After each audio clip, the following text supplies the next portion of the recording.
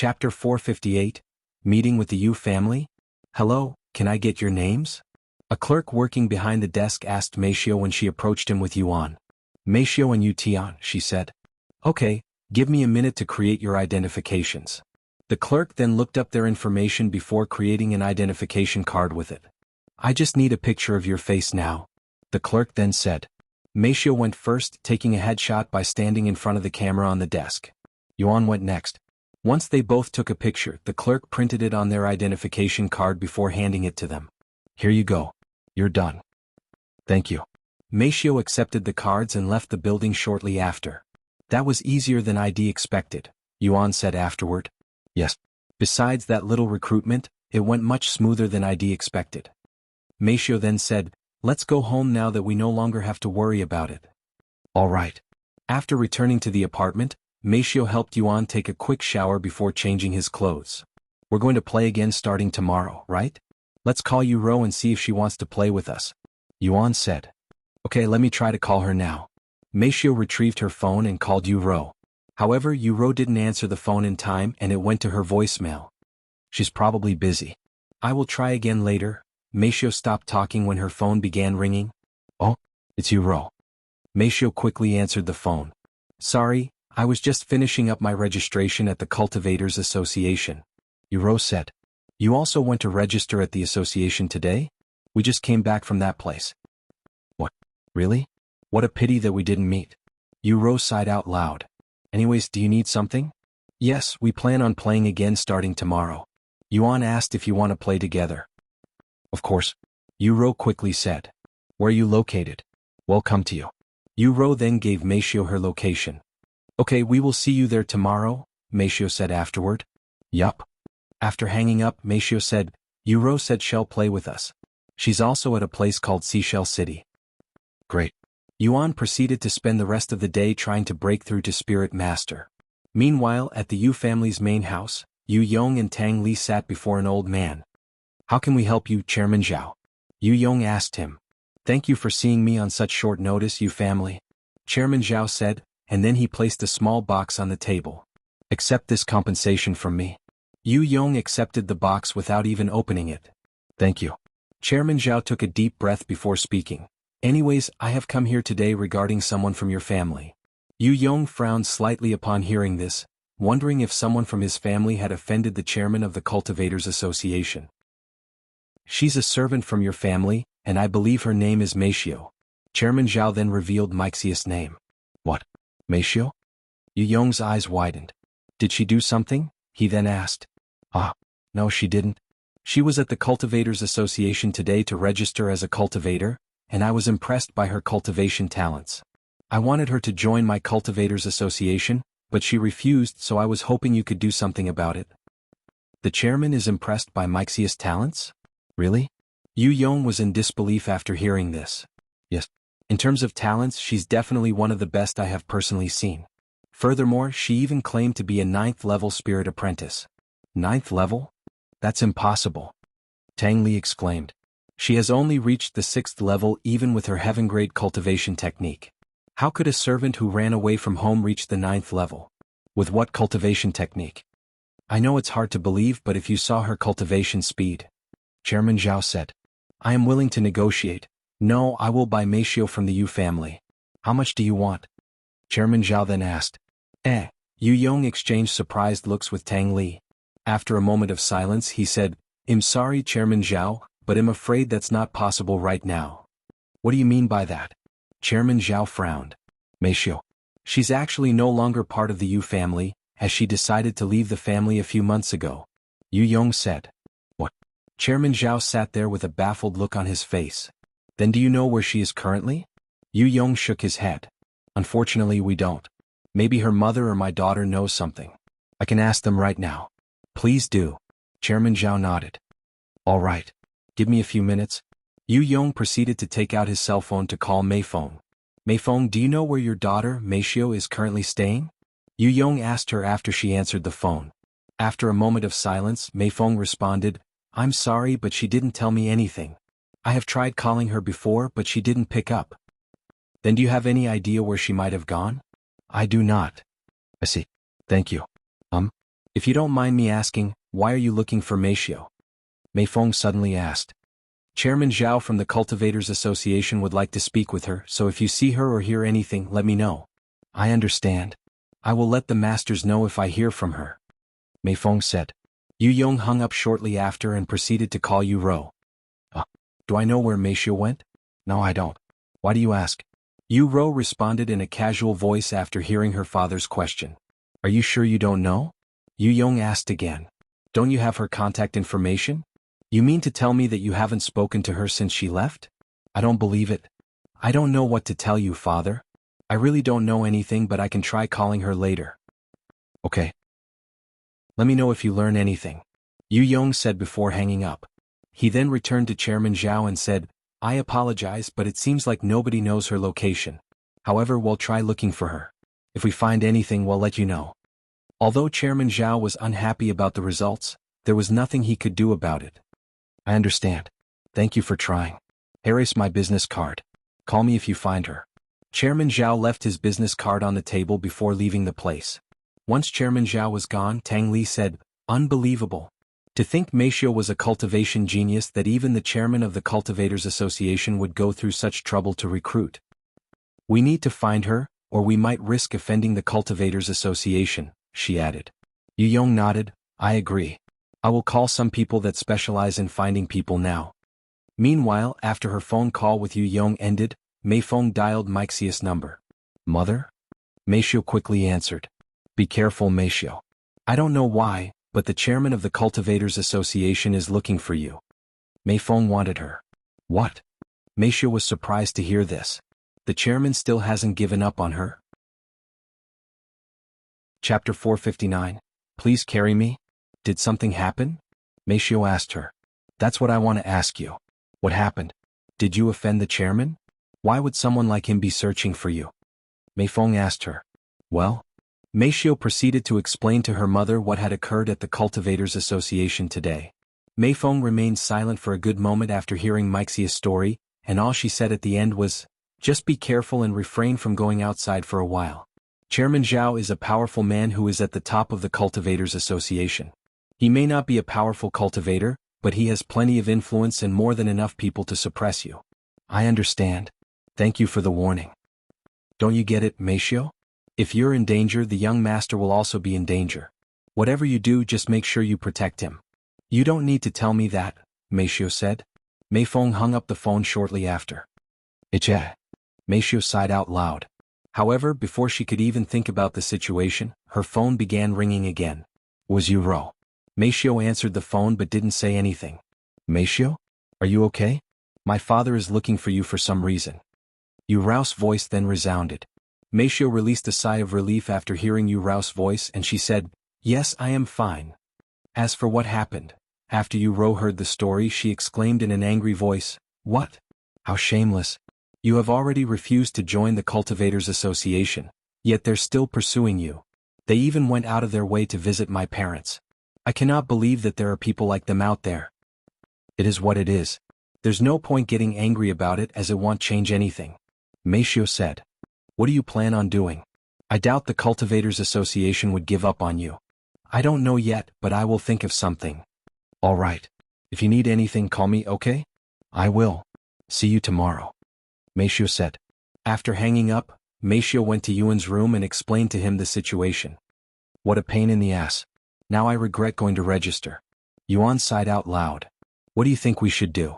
Meishio asked him. I don't think there's anything we can do besides hope that they give up on you. After all, they have the entire Cultivators Association behind them while we're just two people who ran away from their family. Yuan said. Should we relocate just in case? Meishio then asked. Wouldn't that just attract their attention? Judging by what Miss Meifeng and Yu Ro said, they don't know your location yet, so it's probably better if we stay put here. I will try to think of something, but that's all I can think of for now. Okay.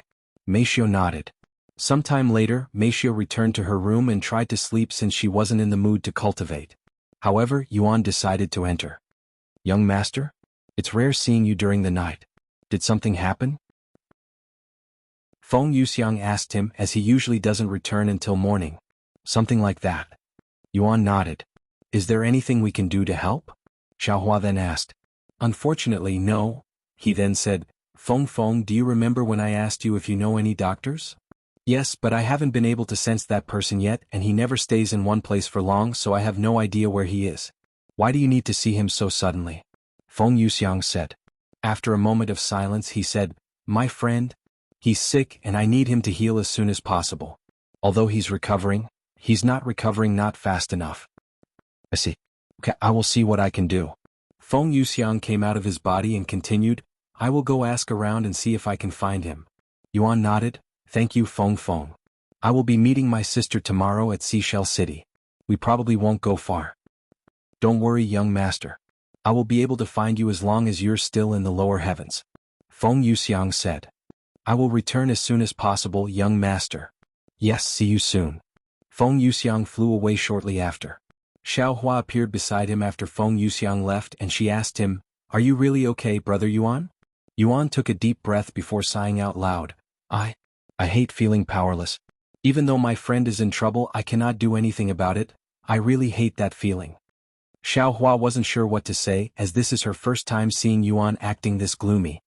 You're not powerless, my lord. Even if you feel helpless, you have us. I'm sure we'll figure something out. Lan Yingying said to him. Thank you, Yingying, Yuan said to her with a slight smile, feeling a little better. Sometime later, he said to them before logging off, I will see you guys tomorrow morning. Good night, my lord. See you later, brother Yuan. Once he logged off, Yuan proceeded to spend the rest of the night trying to break through to Spirit Master, but alas, it didn't work. The following morning, after breakfast, Yuan and Meishio logged into the game and made their way to Seashell City to meet up with Yuro. Feng Feng went somewhere last night? Meishio was surprised to hear this. Who will carry her now? I can carry you if you don't mind, Yuan suddenly said to her. Or are you still not ready for it? He remembered what she said before. Meishio wasn't sure how to respond. However, the scene of Shen Wuhan kissing Yuan on the cheeks suddenly flashed into her mind.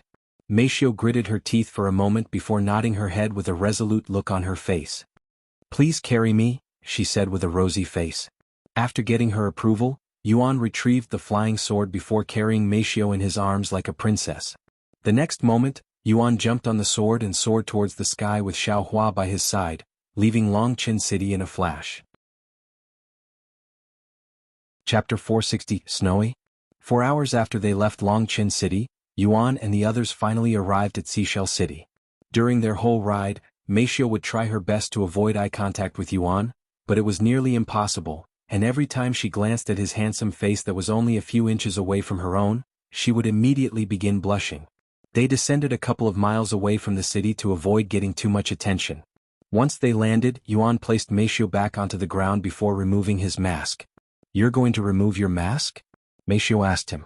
He nodded and said, I had to wear a mask in the sect because the players knew I was there and were actively searching for me, but now that I am no longer there, nobody will be able to recognize me as long as I don't do anything too crazy.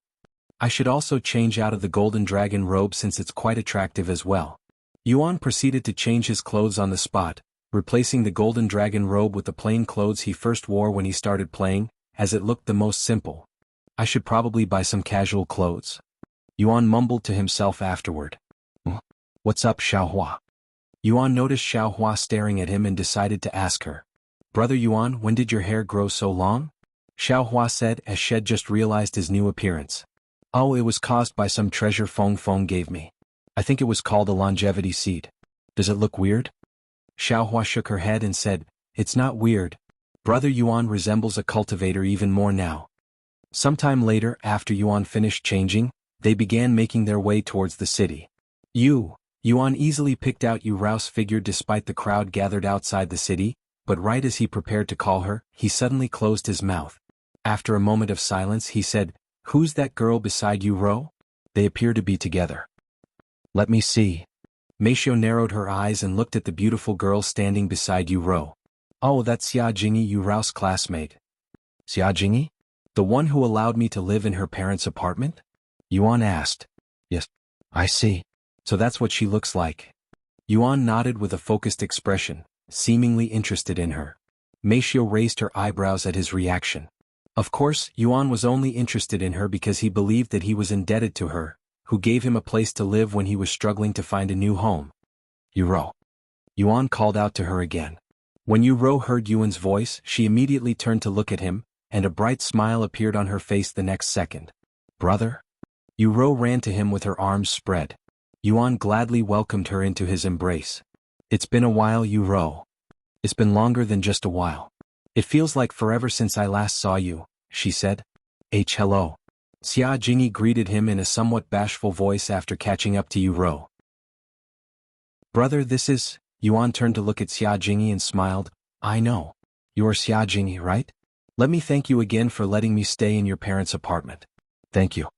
She didn't say anything and only nodded. I hope you don't mind letting her join us. We've been playing cultivation online together this entire time, and it would be rude to exclude her. Yu then said. Of course I wouldn't mind it. You can join us whenever you want. Yuan said. Thank you. There's no need to be so shy, Jingyi. It's not like this is your first meeting. Look, even Meishio is here. Yu said to her. I know, but I can't help it. You know that I'm not good with men. Xia Jingyi said. You'll have to get used to it if you want to come with us. I'm sure you'll be okay. I will try. She nodded. Hello, Xiaohua. It's been a while. Yu didn't forget about her and greeted her. Hello. Yu then looked around and asked, Where's Feng? I don't see her. She's currently busy with something, so she won't be with us, Yuan said. I see. Sometime later, Yu asked, What should we do now? Yuan shrugged and said, I don't really have a plan since I only thought about spending time with you. What do you two usually do? Well, we normally hunt monsters together and do repeatable quests. What about your cultivation levels? I am at the 2nd level of Spirit Warrior while Jingyi is at the 1st level. Yu said. I see. Yuan began pondering. Then he recalled something. What about the spirit fruit you got from Feng? Have you obtained a servant yet? Hearing his question, Yu suddenly smiled and said, I'm glad you asked, brother. Feast your eyes on my servant. Come out, Snowy. Snowy? Yuan raised his eyebrows at this weird name. The next moment, a small 4-legged creature covered in white fur appeared before them. This is a dog? Yuan wasn't exactly sure what this creature was, so he took a guess. Wrong. Snowy is a tiger cub. I think, Yu said. And she continued, We met Snowy during one of our quests near a mountain range. She was being chased by a large bear at that time and we rescued it. After that, I gave her the spirit fruit because I found her really cute, and the rest is history. Also, don't be surprised when you hear this, but Snowy is actually a heaven-grade servant. Yu said a moment later. What? Really? Yuan looked at the small white creature with a somewhat surprised look on his face, wondering how this small thing could possibly be a heaven-grade servant. Suddenly, Xiaohua approached them and said, This cub is a spiritual beast. What? Everybody there turned to look at her with wide eyes. Chapter 461, Spiritual Beast. What's a spiritual beast? That sounds powerful. Yu asked Xiaohua. They are magical beasts, but naturally more powerful, just like divine beasts. However, they're not quite as powerful as divine beasts. There's also a chance that a spiritual beast can evolve into a divine beast. Xiaohua said. She looked at the tiger cub and said, It's very rare to find a spiritual beast this young since they're usually with their parents, and for you to make it into your servant, you got incredibly lucky. Yu picked up the ball of fluff and hugged it. I knew she was special the moment I saw her, but I didn't think she was this special. I really lucked out. Xiaohua nodded and said, That's why you should keep her hidden unless you absolutely need her. There are people out there who would steal others' servants out of jealousy, especially if they are rare creatures. What? Really? How does that work? Stealing another individual's servant? Yu asked. If the master dies, the contract will naturally end. Though there are methods to forcefully sever a contract without killing the master. Xiaohua said. That sounds scary. Yu said. Then she called Snowy back just in case. There shouldn't be many people who can recognize a spiritual beast in the lower heavens since they are so rare, but you should still be careful. I understand. Thank you, Xiaohua. Yu nodded. Does it have any special abilities? Yuan suddenly asked her. No. The only thing she can do is bite, but she's too small to even fight effectively. Yu said. Then she turned to look at Xiaohua and asked, Is there any way to make spiritual beasts grow faster? I will have to look for another servant if it's going to take a few years before I can let Snowy fight. Xiaohua nodded and said, Yes, there are treasures that can speed up a magical beast's growth, but they are incredibly rare. Great. I will keep that in mind. Yuro said. Sometime later Yuan said, let's do some quests together. You two can pick. Are you sure? The quests may be too easy for you. Yuro said. I don't mind. I just want to spend time with you. Okay. Then let's go look for some quests. Sometime later they entered the city and asked around to see whether there was any quest they could do. After about an hour of looking, they accepted a quest that required them to gather some material that can only be obtained from a certain magical beast. The black horn bull can be found at the orange field. They're around the 7th level of spirit apprentice. I will need as many horns as you can gather, and I will pay 10 gold coins for each horn. A middle-aged man said to them before handing them a map. I understand. We should return soon. Yuro said. After leaving the place Yuro said, according to the map the orange land is quite far away. It's going to take us around 10 hours to get there if we walk. However, if we travel by horses or carriages it'll be much quicker. Carriages?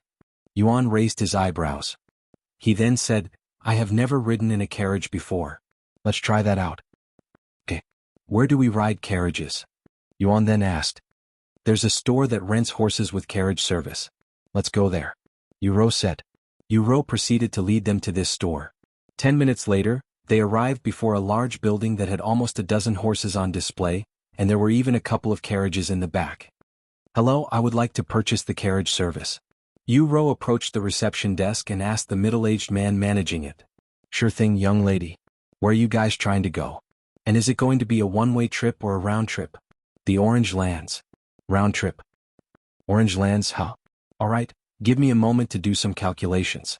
A moment later he continued, that would be 3 gold coins for the ordinary service and 10 gold coins for the premium service. What's the difference? Yuan asked. The ordinary service will provide you, well, an ordinary horse and an average carriage. You will also have to drive the carriage by yourself. The premium service provides a faster horse, a larger carriage, and even a driver for the carriage for a better experience overall. Well, take the premium service, said Yuro. All right. That'll be 10 gold coins. Yuro nodded and handed 10 gold coins to the manager. Thank you for choosing us, young lady. Give me about 10 minutes to find you a driver. If you have any preferences for the driver, let me know. We even have cultivators who can drive the carriage as well as guards if you need them. However, that will cost additional fees. An ordinary driver is fine. Yuro said. After all, they had Yuan, who was infinitely stronger than any guard they could provide. I understand. The manager disappeared for some time before returning. Your carriage is ready. Please follow me.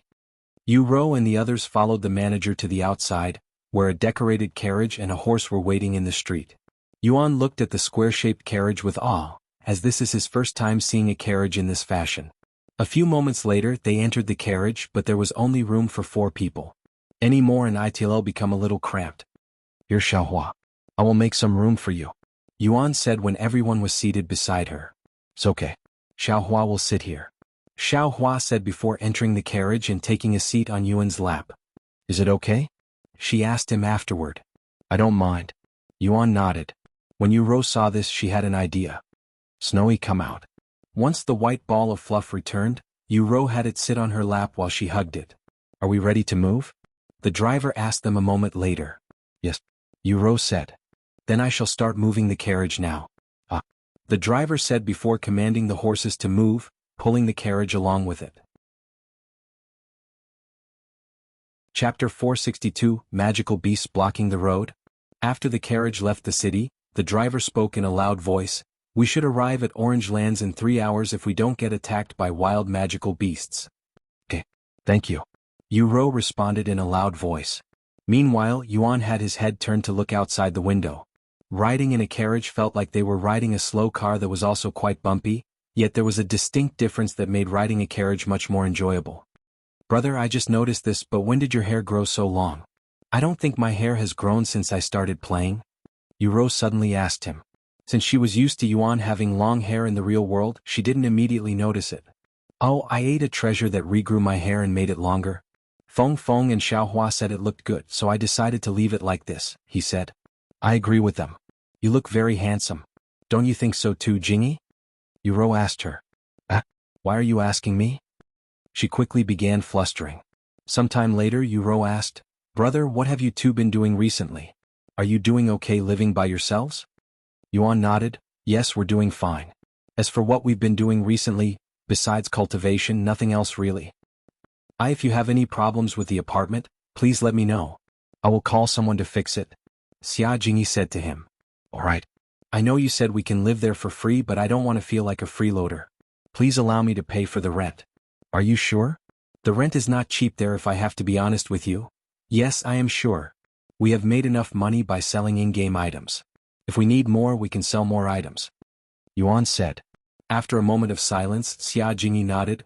Okay, if you insist on paying the rent, I will tell the apartment manager to send you the bill every month starting the next month. Okay. About an hour later, the carriage came to a sudden stop, and the driver shouted, Esteemed guests. There's a pack of dark wolves blocking the road ahead. Dark wolves, huh? Let me take care of it. Yu Rou eagerly left the carriage and retrieved her fan, the same one that Yuan bought for her. She then walked to the front of the carriage and approached the group of dark wolves with a brave expression on her face. Yuan peeked his head out the window to look at the dark wolves. They were all between the level of 3rd level and 5th level spirit apprentice. It was nothing Yu Rou couldn't handle as a spirit warrior, even if they were in a group. Wind blades.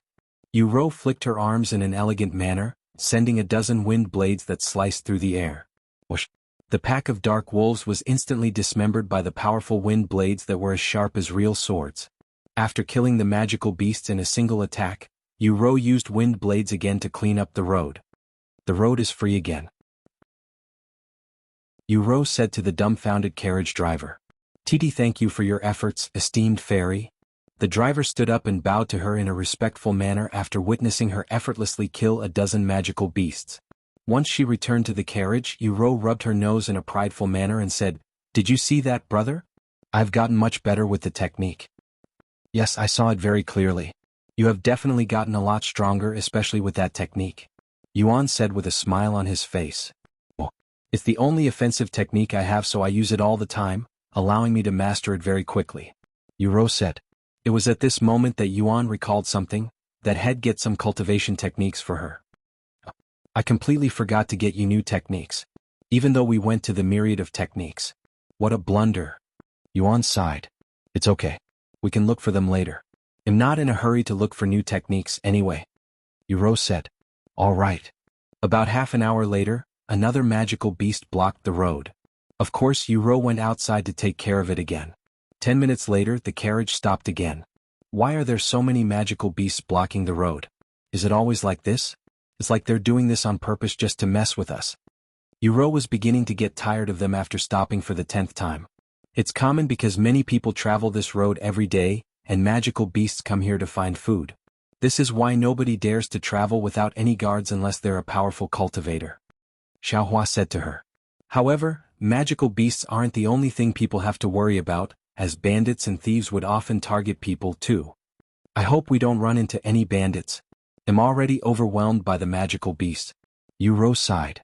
I can take care of the magical beasts if you're tired, Yuan said to her.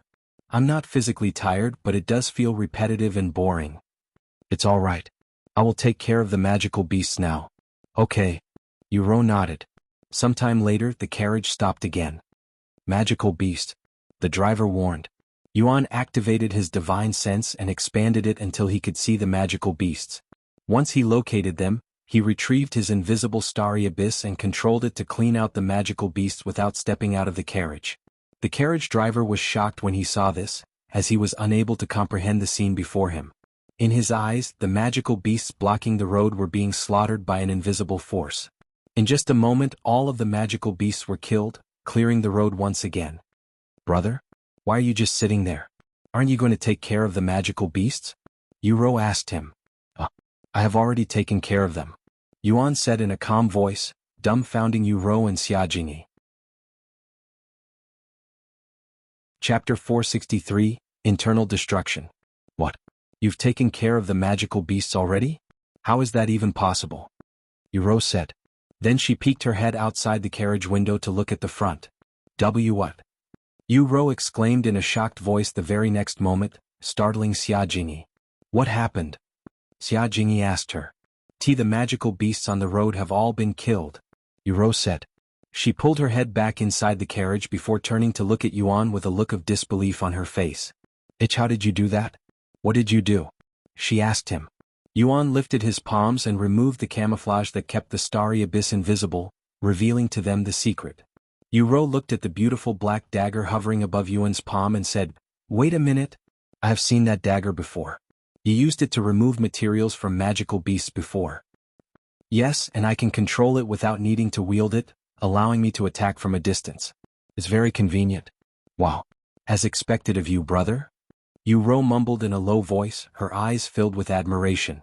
Xia Jingyi was also impressed by his prowess as well, and she wondered what cultivation level he was at, but she was too shy to ask him, so she could only imagine it inside her mind. Sometime later, the carriage began moving again after the driver snapped out of his daze. And for the rest of the journey, Yuan would take care of the magical beasts before they could even reach the road. About 3 hours after they left Seashell City, their carriage finally arrived at the Orange Lands. Wow, no wonder why they named this place the Orange Lands. There's so much orange color in this place. Yuan mumbled as he admired the orange scenery. From the grass to the trees and the flowers, they were all orange in color, almost like this place was experiencing autumn while the rest of the world was in a different season. "Do you know where are the black horn bulls?" Yuro asked the driver.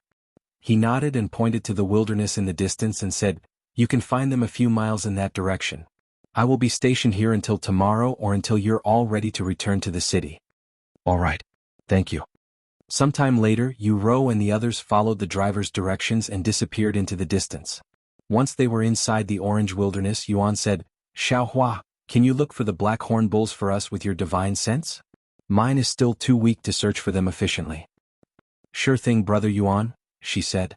"What?" Xia Jingyi raised her eyebrows after hearing Xiaohua's words. Did she just call him Yuan? It was at this moment that Yuan realized that Xia Jingyi wasn't aware of his identity and that he didn't tell Xiaohua to not call him Yuan, as he wasn't prepared for Xia Jingyi's presence. Meishio and Yuro also realized this, but they couldn't think of any good excuses to make so quickly. "Xiaohua, call me brother Yu Tian." Yuan quickly used his divine sense to speak with Xiaohua. "Be brother Yu Tian?" Xiaohua said. When Xia Jingyi heard this, she thought to herself, "Oh, so I really heard it wrong. Their names sound kind of similar too." After all, there was no way that Yu Rao's brother would be that famous player Yuan. Hopefully she didn't find out. Yuan sighed inwardly. However, he then wondered to himself, wait, do I really need to hide my identity from her?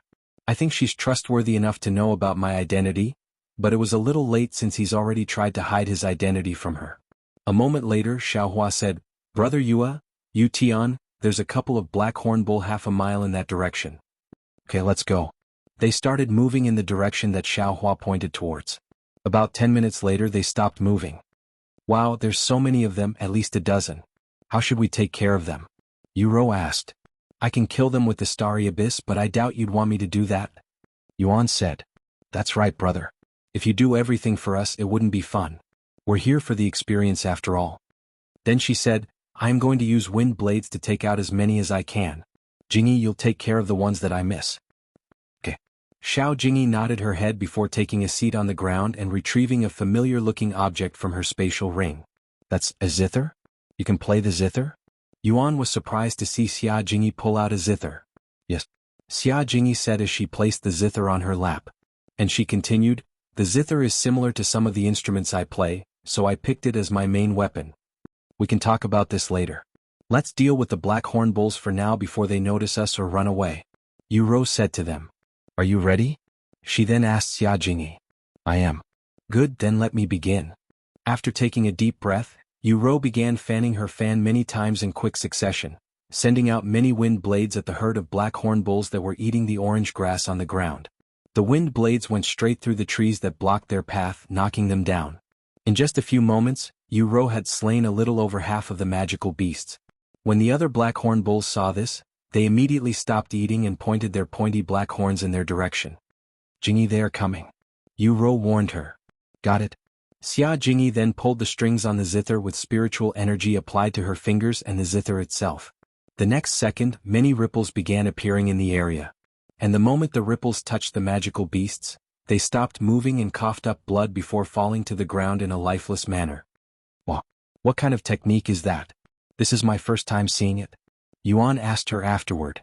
"It's an earth-grade zither technique that allows me to attack my targets internally," she said. "What? That sounds overpowered, attacking them internally. Doesn't this mean you can easily defeat all of your enemies? Yuan said. Not really. My attacks can easily be repelled if someone has enough spiritual energy protecting their body. Also, it doesn't have much of a range, so I can only use it when I am close to them with someone protecting me. She then said, do you want to learn the technique? I can lend you the technique if you want. Really? You won't mind? Yuan asked her. I don't mind. I bought it with my own money and I have already learned it. Xia Jingyi then took out the technique from her spatial ring before handing it to Yuan casually. Yuan was speechless. He didn't think she'd be willing to give him an earth-grade technique so easily and completely for free. You're too generous, Jingyi. Yu chuckled. I owe you, Yuan said to her. He then opened the book and started reading it. You're going to study it now? It took me almost 2 weeks to learn it. Xia Jingyi said to him. It's okay. I have already learned the technique. Yuan said as he closed the book literally half a minute later. What? Xia Jingyi stared at him with a baffled look on her face. You should look at your own face right now, Jingyi. Did you forget? My brother is a once-in-1,000-years genius who has mastered multiple instruments at a young age. Yu said to her. All right. I forgot about that. Sorry. Why are you apologizing? Erase the technique. Thanks again. Yuan returned the technique to her after holding it for less than a minute. Let's harvest their horns before we continue. Yu then said. After spending a couple of minutes removing the black horns, Xiaohua used her divine sense to look for more black horn bulls. A mile that way, she pointed to the south a moment later. All right, let's go. I want to test out my new technique already. Yuan said, eagerly heading in that direction. While they walked, Xia Jingyi asked Yu in a low voice, how does she do that? Locating the black horn bulls from so far away. And who is she? I have been wondering for a while now. Xiaohua. How should I explain this? Yu pondered for a moment before continuing. Well, she's an NPC, a really powerful one at that, and she's currently traveling with my brother for some reason. What? She's an NPC? I couldn't tell at all. Xia Jingyi said. That happens a lot in this game, too often in fact. Sometime later they found more black horn bulls traveling slowly in a group. Great. Now let me test out this new technique. Yuan said. Do you want to use my zither as well? Xia Jingyi asked him. Fine, I have my own zither. Thank you for the offer though. He then retrieved the soul-ensnaring zither. Wow, what a beautiful zither. Xia Jingyi muttered in awe when she saw his zither, thinking to herself that it must be a high-grade treasure. Chapter 464. Please have mercy. After retrieving the soul-ensnaring zither, Yuan took a seat on the soft ground and placed the zither on his lap. He then closed his eyes and took a deep breath. A moment of pure silence later, he opened his eyes, and his fingers flicked the strings extremely quickly. Whoosh! A massive ripple appeared from the zither and swept the place in an instant. The next second, the black horn bulls didn't even have the time to react before their bodies exploded into a bloody mess. When Xia Jingyi used the technique, the black horn bulls didn't explode violently, so when she saw the results she began gagging from shock, nearly puking. Whoa, brother. I think you went a little overboard. Even Yu had to take a step back with a disgusted look on her face after seeing the magical beast's guts and internal organs flying all over the place. Even though they were magical beasts, Yu felt sorry for them. Luckily for them they were standing far enough or the blood and organs would have definitely hit them. Yuan's jaw dropped wide open when he saw the results. I also didn't think it would be so powerful. He exclaimed a moment later. Brother Tian, did you forget your cultivation base? Even Immortal rank cultivation technique will display extraordinary strength if it's used by you. Xiaohua said to him. Even if you say that, this is my first time using a zither technique so I didn't know how to control my strength. Yuan sighed. If an earth rank zither technique is already this destructive, he cannot imagine how powerful his divine rank zither technique could be, and he was afraid of finding out. There's no way we can harvest their horns when they're in this state. Meifeng said a moment later. I'm sorry.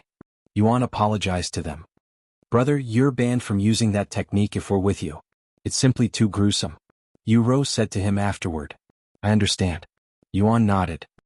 He then turned to look at Xia Jingyi and asked her, Are you okay? She wiped the tears from her eyes and nodded. Yes. I was just shocked. I'm sorry? He apologized again. Shortly after they went to look for more black horn bulls. Meifeng, do you want to try fighting them? Yuro suddenly asked her. I don't know any techniques besides my cultivation technique, she said. What? You still don't have any techniques? Yuro looked at her with wide eyes. She then looked at Yuan, who merely shook his head and said, looks like we'll be returning to the myriad of techniques sooner than I'd anticipated. Since Meishio didn't have any martial techniques, Yuro and Xia Jingyi took care of the magical beasts without making a huge mess.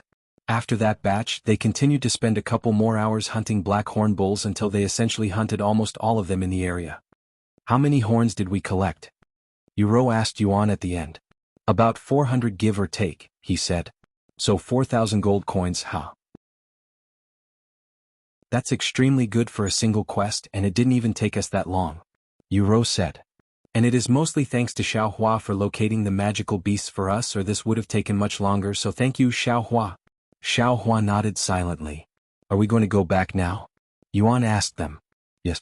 Once we hand in our quest, we can go shopping for some cultivation techniques. Though I doubt 4,000 gold coins will be enough to buy even half a technique. Yuro said. Money, huh? Xiao Hua, do you still have the spirit stones I gave you? Feng Feng said that you didn't spend it. Xiao Hua nodded and retrieved the storage pouch containing the spirit stones and handed it to him. Xiao Hua didn't use it, and if Brother Tian needs more money, Xiao Hua still has the money from the auction. Xiao Hua reminded him that she still has money from selling her heaven-grade treasure, something that even she forgot about for a moment. Okay. Well, use it if we really need it. Yuan nodded, no longer feeling as reluctant to use that money anymore for some reason. Sometime later, they returned to the carriage, where the driver was taking a nap. Are you ready to return to the city already, esteemed guests? The driver woke up when he noticed their presence. Yes. Once everyone was inside the carriage, the driver began driving the carriage back to the city. On their way back to the city, they talked about what kind of techniques they wanted to get. Meishio, what martial technique do you want? In fact, what kind of weapons do you want to use? Yuan asked her.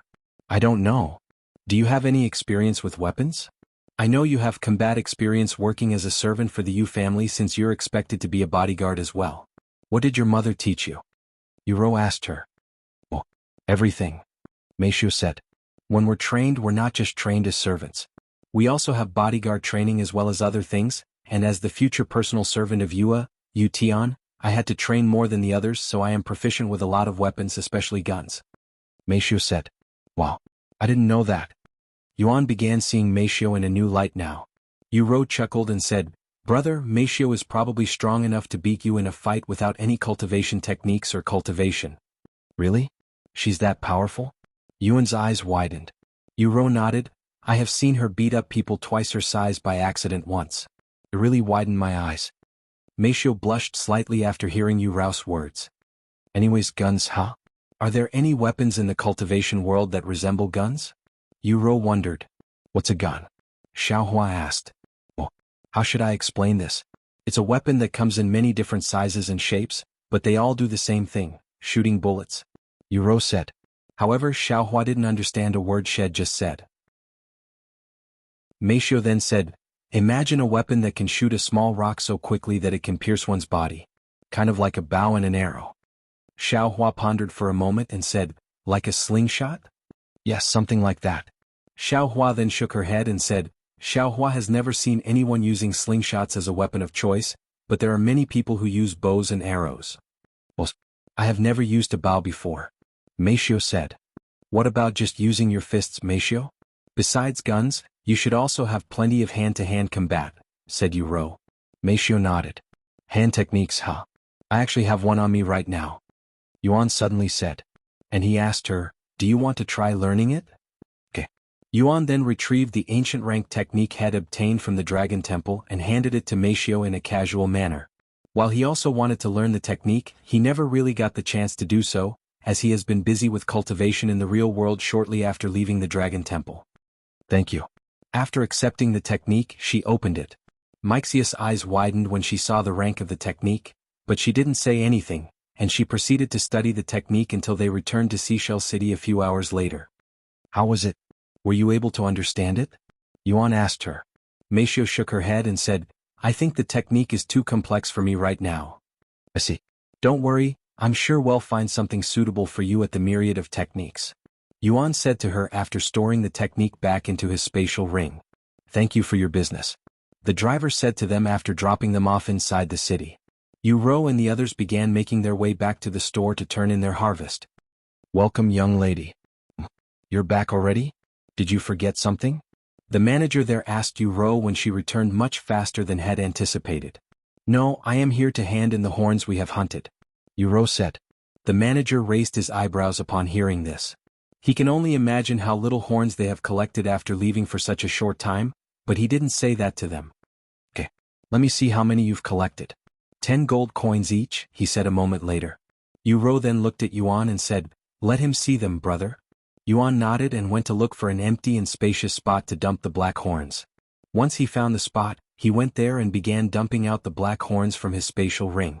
The manager's jaw dropped when he saw the black horns piling up into a small mountain inside his shop. In fact, he has never seen so many black horns gathered in the same place at once before. And the manager began worrying about whether he would be able to afford to pay them for so many black horns. Yu chuckled when she saw the manager's reaction, as this reminded her of her first quest with Yuan when they had to gather spirit grass, and Xiaohua collected so much that the manager of that store began sweating. Okay, that should be the last one. Please count them, Yuan said to the manager after dumping out all of the black horns. The manager showed a crying smile before kneeling on the floor and crying out loud, please have mercy. The manager's response immediately dumbfounded Yuan and the others, as they didn't know why he was crying or pleading for mercy. Chapter 465, Returning to the Myriad of Techniques. Why are you on the floor? Yuan asked the manager in a dumbfounded voice. Please, young master, have mercy. Even if you take out so many black horns, my store cannot afford all of them. The manager said in a crying voice. Yuan was speechless. This is the reason why he kowtowed to them? Can't he simply tell them that they didn't have enough money? That's fine. How much can you buy? The manager lifted his head and asked in a dumbfounded voice, why you're willing to forgive me? Yes, Yuan said. The manager then stood up and said, about 100 horns is the most I can afford. That's fine. Thank you, young master. Please give me a minute to prepare the money. About 10 minutes later, the manager returned with 1,000 gold coins in his hands. Here you go, young master. After accepting the money, Yuan handed it to Yu. Shall we leave now? Yu nodded. Wait a moment. Young master, what about the rest of your black horns? The manager asked him. Ichem? Oh, you can keep them, Yuan said in a casual manner. Excuse me? The manager looked at him with wide eyes filled with disbelief. Even if you cannot buy them, we have no use for them, so we'll give them to you for free, Yuan said to the manager. Oh, really? Yes. You don't mind it either, right, Yu? Yuan asked her. I don't really care. We did it mostly for the experience anyway, she nodded. Although 3,000 gold coins may be worth a lot to the average player, in front of Yu, who was exposed to wealth countless times more than that by Yuan, it was as little as a drop of water in an ocean. Thank you very much, esteemed guests. The manager bowed to them and refused to lift his head until they left. Are we going to the Myriad of Techniques now? Yu asked after they left. It's getting dark outside, so let's wait until tomorrow, Yuan said as he looked at the darkening sky. All right. See you guys later. Yu said to them. Good night. Xiajingyi said. After logging off, Meishio began cooking dinner. Meanwhile, Yuan tried his best to break through to Spirit Master. I should have asked Xiaohua when I had the chance. I guess I will do it tomorrow. Yuan sighed inwardly. After failing to break through, Yuan stopped trying until after dinner. The following morning, after breakfast, Yuan and Meishio met up with Yu and Xiajingyi. Good morning, brother. Yu waved at them. Good morning. Xiajingyi said. Morning. Are you guys ready to head to the Myriad of Techniques? Yuan asked them. Yes. Is there one in this city? Yuan then asked. There is. I looked it up yesterday. Follow me. Yu said to them. Yuan and the others followed Yu, and after walking for about 20 minutes, they arrived at this ordinary-looking store. It feels like yesterday, Yuan mumbled in a low voice. They entered the store a moment later, and a beautiful woman greeted them with a bright smile on her face. However, this beautiful woman wasn't Zhu Yuang like Yuan had expected. It was an entirely different person. She did say that she'll be replaced soon. Yuan thought to himself. Welcome to the Myriad of Techniques. If this is your first time at our store, please put your hand on this crystal ball. Everybody there looked at Xiajingyi, as this was her first time to this place while everyone else had already been here before. Xia Jingyi stepped forward and placed her hand on the crystal ball, which glowed a golden color. A heavenly destiny? Congratulations, young lady. You can access the first and second floor of the store. As for everyone else, you may go to whichever floor you're authorized and don't try to cheat because we have records of your results. The woman said to them. Once they passed the entrance, Yuan said to them, Meishio, Yuro, Jingyi, you three can go look for a technique. I will be in the waiting room. You're not coming with us? Yuro asked him. I want to take this time to learn a technique that I've recently acquired, and I have something to talk to Xiaohua about. Okay. Then we'll be back. After Yuro and the others left, Xiaohua turned to look at Yuan and asked him, Brother Yuan wants to speak with Xiaohua? Yuan nodded and said, To be completely honest, I think I am at a bottleneck. Do you remember that one time when you shared your experience breaking through to Spirit Warrior with me? Can you also do the same for Spirit Master? Brother Yuan is at a bottleneck? How is that possible? Xiaohua raised her eyebrows. Oh, it's a little bit complicated. He sighed. It's okay. If Brother Yuan needs help, Xiaohua will do everything in her power to assist. Thank you. Once they were in the waiting room, that was a spacious area with many chairs spread out. Yuan took a seat on the floor and Xiaohua stood in front of him. She then raised her hand and poked him in the forehead with a soft glow on the tip of her fingers. Yuan closed his eyes the next moment, and he began experiencing what Xiaohua had experienced when she tried to break through to Spirit Master. Meanwhile, on the first floor of the store, Yuro and the other two ladies wandered around the store. Do you have any techniques in mind? Yuro asked Meishio. No idea. I also don't have any idea. Let's just look around, I guess. Thus, they proceeded to spend the next couple of hours looking through every single technique on the first floor, as there were tens of thousands of techniques on the first floor alone. As for Yuan, had experienced breaking through to Spirit Master hundreds, thousands of times in these hours. Chapter 466, Ancient Seal.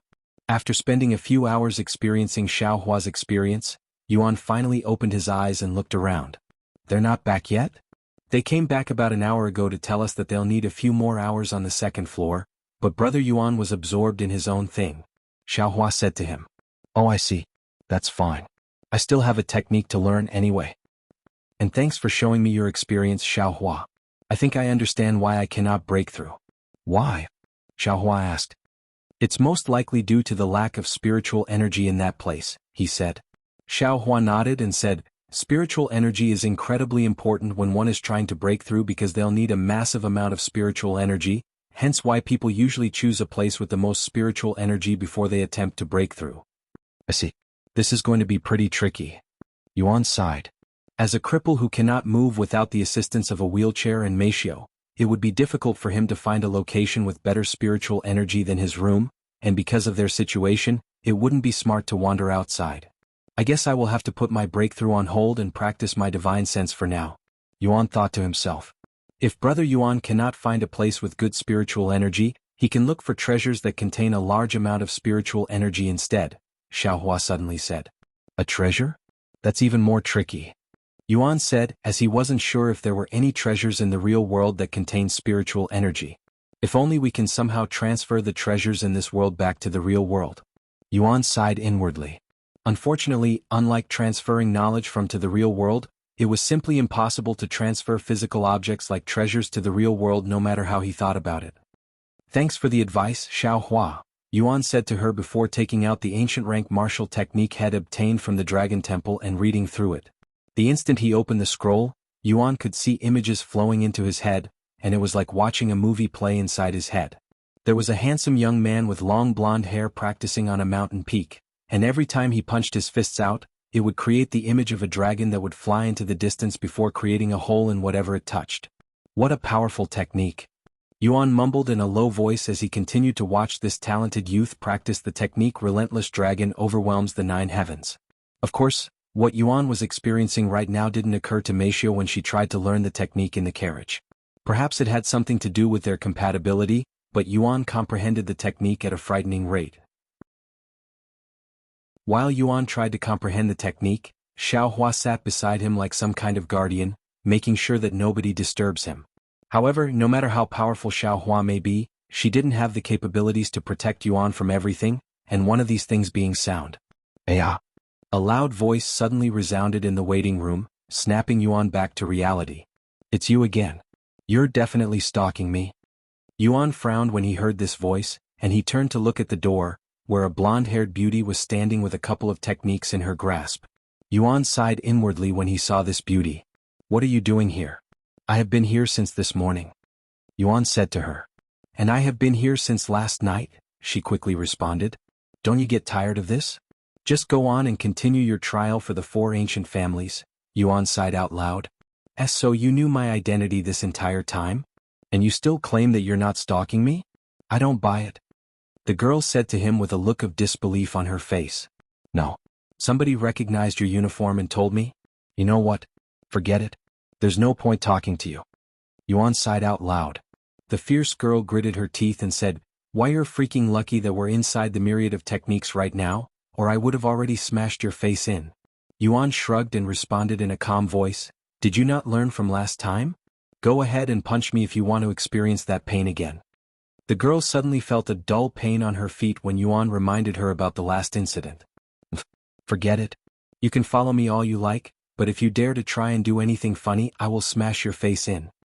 The fierce girl then took a seat on the other side of the room and proceeded to ignore him. Yuan also ignored her and continued to study the technique. However, to Yuan's surprise, Xiaohua stood up and approached the fierce girl. The girl turned to look at Xiaohua with a frown on her face. What do you want? Xiaohua stared at her for a good moment before speaking. You're from the 4 ancient families, right? How much power do you hold within the family? Why do you care? Xiaohua then said, Do you have the ancient seal? The girl's eyes widened with surprise, and she quickly stood up and backed away from Xiaohua. Who are you? Why do you know about the ancient seal? Xiaohua remained silent. I asked you a question. Why do you know about the ancient seal? The fierce girl then raised her hand before throwing it at Xiaohua's face. Xiaohua. Yuan stood up, but before he could even do anything, Xiaohua waved her sleeves and calmly caught the attack perfectly. Why you? The girl's eyes widened with shock after feeling an unfathomable strength coming from Xiaohua. Chapter 467, Primordial Realm. Let me go. The fierce lady shouted when Xiaohua didn't release her fist. If anything happens to me, my family will, without a doubt, avenge me. After a moment of silence, Xiaohua released her grasp on the lady, letting her free. Now tell me how you know about the ancient seal. The lady repeated. That is something only the top ranks in the family should know about. If you do not have the ancient seal, then Xiaohua is no longer interested in speaking with you. Xiaohua said to her before turning around and walking back to Yuan in a nonchalant manner. Why you little brat?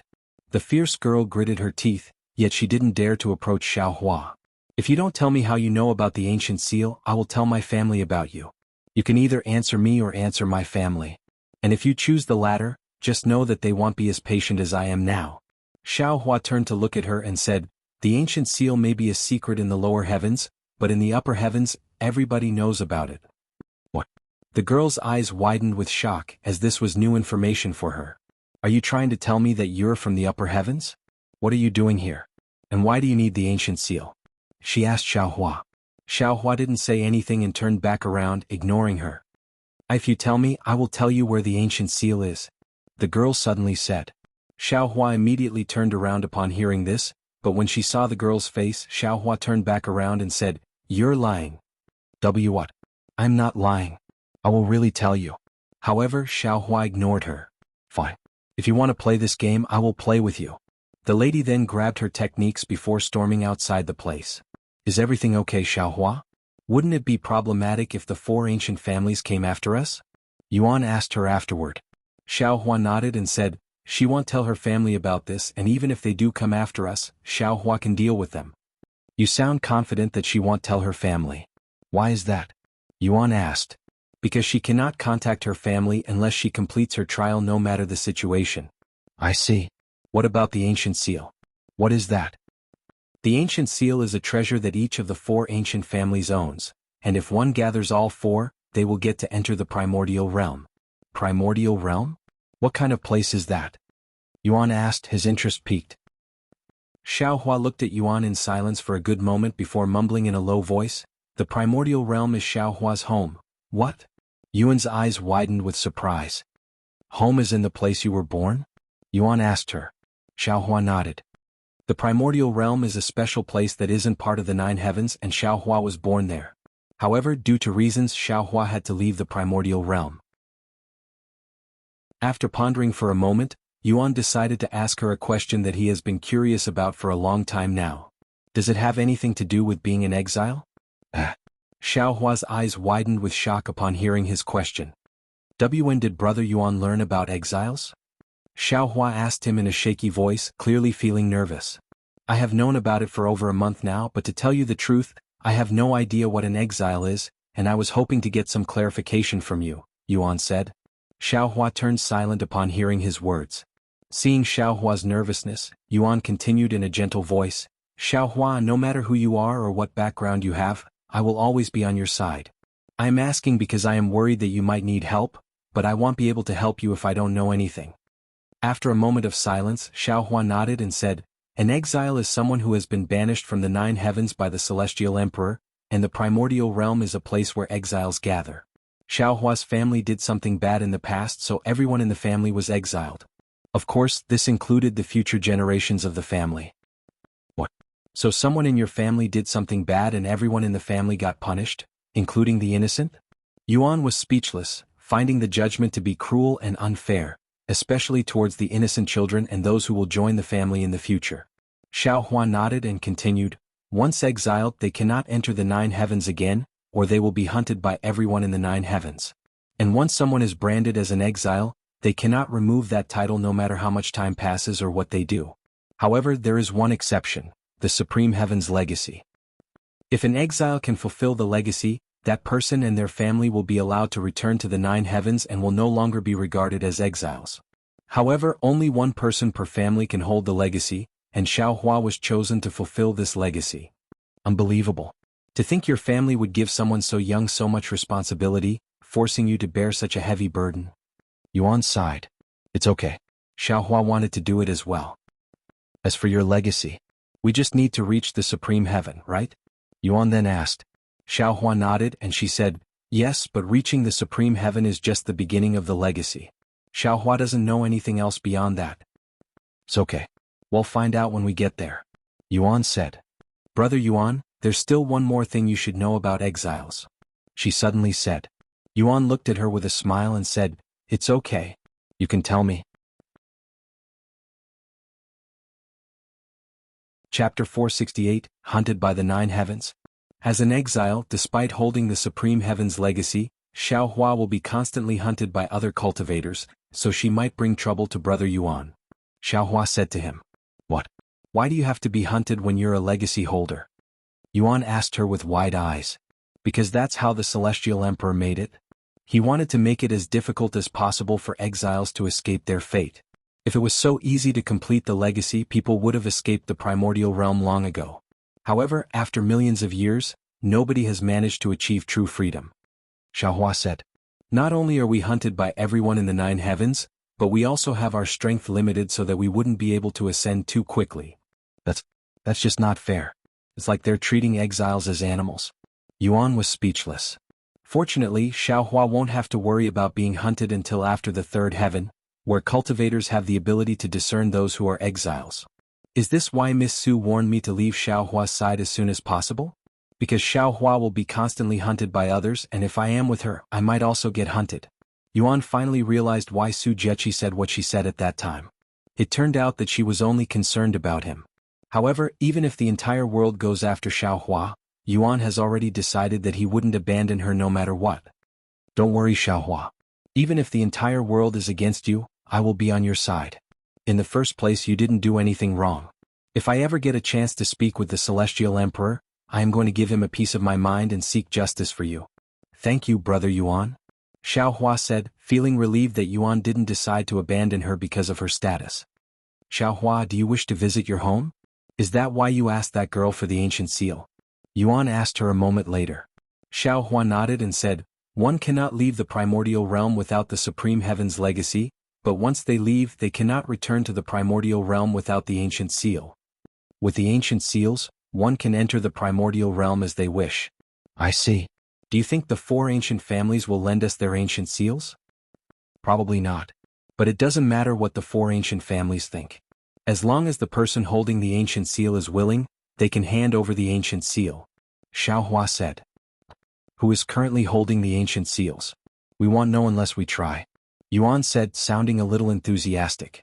Xiaohua shook her head and said, Xiaohua only knows that each family has one person holding the ancient seal, but that person's identity is very secretive, and only important figures in the families would hold such information. Furthermore, the person holding the ancient seal can be anywhere in the 9 heavens. For example, there could be a seal holder in the 3rd heaven while the other seal holders are in the other heavens. After all, the 4 ancient families exist all over the 9 heavens. What? So you're telling me that there could be a seal holder in the supreme heaven? That makes things even more complicated. Yuan sighed. Yes, but the 4 ancient seal holders will gather in the same location once every 10 years to make sure that everybody still has their seal. If we can find out the location and time of their next meeting, perhaps we might be able to meet all of them at once. Xiaohua said. But just meeting them won't do any good.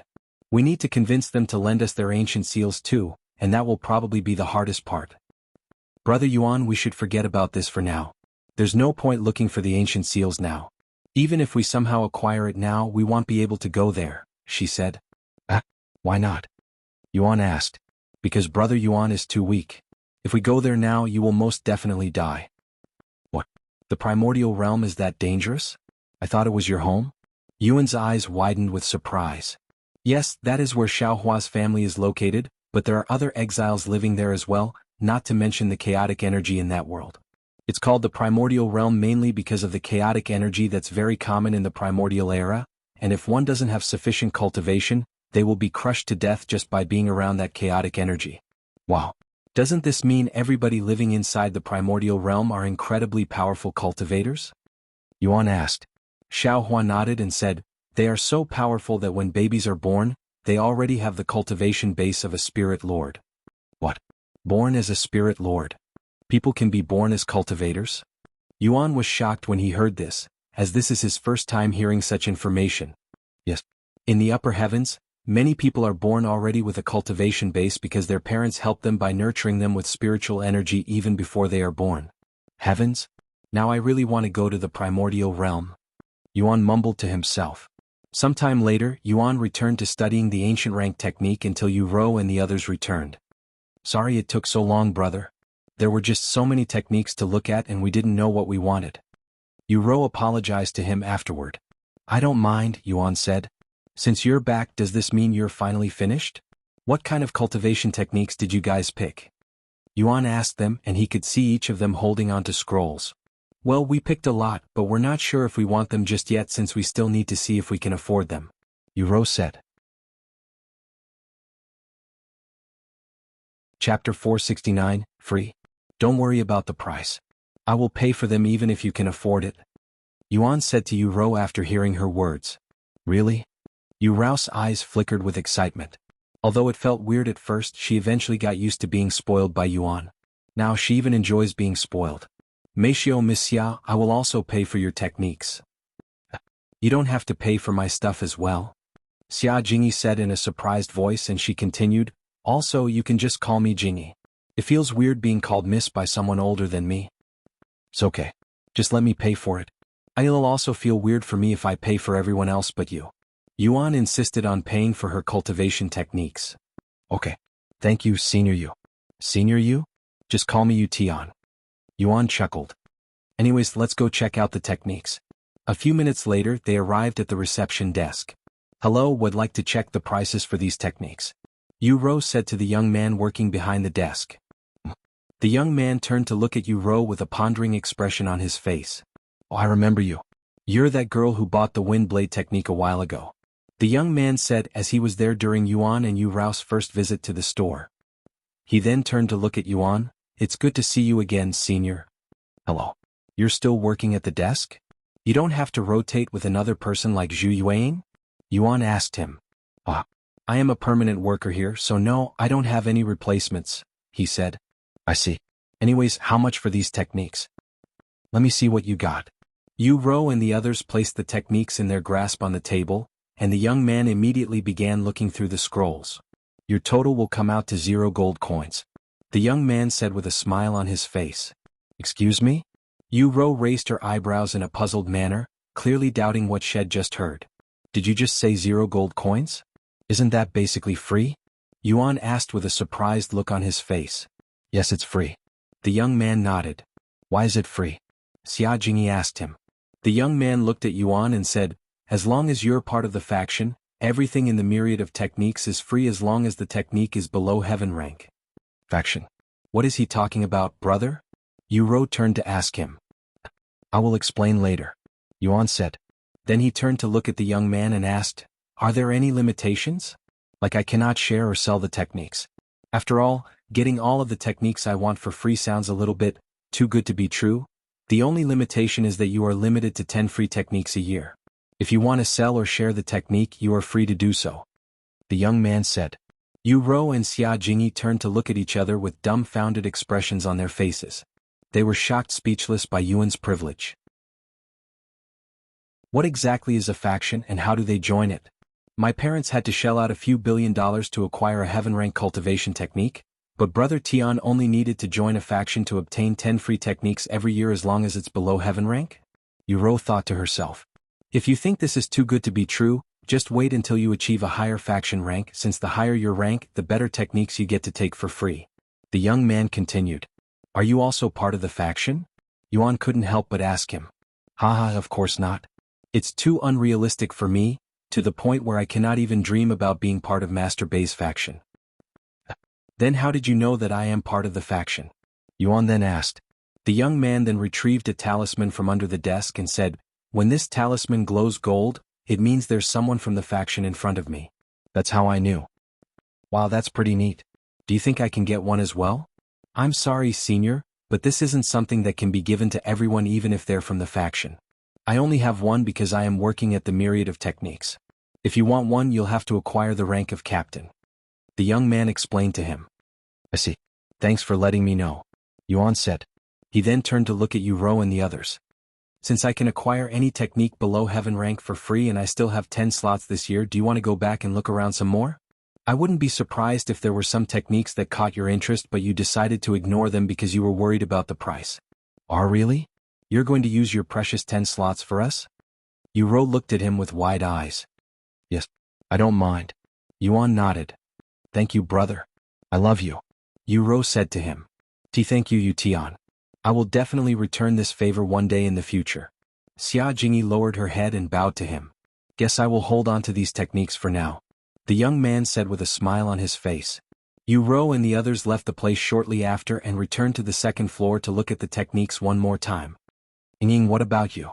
You only know a single technique right now, right? You should look around too, Yuan said to her afterward. Lan Ying then appeared before him and said, is it really okay for me to get a technique as well? Of course. He nodded. Chapter 470, Contest. Once everyone beside Xiaohua left, Yuan returned to the waiting room and proceeded to continue studying the ancient rank fist technique. Even though he clearly showed great compatibility with the technique, Yuan was unable to learn this technique as easily as he learned the other techniques.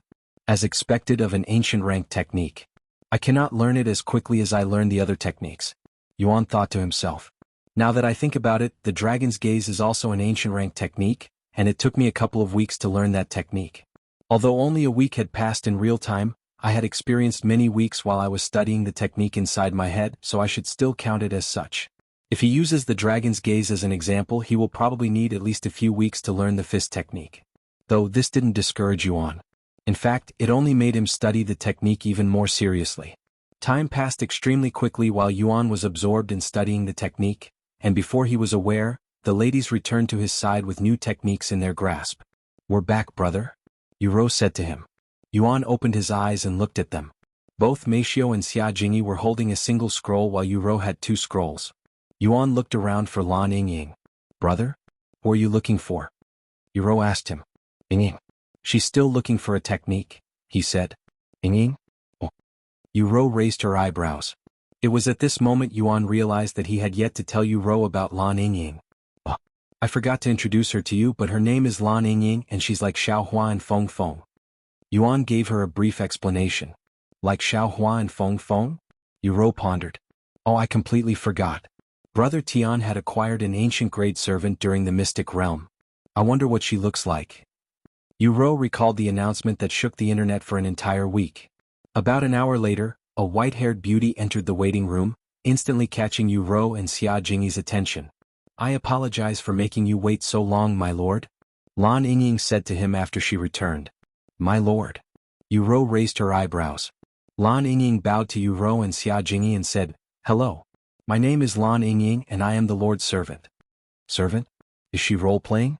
Xia Jingyi wondered inwardly as she wasn't aware of Lan Yingying's true identity as a divine beast. Hello. I am Yu and I am Yu Tian's younger sister. Yu introduced herself. Xia Jingyi and I am Yu Rao's classmate. Xia Jingyi said. By the way, Yingying is an NPC, Yuan said to Xia Jingyi. Then she probably doesn't know about classmates. Well, we're something like fellow disciples of the same sect. Xia Jingyi explained herself afterward.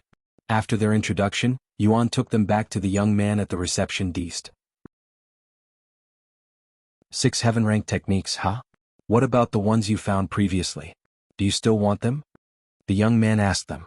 No, well, just take the new techniques. Yu shook her head. I understand. I will place them back for you later. Sorry for the trouble, Yuan said. Don't mention it. I am merely doing my job. The young man proceeded to log in the techniques they took, and after a couple of minutes he handed the scrolls back to Yu and the others. All right. You're all set. Senior, you have 4 more free techniques for the rest of the year. It will reset at the beginning of next year. I understand. Thank you. Yuan nodded. See you next time, seniors. The young man bowed to them as they left the place. Wow, it's already this late? I would like to study the new techniques, but we can do that later. Yu said when she realized that it was already late at night. Good night. After saying their goodbyes, they logged off the game. What kind of technique did you get, Meishio? Yuan asked her during dinner. Oh, it's a movement technique, she said. A movement technique? You only got one technique, right? What about a martial technique? Although having a movement technique is great, you cannot win a fight just by dodging. Yuan said. I think I will be fine for a while even without any martial techniques. I have plenty of hand-to-hand combat experience, so I should be fine even without a martial technique, she said in a confident voice. I mean, you should be fine without any martial techniques for now since you're still only a spirit apprentice in the game, but once you reach a higher cultivation, martial techniques are essential since everyone will have one, and you cannot fight martial technique with bare hands. Yes, I plan on learning a martial technique in the future, but for now I am satisfied with just a movement technique, she said. After dinner, Meishio went to cultivate while Yuan practiced his divine sense. The following morning, before they could even enter cultivation online, Yu called Meixia's phone. Morning, Meishio. Good morning, Yu. What's the matter? Apparently there's a small contest in a nearby city.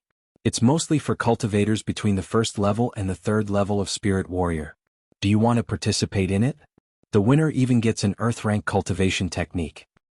I don't really care. Do you intend on participating in it? Meishio said. Yes. Even though you just got 2 heaven-rank techniques? You can never have too many techniques. If the Earth-rank technique isn't any good, I can simply sell it to other players for some money, and then I will give that money to Brother Tian so that I could feel less guilty about taking 2 heaven-rank techniques for free. Yu said. Also, it will be a good experience for us. Although I have fought plenty of magical beasts, I am still inexperienced with fighting other people. Okay. I will tell you on.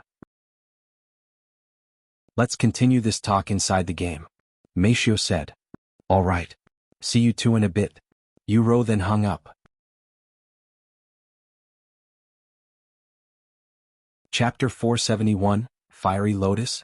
After meeting up with Yu and Xia Jingyi inside, Yuan asked them, You want to participate in a contest? Yes, there will be other players there as well. Yu nodded. Are you sure? I assume there will be a lot of players there since there is going to be a free Earth-rank technique. Yuan said. Well, it won't hurt to take a look at the place. If there are too many people, we can leave.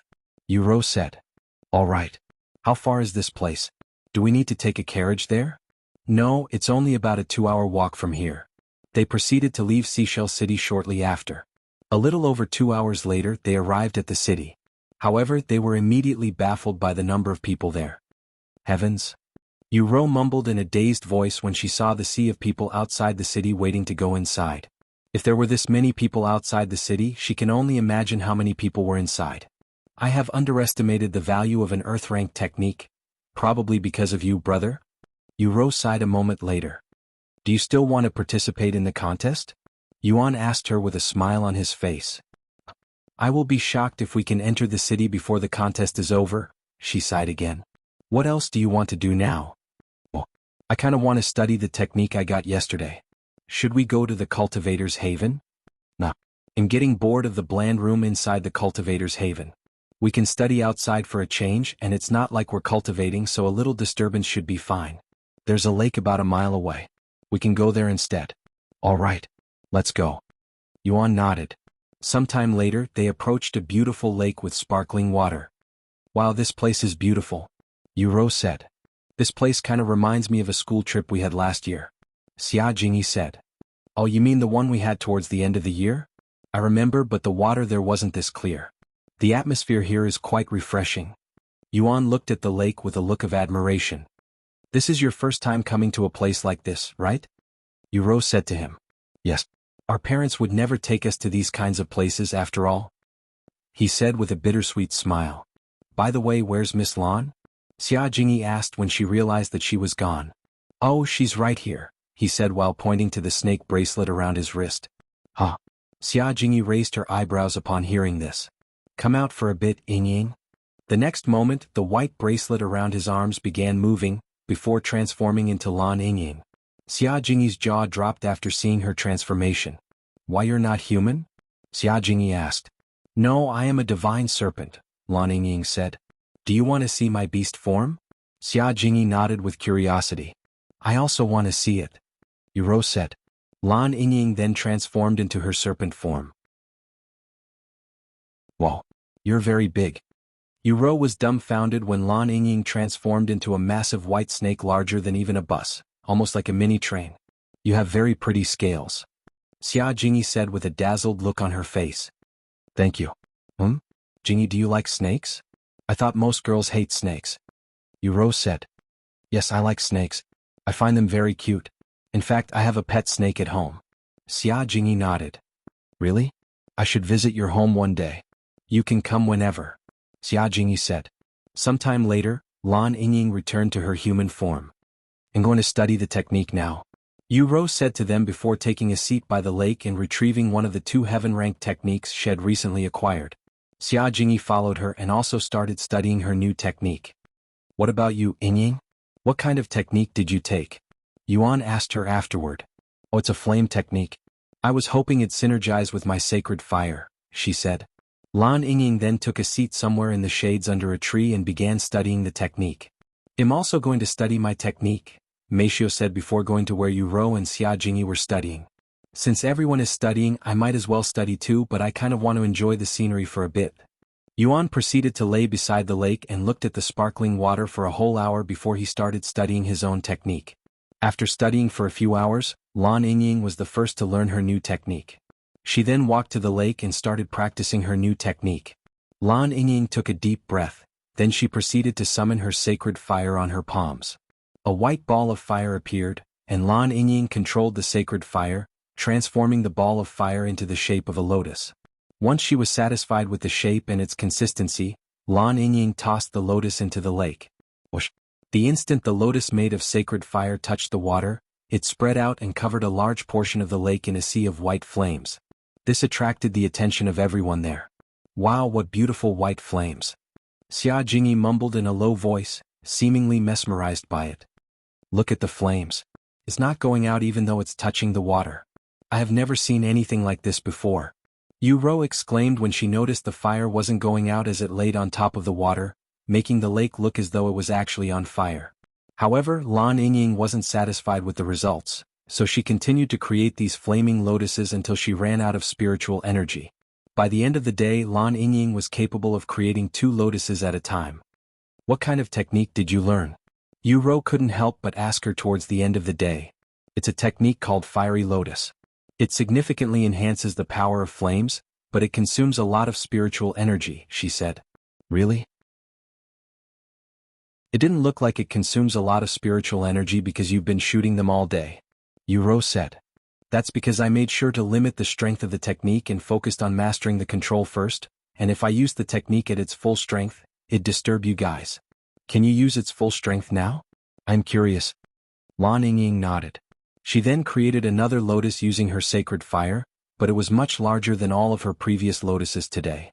In fact, compared to the palm-sized lotuses she has been practicing with throughout the day, this one was as large as a large watermelon. Once Shed poured enough spiritual energy into the lotus, Lan Yingying tossed it towards the lake. The next moment, the lotus exploded into a fiery hell that consumed the entire lake, illuminating the somewhat dark place. Wow, so pretty? Yu said as she watched the lake burn with white flames that danced on the surface of the water. Sometime later, Yu and Xia Jingyi logged off after saying their goodbyes. Yuan and Meishio also logged off shortly after. The following morning, Yuan and the others continued to study their techniques by the lake, and they would continue to do this for almost an entire week. The second person to finish learning her new technique was Meishio. On the third day, she started trying out the movement technique, dancing around the place with stiff movements at first, eventually getting better. Xiaohua, can I borrow some of your time? I don't want to bother him since he's studying. Meishio approached Xiaohua on the fourth day. Xiaohua nodded and followed Meishio to a spacious area by the lake. I would like to test out my movement technique. Can you try hitting me with something? Meishio asked Xiaohua a moment later. Xiaohua nodded and retrieved a sword from her storage ring. Meishio immediately became nervous. Seeing Xiaohua wielding a sword that was as long as her body was a weird experience. Did you have anything else? Xiaohua shook her head and then she said, Don't worry, Xiaohua won't hit you. Okay. Meishio decided to trust Xiaohua, and she took a long and deep breath to calm down. Are you ready? Xiaohua asked a moment later. Yes. Meishio nodded with a focused look on her face. Xiaohua then kicked her feet, closing their distance instantly. Once she was close enough, Xiaohua swung the sword at Meishio. Whoosh! The blade narrowly missed Meishio. However, Xiaohua didn't stop and continued to strike at her. Of course, Xiaohua adjusted her speed to Meixius level. If she moved any quicker, Meishio wouldn't be able to dodge it at all. Meishio accidentally tripped a few minutes into their training, but there was a sword flying at her neck. Meishio subconsciously closed her eyes and prepared for the worst. However, nothing happened even a moment later. Meishio slowly opened her eyes and to her surprise, the blade stopped a few inches away from her neck. Are you okay? Xiaohua asked her in a calm voice. Yes. Let's continue. Meishio said after getting up. Xiaohua nodded. They continued to practice shortly after, and Meixius movements grew quicker and smoother as time progressed.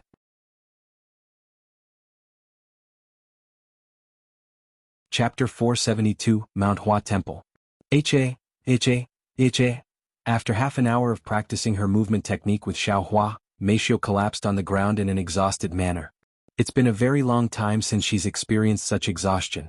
The only time she can recall feeling this tired was after training with her mother when she was still in servant training. As for Xiaohua, she looked completely calm and nonchalant, almost like she has been sitting in the shades this entire time. Are you okay? Xiaohua asked her a moment after she laid on the floor. Yes, thank you for helping me, Meishio said to her. If you want more training, just call Xiaohua, she said to Meishio before walking back to sit beside Yuan. After her training, Meishio took a seat at a nearby tree and enjoyed the shades. The wind would sometimes blow, carrying the refreshing air from the lake and sweeping the area with it. Once Shed rested for a couple of hours, Meishio would ask Xiaohua for help again with her training. Even though it was tiring, Meishio enjoyed practicing the movement technique that allowed her to move very quickly, and it felt very satisfying whenever she perfectly dodged the sword. Yu managed to learn one of her 2 heaven-ranked techniques 3 days after Meishio learned her movement technique. Once she got the notification, Yu retrieved her treasure fan and stood before the lake. She then took a deep breath before waving the fan at the lake. Whoosh! The wind in the middle of the lake began to twist, and in just a moment, a tornado appeared, swallowing up the water. 3 seconds later, the tornado grew so large that it lowered the water in the lake by a dozen inches. Yu panicked when she saw how big the tornado was getting, so she quickly stopped it. Countless drops of water began raining from the sky a moment later despite the clear blue sky, soaking everybody except Xiaohua and Lan Yingying with water, as they'd protected themselves by covering their body with a layer of spiritual energy that reflected the water. I am so sorry. Yu apologized to them afterward. It's okay. I'm not that wet. Xia Jingyi said with a smile on her face. That's the technique you had chosen? Creating a tornado? This is my first time seeing such a unique technique, said Yuan. I thought it was a pretty neat technique and would complement my wind blades well, so I picked it. Yuro nodded. What about your second technique? Yuan then asked. Oh, it's also a wind technique, and it allows me to control the wind around me, allowing me to fly, she said. Fly. You can do that just by reaching Spirit Grandmaster or Spirit Master if you're lucky, said Yuan. Just by reaching Spirit Grandmaster? Are you listening to yourself right now, brother? Do you think everybody is talented like you? Don't make it sound so easy. It took the majority of the player base 2 to 3 months to reach Spirit Warrior, much less Spirit Grandmaster. It'll probably take us another 2 to 3 years if not even more to reach Spirit Grandmaster. Even if it'll take less than a year for me to reach Spirit Grandmaster, I think it's still worth learning this technique since it will let me fly right after I learn the technique, which definitely won't take me a few years to learn, I hope. I see, that makes sense. Yuan nodded. Anyways, Jingyi is still studying her technique, so let's wait until she finishes before we decide what we want to do next. Yuro said a moment later. I'm sorry for holding you guys back. You don't have to wait for me if you don't want to, she sighed. Nonsense. We started this together, so we're going to finish it together. Yuro said, and she continued, in the meantime, I will try to study my second heaven rank technique, so take your time. You don't mind, right, brother? Meishio. Yuro asked them. I don't mind. I'm still studying my technique as well. Yuan said. I also don't mind it. It just means I get to practice my movement technique even more. Meishio said. All right. Then it's decided. Sometime later, Yuan, Yuro, and Xia Jingyi returned to their technique while Meishio continued to practice with Xiaohua. As for Lan Yingying, she sat beside the lake with a fiery lotus floating on her palms and her eyes closed, almost like she was experiencing enlightenment, but in reality she was just focused on keeping the fiery lotus from disappearing for as long as her spiritual energy allows. They continued this for another 5 days until Xia Jingyi finally learned her technique. I did it. Xia Jingyi exclaimed in an excited voice when she saw the notification. Chem? Did you finally learn the technique? Yuro stopped studying her technique and turned to look at Xia Jingyi, who was sitting right beside her. Yes. Xia Jingyi nodded. Congratulations. What kind of technique did you learn? Yuan asked her. Oh, it's just another zither technique. Xia Jingyi said as she retrieved her zither that was an earth-grade treasure. After taking a deep breath, Xia Jingyi pulled on a single string from the zither. Ding. A crisp noise resounded, and a single arc of light that resembled Yuro's wind blade technique flew from the zither before flying towards the water in the lake. Whoosh. The water in the lake separated into 2 halves for a good second, looking like someone had created a path in the lake with a sword. Wow. What a powerful attack. Yuro said. So one of your techniques damages enemies internally and one slices them like swords? Yes, pretty much. Xia Jingyi nodded. Sometime later, Yuro asked everyone, now that we have new techniques, what should we do? I kinda want to test out these techniques on some magical beast. Let's go do some quests again. I don't mind. Xia Jingyi nodded. I'm also down, Yuan said. Me too. Meishio also said. Then let's go. Thus, they began making their way back to Seashell City for more quests. Meanwhile, a few 100,000 miles away from Yuan's location, Feng Yuxiang approached a large temple that was located at the peak of a large mountain. Who are you? And why have you come to our Mount Hua temple? A group of bald monks approached Feng Yuxiang when they saw her approaching figure. I heard that my good friend Li Shizhen is currently here, so I am here to visit him, said Feng Yuxiang. The bald monks had a look of surprise on their faces for a split second before they frowned and said, there is nobody named Li Shizhen here. Please leave. However, Feng Yuxiang stayed there with a calm look on her face and said, the person who gave me this information wouldn't dare to lie to me, or had risk eating a sword with his ass. I know Li Shizhen is inside. I can even smell the scent of medicine from here. The bald monks exchanged looks with each other before retrieving the staff strapped to their backs and pointing them at Feng Yuxiang. Leave. These bald monks all emitted the power of spirit masters. However, in the face of a peak spirit grandmaster like Feng Yuxiang, the pressure they emitted was non-existent. Feng Yuxiang sighed and said, I will give you one last chance to call Li Shizhen out for me. I don't want to cause any trouble for my young master, but he needs to see a doctor, and I promised him that I will find the best one for him. I know the Mount Hua Temple has a million-year history in the lower heavens, but if I have to tear down this place to get to Li Shizhen, I will do it. However, the bald monks remained adamant on keeping Feng Yuxiang out of the temple. The person you are looking for is elsewhere. Even if you are heaven itself, you will have to leave. Feng Yuxiang raised her eyebrows. The monks at Mount Hua Temple are usually very reasonable and calm. Why are they acting so suspicious? Feng Yuxiang pondered for a moment and then came to a realization. I know. One of your top monks must be in some sort of life-or-death medical condition, and Li Shizhen is healing that person right now. Whenever he is healing someone, he forbids anyone from disturbing him until he's done. Is that why you're not letting me disturb him? The monks were speechless as Feng Yuxiang's guess was spot on. How long do I have to wait? If you don't tell me, I will be mad, she said to them a moment later. However, Li Shizhen was not only healing one of their valued monks, but he also instructed them to keep his location a secret no matter what. And they rather listened to Li Shizhen, who has the sick monk's life on his hands. We will not repeat ourselves. Li Shizhen is not here. One of the monks suddenly said. Is that so? Feng Yuxiang mumbled in a low voice before she closed her eyes. After a moment of silence, Feng Yuxiang snapped open her eyes that had turned golden. She then released her spirit grandmaster cultivation before shouting in a booming voice that shook the entire mountain. Li Shizhen. How long do you plan on making this pitiful young lady wait out here in the cold? My body is freezing. If I die from hypothermia, I will definitely haunt you for the rest of your worthless life. The bald monks were speechless, but before they could even react, the doors to the temple opened in a forceful manner, and a handsome middle-aged man could be seen standing there with a terrified look on his face.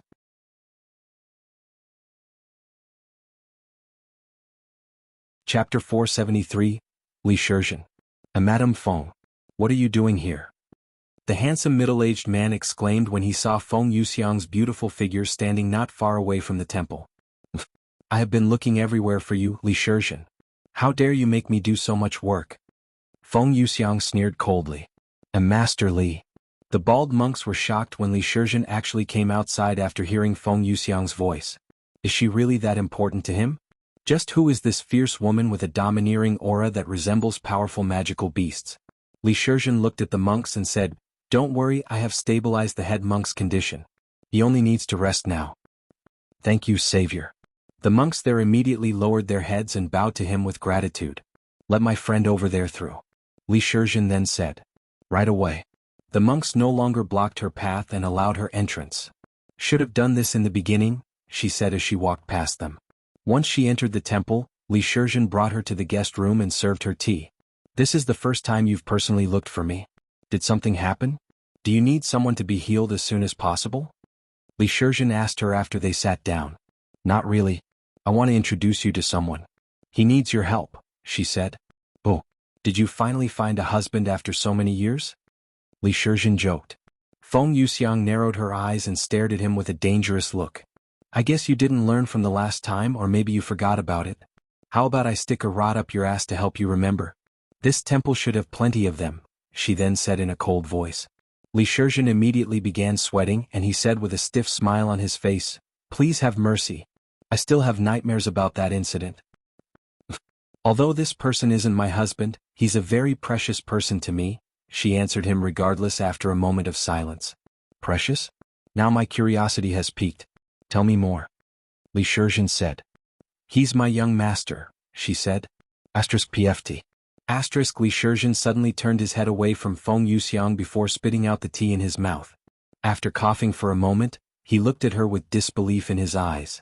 Why young master? Yes, I have accepted him as my master, she said. Li Shizhen's jaw dropped and he said, Heavens? A divine beast, a phoenix no less, has accepted a master in the lower heavens? This is unprecedented. Li Shizhen was one of the very few people in the lower heavens that knew of Feng Yuxiang's real identity. What's so special about this young master of yours? Li Shizhen then asked. You will know once you meet him. When can you leave this place? It's already been a week since I left his side. I don't want to make him wait any longer. That is a tricky question. As much as I'd like to leave now, I still have a patient here, and you know that I cannot leave until I am certain that he's fine. What? I thought you said that you'd already stabilized his condition. Feng Yuxiang frowned. His condition has only stabilized. There are still many things that have to be done before he's cured. Unless you happen to have a 7-colored herb, then I can heal him and leave with you by today. 7-colored herb? I think my young master might have one, she said, recalling how he asked for its price before. Really? Li Shizhen was immediately filled with excitement. Then he frowned. Or are you saying that just to trick me into following you? Even if my young master has a 7-colored herb, he has no reason to give it to you, she said. 3 days. If you are not done by then, I will make you leave by force. Feng Yuxiang said. Li Shizhen smiled and said, 3 days should be more than enough. Have you forgotten who I am? I don't hold the title Divine Doctor without a reason. Whatever. I'm going to go look around the place until you're done. Just don't cause any troubles for the monks. Li Shizhen said. Feng Yuxiang didn't say anything back and left the guest room. Madame Feng. She has gotten softer. Is this the effect of this mysterious young master of hers? Li Shizhen mumbled to himself after Feng Yuxiang left. 3 days passed by in a flash, and Feng Yuxiang went to look for Li Shizhen to force him to leave with her if he wasn't done. I don't dare to make you look for me for a second time. Li Shizhen's voice suddenly resounded behind her. Are you done? She asked him. He nodded and said, yes. The head monk will make full recovery by next week. And then he asked, where are we going now? The Eastern Continent. Thus Feng Yuxiang and Li Shizhen left the temple shortly after, heading towards the nearest city with a teleport device, and they proceeded to teleport from city to city until they reached the Eastern Continent a few days later. After reaching the Eastern Continent, Feng Yuxiang said, if you can help my young master, I will forget about the debt you owe me. Really? Li Shizhen looked at her with pure bliss on his face. Only if you help him. If you turn out to be useless, I will make you pay that debt immediately. Li Shizhen swallowed nervously after hearing that. As long as it is related to medicine. Li Shizhen said. After traveling for another day, Feng Yuxiang and Li Shizhen arrived at Seashell City. Seashell City, huh? It's been over 100 years since I last visited this city. The last time I did, it was to cure the city lord. Li Shizhen reminisced his history with this place. Follow me. I can sense the young master aura from here. Feng Yuxiang said as she began approaching the city. Chapter 474, Divine Doctor. Thank you for your help. Here are 500 gold coins for the trouble. An old lady handed Yu Ro the reward for completing her quest. Thank you. After accepting the gold coins, Yu Ro left the store and grouped up with Yuan and the others waiting outside. How many quests have we completed in the last few days? I lost count at 21, said Yuan. I don't know, but we earned a lot of gold coins, at least if we compare ourselves to the majority of the player base. Yu Ro said. What do you want to do now? Continue doing quests? I think we should take a break from quests and do something more relaxing. Let's go to a restaurant and have some food. Yu Ro suggested. That sounds great. Yuan nodded. However, before they could go anywhere, a familiar voice resounded from the sky, and 2 figures descended from the heavens a moment later, shocking the pedestrians there. Young master, I am back. Feng Yuxiang called out to him from the sky as she descended. That's your young master? Li Shizhen raised his eyebrows with a surprised look on his face after sensing Yuan's spirit grandmaster cultivation base. He knew someone who could make Feng Yuxiang lower herself to become a servant wouldn't be an ordinary person, but to think he was a spirit grandmaster at such a young-looking age, it was quite shocking, especially since this is the lower heavens. Feng? Yuan smiled when he saw her beautiful face. They're flying. Xia Jingyi mumbled in a dazed voice as she stared at them with disbelief on her face. I'm sorry for making you wait this long, young master. Please forgive me. Feng Yuxiang said to him after landing on the ground. Why are you apologizing? I should be thanking you instead. Yuan said. He then turned to look at the handsome middle-aged man standing beside her and said, Hello, you must be the Dr. Feng told me about.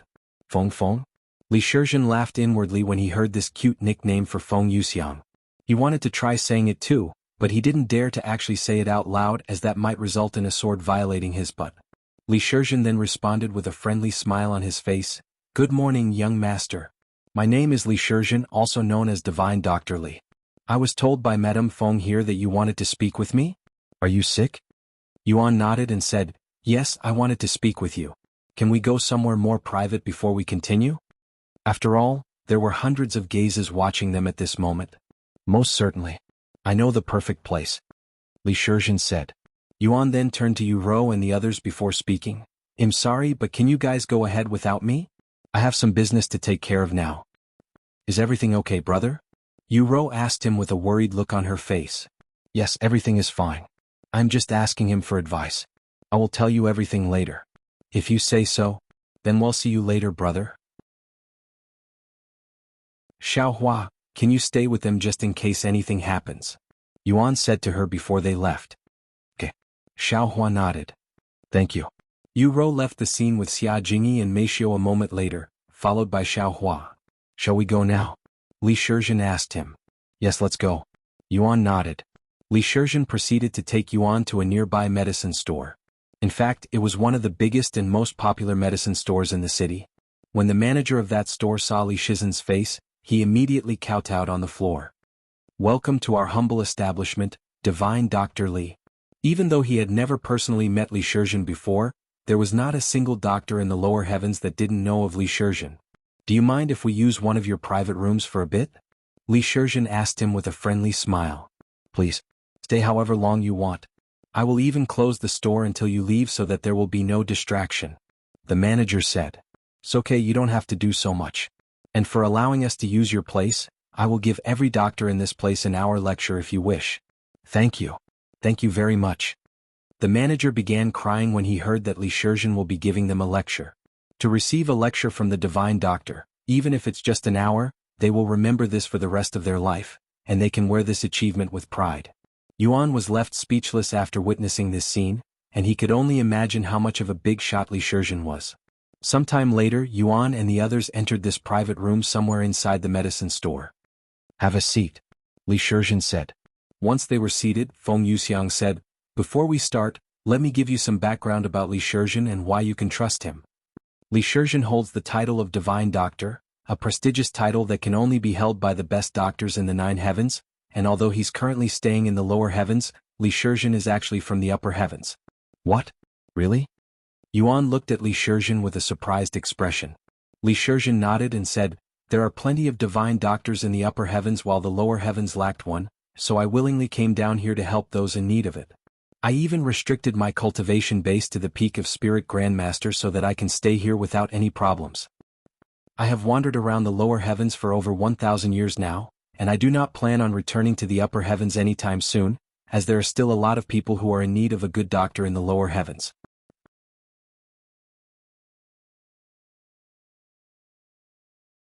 Chapter 475. The Reason for His Condition. By the way, I have over 10,000 years of experience in the field of medicine, and there hasn't been a single patient that I haven't been able to cure since I became a doctor. Li Shizhen said. Yuan nodded, I will trust you. Though it was not like he never trusted Li Shizhen. Even if Li Shizhen didn't say any of that, Yuan would have still trusted him, as he was someone that Feng Yuxiang trusted enough to approach. Great. Now then, why don't you tell me what seems to be troubling you? Li Shizhen asked him a moment later. Yuan took a deep breath and proceeded to explain his situation to Li Shizhen without telling Li Shizhen that he was the person on the topic. I have this friend who grew incredibly sick out of the blue when he was young, and he has been crippled since then. Everything seemed to be normal for the first 7 years of his life, but then he suddenly lost his ability to see, becoming blind. 5 years later, his body suddenly stopped functioning, so everything below his neck became useless and numb to feeling, forcing him to stay in the bed. However, when the doctors checked his condition, they weren't able to find anything wrong with his body. They checked his blood, his muscles, and even his bones, but they were unable to find anything. The doctors said that he was perfectly healthy, yet he was unable to move. However, after 5 gruesome years, my friend finally started recovering after he started cultivating. He started feeling his body again, and now he can even move his limbs slightly. He's also a peak spirit warrior on the verge of breaking through to Spirit Master, but he still feels as though his body doesn't have any strength to it. He can feel his body overflowing with energy, but he cannot exert any of that energy. Do you have any idea what's wrong with him and if there's any cure that will allow him to recover faster? Give me a moment to think about this. Li Shizhen said to him before closing his eyes and turning silent. Many minutes later, he opened his eyes and spoke in a calm voice, This is an interesting case, not to make fun of your friend. I have seen many cases similar to this, but there are some distinctive differences. One such case being qi deprivation. Once a cultivator reaches a certain cultivation base, They are required to continue absorbing spiritual energy to keep their bodies functioning, and if they stop absorbing spiritual energy for long enough, their bodies will slowly lose their functions. They will go blind, and their bodies will no longer be usable until they start absorbing spiritual energy again, just like your friend, but this only happens when the cultivator purposefully stops absorbing spiritual energy. As cultivators, we subconsciously absorb the spiritual energy around us even if we don't actively cultivate, so one must forcefully stop their bodies from absorbing spiritual energy, or something is preventing them from doing so. However, that isn't the case for your friend, as he's only a peak spirit warrior, meaning he's not at the level where they can experience chi deprivation in such a manner. Furthermore, his problem began even before he started cultivating. After taking a moment to breathe, Li Shizhen continued, "Now on to the second case, poison. There are powerful and deadly poisons out there that can have similar effects on humans if ingested. However, this is also unlikely for your friend because you said that the doctors have checked his blood. Even an incredibly incompetent doctor would be able to detect the poison in his blood if had ingested some. Although there are undetectable poisons out there, none of them could cause the effects your friend is experiencing, at least I am not aware of any." Yuan nodded and said, "I also don't think it was caused by poison." Then on to the last probability and also the one that's most likely the cause of your friend's misfortune, Li Shizhen said. Yuan swallowed nervously, feeling his heart rate increase rapidly. "Curse. Your friend was cursed." What? Yuan's eyes widened when he heard Li Shizhen's words. Your friend was cursed, hence why the doctors cannot find anything wrong within his body, as most of them do not have the capabilities to detect even the weakest curses. The field of medicine and curses are vastly different, so unless they're a divine doctor like me, they most likely won't know anything about curses. Another reason that supports this theory is the fact that despite being a spirit warrior and feeling energetic, your friend cannot exert any strength. Now the question is whether your friend was cursed by another individual or is it due to a natural curse. Li Shizhen pondered with a serious look on his face. Yuan was speechless and he recalled his conversation with Dr. Wang some time ago. Although Dr. Wang also mentioned that he could be cursed, neither of them took such a theory seriously, as it was a ridiculous thought that curses could be real. And even though cultivation was proven to be real, that doesn't prove curses were real. After all, even though cultivation existed in both cultivation online and the real world, magical beasts that also exist in cultivation online don't exist in the real world. This meant that just because something existed in cultivation online, it doesn't always mean their world will also have it. Is there no other reason why my friend is like that? Yuan couldn't help but ask. If he's not cursed, then I don't have any idea what's wrong with your friend, as there's no illness that could affect one's body like what you explained to me. One could go blind due to illnesses, and one can even lose functions to their entire body due to illnesses, but to have a healthy body while having all of that problem just isn't possible. However, if your friend is cursed, then that would explain why his body is in that state despite being completely healthy, and that also explains why he started recovering when he started cultivating, as most curses have weakened effects on cultivators, especially the stronger they get. Li Shizhen said.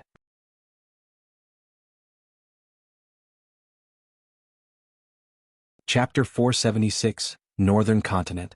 I am fairly certain that your friend is cursed, but if you want me to be 100% certain, then I need to see the patient so I can personally examine his condition, Li Shizhen suddenly said. Li Shizhen's words took Yuan by surprise. I'm sorry, but that's impossible, he said a moment later. Impossible? What? Li Shizhen raised his eyebrows. My friend comes from a super secretive and strict family, so getting even close to him is near impossible. Furthermore, he lives in a place that's very, very far away from this place. Oh, and something happened to his family recently, so it's even more difficult to see him now. Yuan made up some random excuse. After all, it was not like he could tell Li Shizhen the truth about his situation, as he'd sound crazy. Is that so? Li Shizhen doubted Yuan was telling him the truth, but he didn't say anything about it, as there must be a reason why Yuan was acting this way. And he continued, well, I don't really need to see your friend since you told me that he's already recovering, and I have cured many people without even seeing them, only by listening to their condition and symptoms. Thank you for understanding. Anyway, if my friend is really cursed, is there any way to remove this curse? Yuan then asked. Why don't you just let him drink some of your blood, young master? Feng Yuxiang spoke for the first time. Yuan looked at her and sighed. He's not like you, Feng. He's human. But that shouldn't matter. am no expert, but your blood clearly has the ability to weaken curses. It shouldn't have anything to do with being a human or not. Li Shizhen then said, your blood has the ability to weaken curses? I have never heard of this before. How are you so sure his blood has such abilities, Madame Feng? Feng Yuxiang then explained to him about her condition. I drank his blood and the curse on me weakened, so I know it works. What? Is that true? Your curse weakened? Li Shizhen looked at her with wide eyes. Yes. Why would I lie about this? Feng Yuxiang nodded. Heavens? Li Shizhen mumbled in a dumbfounded voice. Anyways, since your blood has capabilities to weaken curses, as weird as this is going to sound, if you let your friend drink your blood, it could possibly work. Yuan showed a bittersweet smile on his face. Does this mean he'll have to drink his own blood? Even though he already has such blood flowing inside his body? This doesn't make any sense to him. I understand. But what if that doesn't work? Yuan then asked, are there any more natural methods for getting rid of curses? I may have some knowledge regarding curses, but I know someone who's an expert with curses. If you'd like, I can take you to him so you can ask him yourself. He's not that far away from this place. We can get there in just a few hours. Yuan pondered for a moment before nodding. Okay, just give me a minute to let the others know. He then spoke to Xiaohua through their servant and master connection. Xiaohua, I am going to go meet someone with Feng Feng and the Divine Doctor, and we have to leave the city for a while. Let you Ro and the others know, okay? I will try to return as soon as possible. Xiaohua's voice resounded a moment later. Okay, Xiaohua will let them know. Thank you. All right. We can go now. Yuan then said Li Shizhen. Sometime later they went downstairs. Don't worry, I will return later to give you guys the lecture. Li Shizhen said to the manager of the store before they left. We will be fine even if the Divine Doctor cannot lecture us. We know you're a busy man after all. The manager said. When I, Li Shizhen, say that I will do something, I will do it. He declared in a domineering voice. The manager and the others in the store had nothing else to say after hearing such words, so they could only lower their heads and bow to him. Once Li Shizhen left the store, the manager said to the others, we're not going home until he returns even if it takes days. Yes. The others responded with anticipation in their voice. Meanwhile, after leaving the medicine store, Yuan followed Feng Feng and Li Shizhen to another city that had a teleport formation. During their trip, Yuan asked Li Shizhen, if I heard correctly, you mentioned something about natural curses before. What did you mean by that? Can curses even occur naturally? Li Shizhen nodded and said, I think it'd be better if the expert explained it, but yes, curses can occur naturally just like how treasures can be born naturally. However, they're considered a phenomenon, something akin to natural disasters. Of course, natural curses are incredibly rare and will only occur when certain conditions are met. I see. Yuan nodded. Sometime later they entered a teleport device and teleported tens of thousands of miles in an instant. After that, they used the teleport device again to teleport even further, as each teleport can only travel a limited distance. They continued this 6 times before they finally stopped. Welcome to the northern continent, young master. Feng Yuxiang said to him with a smile on her face. The northern continent, huh? Now I only need to step onto the southern continent and the western continent so that I can say I'd explore the entire lower heavens, he said in a joking tone. Follow me. He lives in a secluded area deep inside the mountain valleys, so teleporting there is impossible. Li Shizhen said to them a moment later. Yuan nodded, and they continued their journey to meet this expert on curses. An expert on curses, huh? I wonder what kind of person he's like. Yuan wondered to himself as they soared into the sky. Author's note. I had intended to release these chapters sooner, but Hurricane Ida happened and delayed everything due to no power or internet. I am okay and will return to writing daily now.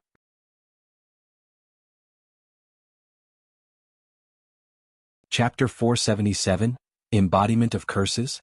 After arriving at the northern continent and flying for around 4 hours, Yuan and the others arrived at this somewhat empty hill that only had a single small building, a tree, and a small pond beside the tree where 3 koi fishes can be seen swimming in circles. Upon landing on this hill, Li Shizhen went to knock on the door. However, nobody answered the door. That man probably went fishing, Li Shizhen said a moment later. Fishing? This time of the day? Yuan raised his eyebrows as it was getting dark. Yes, he's a weirdo. Li Shizhen nodded. Who are you calling a weirdo, you slobby doctor? A voice suddenly resounded.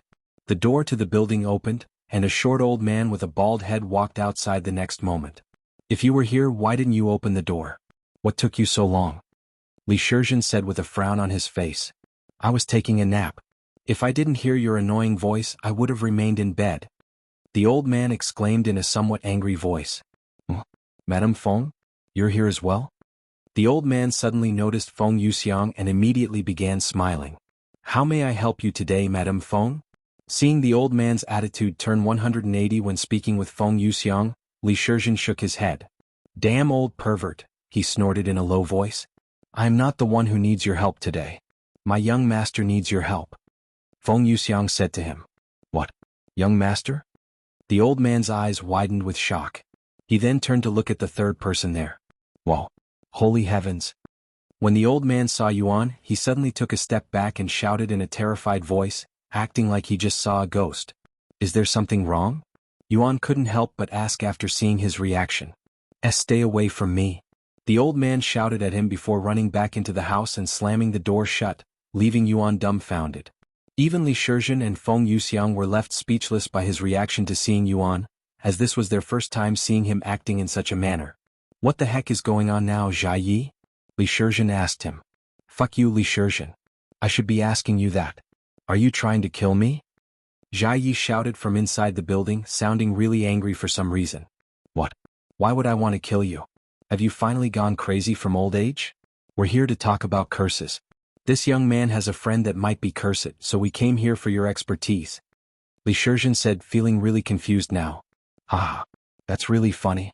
Because that young man you brought here is loaded with curses. Powerful curses that even I didn't know could exist. He has so many curses that I wouldn't be surprised if he was the embodiment of curses. Jia Yi said, revealing his reason for his reaction. What? Am filled with curses? Yuan's eyes widened with shock.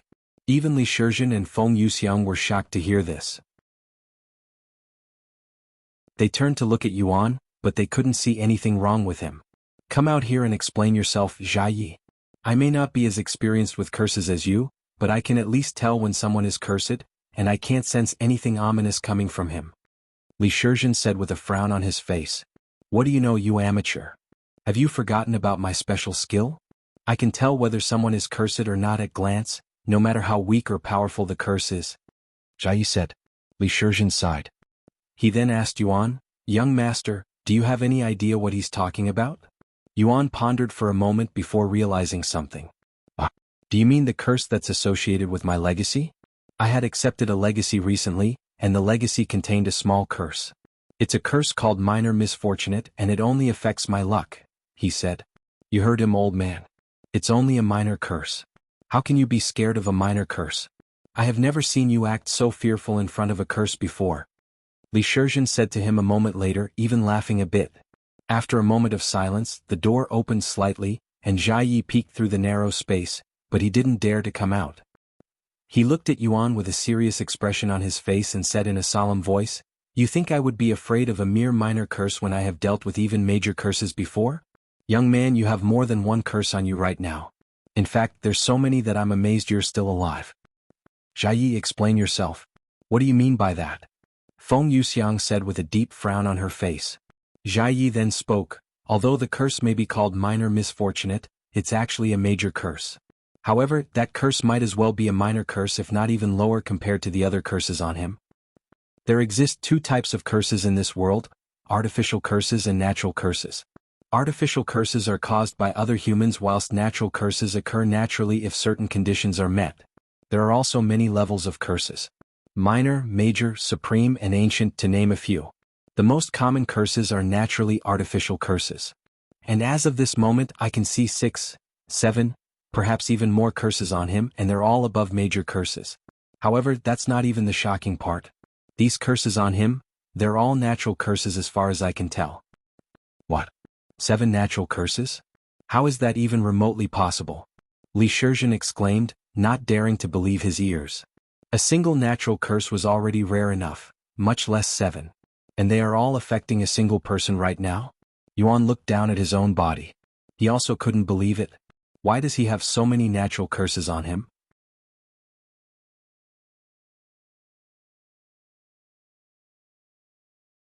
Chapter 478, Celestial Rank Physique. Young man, if you're here to look for my help, I am sorry, but I have to say that I am powerless against the curses on you. They're simply too powerful. I don't even dare to try to touch it as it might worsen. Jia Yi said to him a moment later. Is it really that serious? Isn't there anything you can do? Feng Yuxiang didn't want to give up so easily, especially after learning how bad the situation really is. Madame Feng, do you remember when I tried to help you with your curse but was defeated in the end? Jia Yi suddenly asked her. Many years ago, Feng Yuxiang had approached him for help regarding her curse. Of course. Even though you couldn't get rid of it, I still owe you greatly for your years of efforts. Feng Yuxiang nodded. I have encountered tens of thousands of curses throughout my life, but I have never experienced powerlessness until I met you, Madame Feng. Your curse was my first defeat. However, as powerful as your curse may be, I still dared to try and defeat it. Jia Yi then turned to look at Yuan and swallowed nervously. As for him, this is my first time experiencing fear. The curses on him terrify me so much that I do not even dare to approach him. It's okay. I understand your feeling.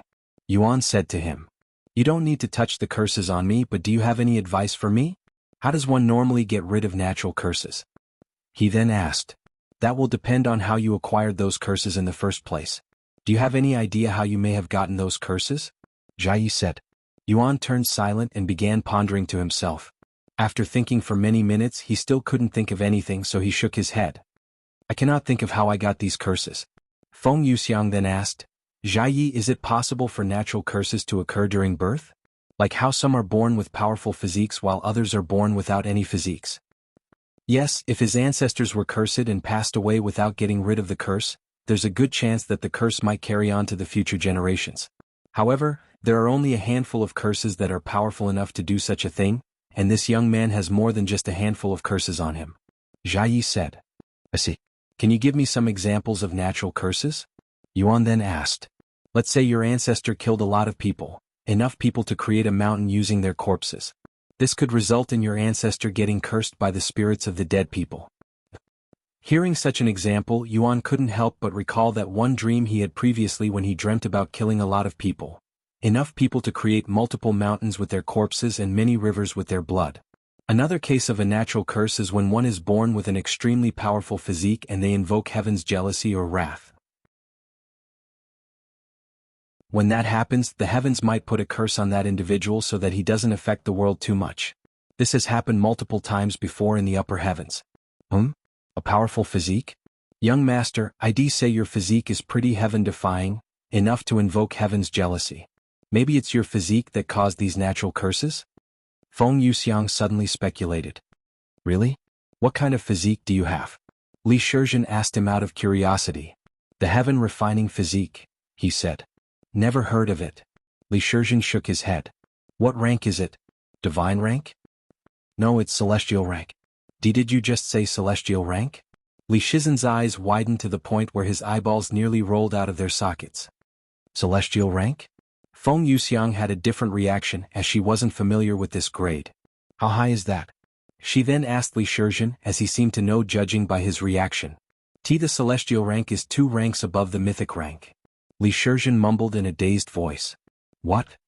Feng Yuxiang and Jia Yi exclaimed in a shocked voice afterward. 2 ranks above the mythic rank. I didn't know it went that high. Feng Yuxiang then said. Of course you wouldn't know about it. It only exists in the 7th heaven and above. Li Shizhen said. And he continued, I only know about it because I once read about it in an ancient scroll from the 8th heaven. Ridiculous. Why is someone like that in the lower heavens? Where did you find this monster? Jia Yi said in a dumbfounded tone. That's rude of you, Jia Yi. And I didn't find the young master. You found me. Feng Yuxiang said. Anyways, I think I understand why you have so many natural curses. A celestial rank physique is something that could definitely invoke jealousy from the heavens. The stronger your physique, even bloodline, the more the heavens will try to hinder you. However, if you manage to overcome the heavens' jealousy, you will become unstoppable. Li Shizhen said a moment later. I have never seen anyone with a celestial rank physique before, but to invoke over 7 natural curses. I cannot imagine what could happen once you get rid of those curses holding you back. Wait, can you tell what kind of effects these curses have on me? Yuan suddenly asked him. Jia Yi shook his head and said, I can only tell you what kind of curses they are, but I do not know the details. He then stared at Yuan for a few more moments before speaking. Most of these curses are restriction curses, but there are a few that I cannot tell at all.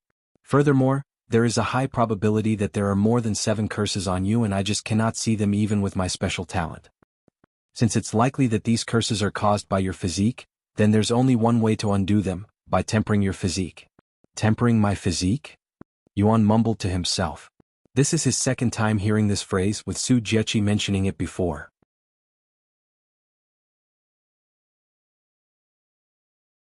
Chapter 479, Treasures in the Real World. I have heard it before, but what does it mean to temper my physique? Yuan asked Jia Yi a moment later. There are a couple of methods you can use to temper your body, but the most common ones are bathing in liquefied treasure and cultivating in a special area that affects your body. Jia Yi said. Bathing in liquefied treasure, huh? Yuan repeated to himself. I understand the first one, but what about the second method? What kind of special area do I have to cultivate in? Do you have any examples? There are multiple phenomenal places in the cultivation world, such as a mountain that has extreme yang qi, and if you have a physique that benefits from yang qi, you can cultivate there to temper your body. Another example is a place called the Frozen Sea where it releases extremely pure yin qi, so females with a special yin physique would go there to temper their body. Some methods are stress-free while others are incredibly painful. This should be obvious, but the stronger your physique, the more resources you'll need to temper it, and in your case, you'll probably have to go to hell and back multiple times in order to temper your body. Yuan nodded and said, returning to the first method. Are there treasures out there specifically for tempering one's body? Or can I just use any treasure for the bath? There are specific treasures out there for body tempering, young master. In fact, I have some with me. We can try it later. Feng Yuxiang suddenly said. Really? Yuan immediately became elevated upon hearing her words. Yes. Just let me know when you want to do it. Feng Yuxiang nodded. Let's do it tomorrow then. Okay. Sometime later, Jia Yi said, if you got nothing else for me, can you leave? I am barely keeping my sanity just by being around you. Sorry? Well, leave right now. And thank you very much for your help, senior. Yuan bowed to him. Do you still need me around? Li Shizhen then asked. If not, I will stay around for a little more, and I still have to give a lecture to the doctors back at the medicine store, he said. No, you can leave. Thank you for everything as well. I will definitely repay this debt in the future. Yuan bowed to him too. You don't have to repay me. I am a divine doctor. I don't accept payments for my assistance. And I didn't really do anything, only giving you some advice. Li Shizhen said. Still, I want to thank you for helping me greatly. Li Shizhen nodded and then said, very well. How about this? If your friend's condition gets better because of this, I will accept your gratitude. Okay. Yuan said. Let's go, Feng, Yuan said to her before flying back to the nearest city with a teleport device. Once they were gone, Jia Yi opened the door and walked outside again. What more do you want from me? He asked Li Shizhen. Li Shizhen smiled and said, wanna have a drink? It's been a decade since we last sat down together after all. I hope you brought something strong enough for me to forget about that little monster, said Jia Yi. Of course. The two of them entered the building and began drinking alcohol. Meanwhile, after they arrived at the city, Yuan said, Feng, I am going to retire today. I will see you tomorrow early in the morning. Okay. Rest well, young master. Once Feng Yuxiang entered his body, Yuan logged off the game. When Yuan logged off, dinner was already prepared by Meishio. Meishio, I am finished, he said to her. I'm coming. Meishio entered his room a minute later with dinner. Yuan wanted to tell her about everything that happened today, but Meishio insisted that he finish dinner first. After dinner, Meishio cleaned the dishes before going back to his room and taking a seat beside his bed. All right. What happened? She asked him. You won't believe what happened today, Meishio? Yuan proceeded to tell her everything Li Shizhen and Jia Yi had told him. You're cursed? Meishio wasn't sure how to react after listening to his story. Do curses even exist in our world? She couldn't help but wonder this question out loud. I can only think of one instance where curses are mentioned in this world. When I asked Ro about playing the zither in this world before, she told me that people used to use them many years ago, but people eventually stopped playing zither because of some curse. Give me a moment to look it up. Meishio said before taking out her laptop and searching about the curse on the internet. A minute later she said, according to the internet, people stopped playing the zither because bad luck would fall upon those who touched the zither. Almost all Zither players experienced misfortune, and many of them even died in accidents, incredibly unfortunate ones. Once the news spread, people eventually stopped playing the Zither out of fear. Heavens! I didn't think the Zither would have such a history in our world. If curses really exist, then maybe I am really cursed. Yuan sighed. Even if curses are real, how are we supposed to deal with it? You may be able to bathe in treasures and cultivation online, but there are no such treasures in this world. Meishio suddenly stopped speaking midway through her sentence. Then she started typing on her laptop. A few minutes later she said, "Looks like treasures actually exist in this world as well." "What? Really?" Yuan exclaimed in a shocked voice. "Yes, and according to some people they have treasures that contain spiritual energy, with some even granting special effects such as increased strength and hearing. However, compared to the treasures one can find in cultivation online, the treasures in this world are much weaker." "What do these treasures look like?" Yuan then asked. "Well, they're mostly antiques and ancient medicine from the past," she said. After pondering for a moment, Yuan said, "Do you think we will be able to buy some of these treasures to see for ourselves?" "Oh, they're incredibly expensive, with most of them going for millions of dollars. However, we should be able to afford them." Meishio nodded. "Then let's buy some. If we don't have enough money, we can simply sell some things in the auction house again. Where can we buy them?" "Give me a minute." After looking on the internet for a few minutes, Meishio spoke. "Looks like we can either buy them online or in real auction houses. People recommend buying them in person since there are many scammers out there." "Real auction houses, huh? Let's wait a few more weeks before we go outside. Hopefully the Cultivators Association will give up on you soon," Yuan said. "Okay. I will do more research on this topic in the meantime." Sometime later, before Meishio went back to her own room to cultivate, Yuan said to her, "Meishio, can you grab a knife from the kitchen and leave it on a chair beside my bed?" What? She couldn't help but ask after hearing such a weird request. "Oh, I've been thinking, if cultivation techniques from cultivation online work in our world, what about the other techniques? I want to try it out." "Other techniques? Now that you mention it." Meishio was dumbfounded after realizing that too. "But does it have to be a knife? That's very dangerous. What if you hurt yourself?" she said in a worried voice afterward. "Don't worry, I'm just experimenting to see if it actually works or not. I won't do anything crazy," he promised her. "Okay." Meishio then went outside to grab a clean kitchen knife and a chair before placing the knife on the chair beside the bed in Yuan's room.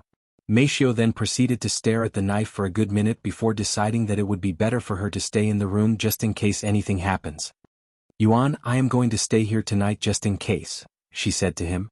"Okay. I don't mind," he quickly agreed. She then took a seat on the other side of the bed and started her cultivation. Meanwhile, Yuan prepared himself. After taking deep breaths, he began trying to recall the flying dagger technique that he was very used to by now. However, whether the flying dagger technique will work on a kitchen knife or not is an entirely different story. A few minutes later, Yuan successfully recited the full technique inside his head. Now it was time for the moment of truth, whether it works or not. After taking a deep breath, Yuan used his divine sense to locate the knife sitting a few meters beside him. Once he located it, he tried to use flying daggers on it like he normally would in cultivation online.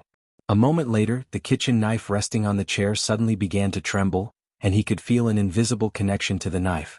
Yuan immediately became excited when he saw this, but the moment he lost focus, the connection disappeared and the knife stopped moving. It actually works. Let's try that again just in case I was only imagining it. With that in mind, he started using flying daggers on the kitchen knife again. This time, even though he was certain that the kitchen knife was moving, he didn't lose focus. A few moments later, the kitchen knife that had been sitting on the chair suddenly began levitating off the chair. It was flying. Yuan had successfully used flying daggers in the real world.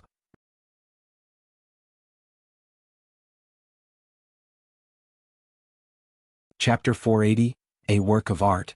Ah, it works. It really works. Yuan suddenly started laughing from sheer excitement when the flying daggers technique worked in the real world.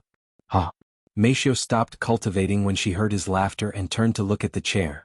Her eyes widened with surprise when she saw the kitchen knife she used for dinner floating above the chair, almost like a magic trick. However, unlike a magic trick, there were no invisible strings attached to the knife. Meishio, look. It works. It's not just cultivation techniques. Even martial techniques from work in our world. Yuan said to her. Yes, I can see that, she mumbled in a dazed voice. A few moments later, the kitchen knife stopped floating and fell back onto the chair seat. Compared to, it's actually harder to control it. I should have sufficient cultivation base to use flying daggers flawlessly, but I am having difficulties controlling it, he said a moment later. However, it's not as though I don't have enough spiritual energy. Unlike using divine sense, it's not exhausting, so I think it's just a matter of inexperience. Once I practice some more, I should be able to use flying daggers more skillfully.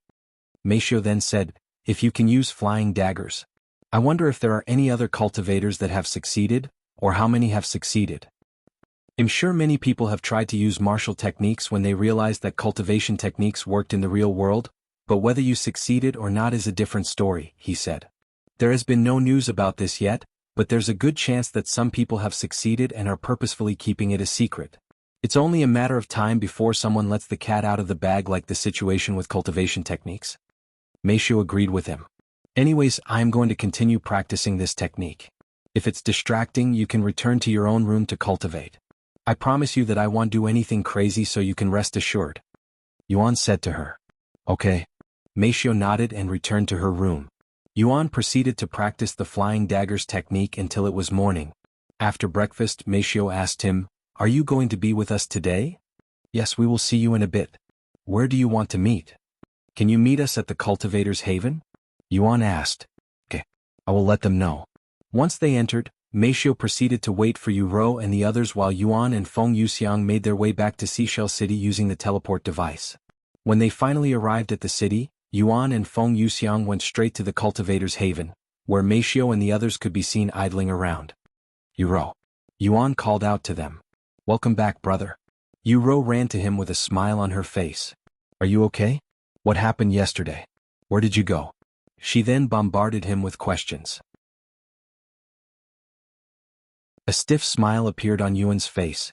Although he promised to tell her about everything once he returned, he wasn't sure about telling her that he was cursed, as that would definitely make her worried about him. I will tell you later, he decided to delay it for now.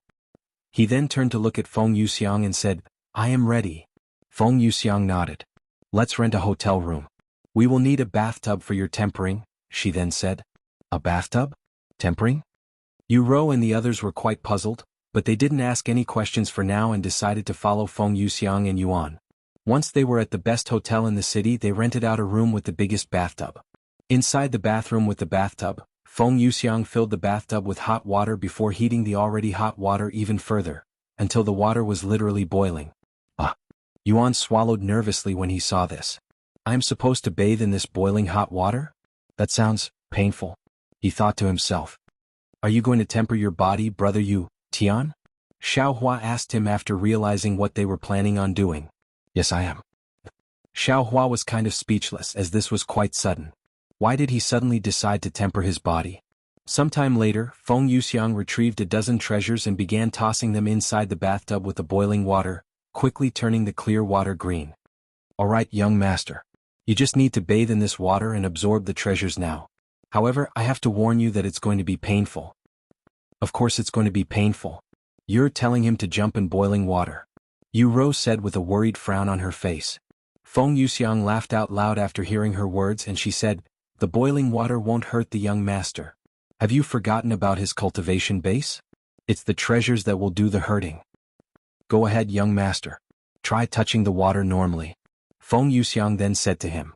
Yuan nodded and dipped one of his fingers into the boiling water, and to his surprise, it doesn't hurt at all. It's actually quite warm. He exclaimed in a surprised voice. Really? Let me try. Yu Rou also dipped her finger into the hot water, but she had a different reaction. It burns. Feng Yuxiang shook her head and said, the young master may not have physically tempered his body before, but his cultivation is high enough to naturally protect his body against boiling water. You could have told me before I tried. Yu Rou sighed. Sometime later, Yuan asked, I just need to bathe in this water, right? That's right. Feng Yuxiang nodded. Okay. Hearing her confirmation, Yuan started taking his clothes off in a nonchalant manner while everyone was present. Xia Jingyi's face flushed with redness when Yuan suddenly began stripping, as this is her first time seeing a fully naked man. Young master's bare body. What a work of art. Feng Yuxiang chuckled inwardly as she stared at his refined body with an intensive gaze.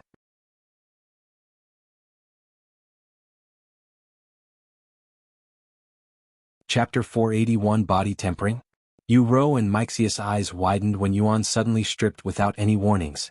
Although they have seen his naked body plenty of times by now since they had to clean his body, seeing the naked body of a cripple who cannot move and seeing the naked body of a fully functional person gave two different feelings. Brother. You should have at least warned us that you were going to strip. There are ladies in here. Yu Rou quickly said to him. Huh? Yuan raised his eyebrows in a puzzled manner, clearly ignorant about these kinds of situations. In his mind, some boundaries between men and women didn't exist. Although he has only seen one naked woman in his life, Lan Yingying, she didn't have such a reaction when they were both naked before, so he didn't think too much about it. Furthermore, Yu Rou and Meishio have seen his naked body countless times, and they have even touched it before when they had to clean his body, not to mention the number of times he bathed with Yu Rou. Seeing Yuan's puzzled reaction and calm demeanor, Yu Rou realized that she never really taught him common sense when it comes to things between women and men. After all, she never thought he would need this kind of knowledge, and it would also be embarrassing for her to teach someone older than her these kinds of things. Forget it. Yu Rou sighed. Sometime later, Yuan entered the bathtub and sat in the center in the lotus position. Despite the water still at boiling point, Yuan couldn't feel any pain, only comfort. I just need to cultivate and absorb the treasures in the water, right?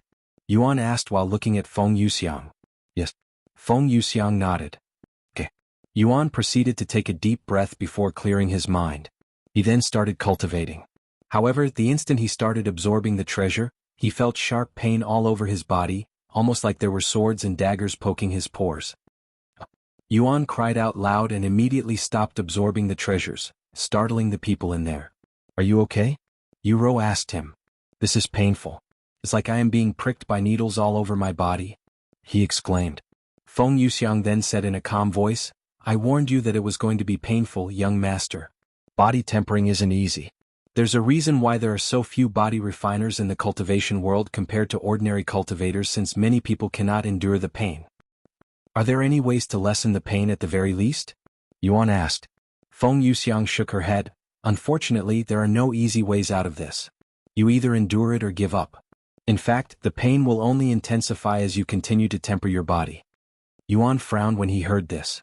However, as much as he wanted to give up, he needed to get rid of the curses. After taking a moment to calm down, Yuan tried to absorb the treasures again. The sharp pain quickly returned, and Yuan gritted his teeth to endure the pain. And just like Feng Yuxiang said, the pain only became worse the more he tried to absorb the treasures. What felt like needles poking at his body at first now felt like there were needles entering his body through every pore that was absorbing the treasures. The pain penetrated deeper and deeper in this body as time went on. Yuan had to give up a few times due to the intense pain, but he would eventually try again. Yu Rou and the others watched with nervous looks on their faces. Seeing Yuan in so much pain also made them experience imaginary pain all over their body. Feng, how long does it normally take to temper one's body? Yu Rou asked her. How long does he need to endure this? Feng Yuxiang looked at Yuan and said, since this is the young master's first time doing body tempering, I didn't use too many treasures, just enough to let him experience it. If he continues to absorb the treasures at his current rate, he should be done in a few hours. A few hours? Yu Rou was shocked. She expected this to last only a couple of minutes at most. It was unimaginable that one needed to endure such pain for hours. Feng Yuxiang smiled and said, if you think a few hours are bad, imagine tempering your body for weeks, even years.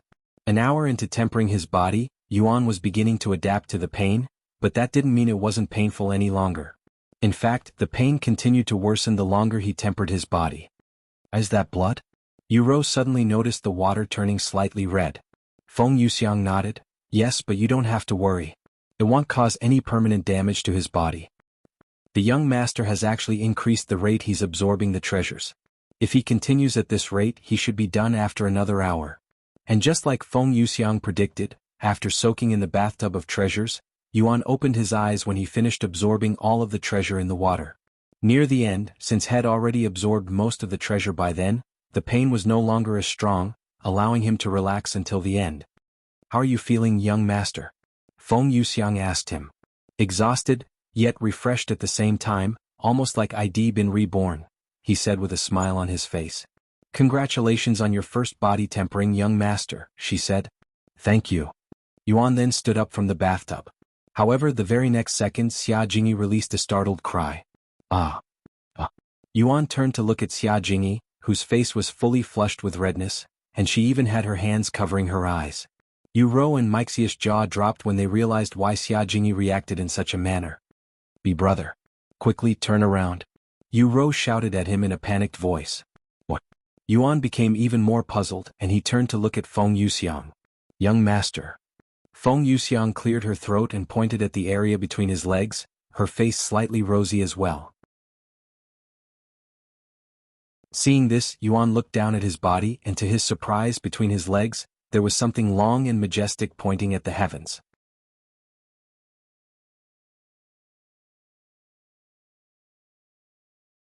Chapter 482. Unable to calm down. What the? Yuan was surprised to see the thing between his legs suddenly grow in size and become as stiff as a rock, as this was his first time experiencing such a phenomenon. He turned to look at Feng Yuxiang and asked her in a calm voice, "What's happening to my body? Is this also the effect of the treasures?" "I guess there was a treasure in there that improved one's stamina," Feng Yuxiang said in a stiff voice, mostly because she also didn't expect that it'd result in Yuan's precious area getting more stamina as well. "Is this a bad thing or a good thing?" Yuan then asked. "I think it will be fine. It should calm down later," Feng Yuxiang said with a nervous look on her face, silently hoping to herself that it calmed down by itself. "Okay." Yuan believed her and got out of the bathtub. Yu Rou and Meishio stared at Yuan's glistening body. Although they wanted to look away, they were unable to for some reason. Meishio then noticed Xiaohua also staring at Yuan with a calm look on her face, yet there was a hint of intrigue within her innocent gaze. After drying his body, Yuan wore his clothes again, but it felt different than usual, even a little uncomfortable with the way his body is currently reacting. "This is uncomfortable and is somewhat inconvenient to walk around," said Yuan with a slight frown on his face while looking at the obvious bulge between his legs. Feng Yuxiang swallowed nervously at the sight of the Yuan's bulge. Despite being over 100,000 years old, she had zero experience in these kinds of situations. "You can try cultivating to calm it down," Feng Yuxiang then suggested. "I will do just that." Yuan nodded and he left the bathroom shortly after. He then took a seat in the middle of the room and began cultivating. Of course, since he was sitting down, it made the bulge in his pants even more obvious. "This is super awkward," Meishio muttered in a low voice. "Right? We have taken baths together for many years, so I have seen his naked body plenty of times, but I am still embarrassed by it," Yu Rou said in a somewhat bragging voice. "Chem?" Yu Rou suddenly turned to look at Xiaohua, who started approaching Yuan for some reason. Once she stood in front of him, Xiaohua squatted down and stared at the bulging area with a profound look on her face. What are you doing?" Feng Yuxiang asked her in a dumbfounded voice. Xiaohua then pointed at the bulge and said, "Why is it like that?" Xiaohua has never seen anything like that before. Xiaohua's innocent question left the others in the room speechless. Turns out there was another person that was clueless about these kinds of topics besides Yuan in their group. "That is what happens when your body is overly excited," Feng Yuxiang gave her a brief explanation without going into depth. "Don't worry, it will go away soon," she then added. Xiaohua nodded and no longer paid attention to this phenomenon on Yuan's body. Sometime later, Xia Jingyi spoke in a low voice. "Wow. The speed he's cultivating at is very astonishing. Is this because of his cultivation technique?" "I guess you can say that." Yu Rou nodded. After spending a little over an hour cultivating, Yuan suddenly stopped and opened his eyes. He then turned to look at Feng Yuxiang and said to her in a complaining tone, Feng, it's not working. I cannot even cultivate properly because it's very distracting down there. And I think it's starting to hurt as well." Feng Yuxiang began sweating when she heard this, and she wondered if the treasure was too powerful or if Yuan had absorbed too much of the treasure. After all, normal cultivators would only be able to absorb a portion of the treasure while letting the rest go to waste. If Yuan's godlike physique also allowed him to absorb more treasures than one normally could, it would make sense why his body hasn't calmed down yet. Feng, what exactly did you use for my brother's bathwater?" Yu Rou decided to ask her. Feng Yuxiang showed a nervous smile and said, "The treasure that's causing his condition is most likely the endurance yang root. It's a very popular treasure among male body refiners since it refines their muscles and boosts their endurance. However, there's a slight side effect. And that being a slight aphrodisiac effect. Aphrodisiac effect. You made my brother absorb that kind of evil medicine. Uro was speechless. I swear it wasn't done on purpose.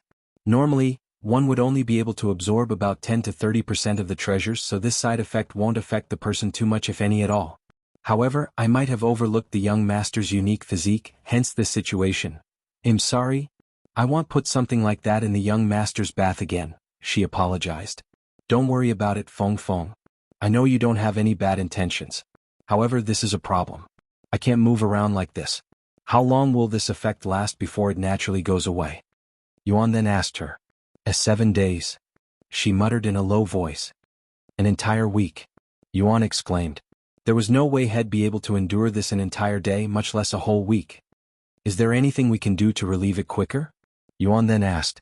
The room instantly turned silent, and the ladies turned to look at each other. Clearly, none of them wanted to be the one to tell him. After a moment of silence, Feng Yuxiang cleared her throat and spoke with her back straight. Ahem.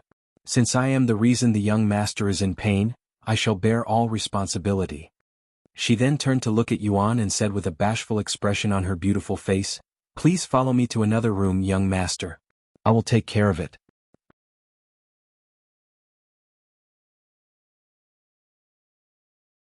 Chapter 483, Relieving His Pain, contains mature content disclaimer. Read at your discretion. You can skip this chapter without needing to worry about missing key information about the story. Wait just a minute. Uro quickly stopped them. Is there something wrong? Feng Yuxiang asked her. Of course. Everything is wrong. What do you think you're going to do to my brother's pure body? Obviously, I'm going to help him relieve his pain. Feng Yuxiang spoke in a calm voice and acted as though it was natural. And she continued, Unless you want to help him instead?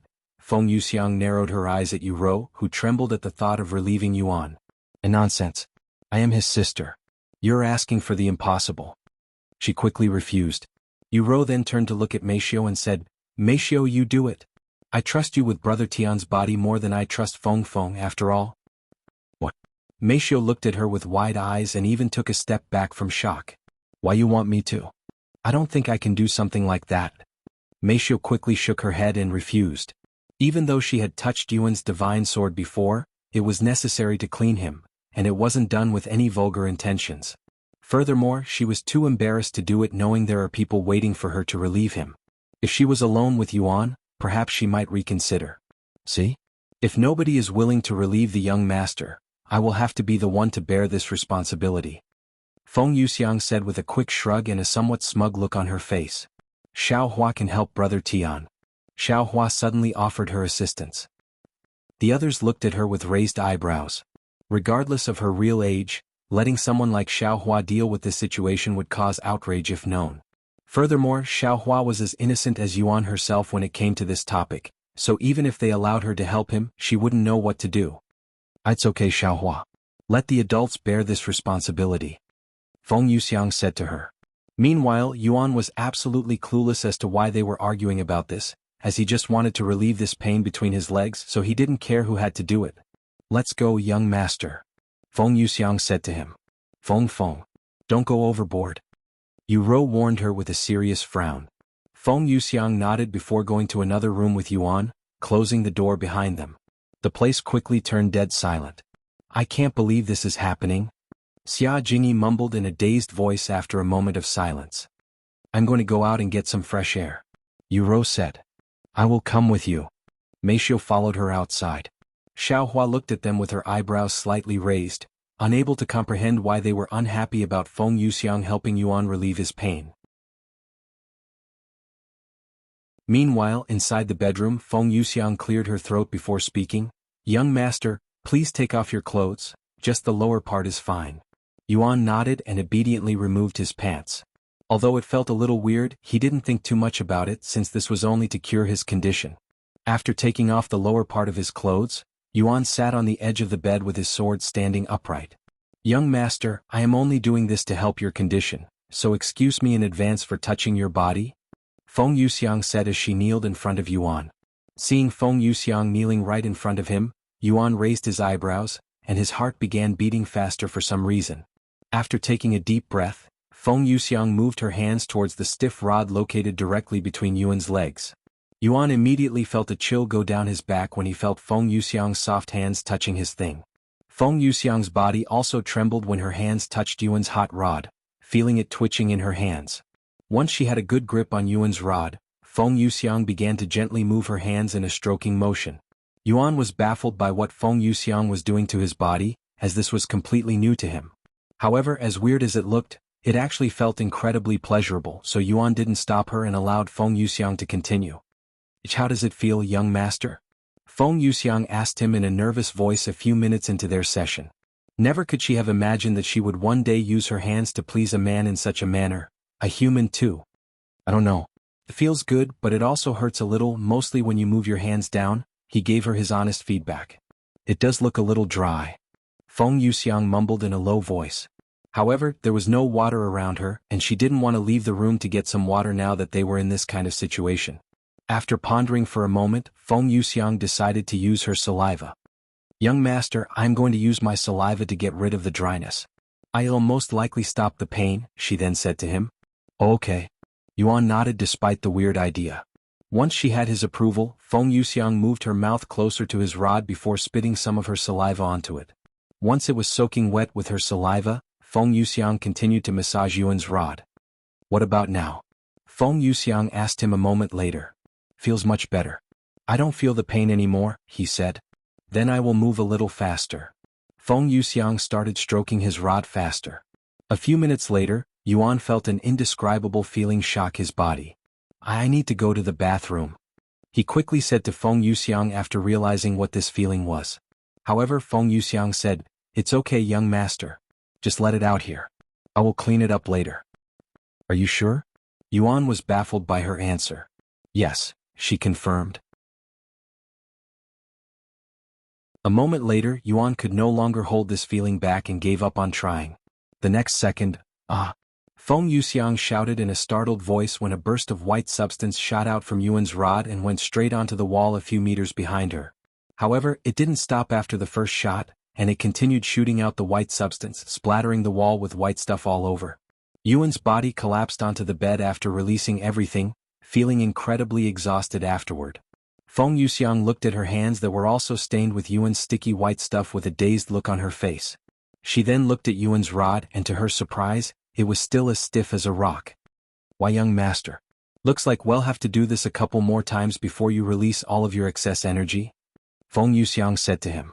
Is this really going to help? Yuan asked her a moment later. Yes, but since the treasure you absorbed was quite powerful, it'll take some time before we can fully relieve it. Okay. Sorry for the trouble, Feng. Yuan said to her with an innocent look on his face. Seeing Yuan's innocent expression, Feng Yuxiang felt incredibly guilty for some reason even though she was trying to help him. Sometime later, Feng Yuxiang continued helping Yuan release his excess energy. As for Yuan, since he recently climaxed, his rod was more sensitive than before, allowing him to feel the pleasure from Feng Yuxiang's hands even more. Author's note: I know this novel has been pretty PG rated up to this point, and this chapter just went up a level. I have yet to decide whether I want to make this novel more mature or keep it PG, so I want some feedback. Let me know your thoughts in the comments. Even if I decide to make this novel more mature, it won't be as mature as Dual Cultivation if you have read it before. Just some flavor here and there to spice the novel up a bit, I guess. Do you want more mature scenes like this or no? Why and why not? I know the character development is slow, but Yuan will eventually grow up, and keeping him innocent forever isn't realistic even for a fictional novel. Therefore, let me know your thoughts in the comments. Cheers.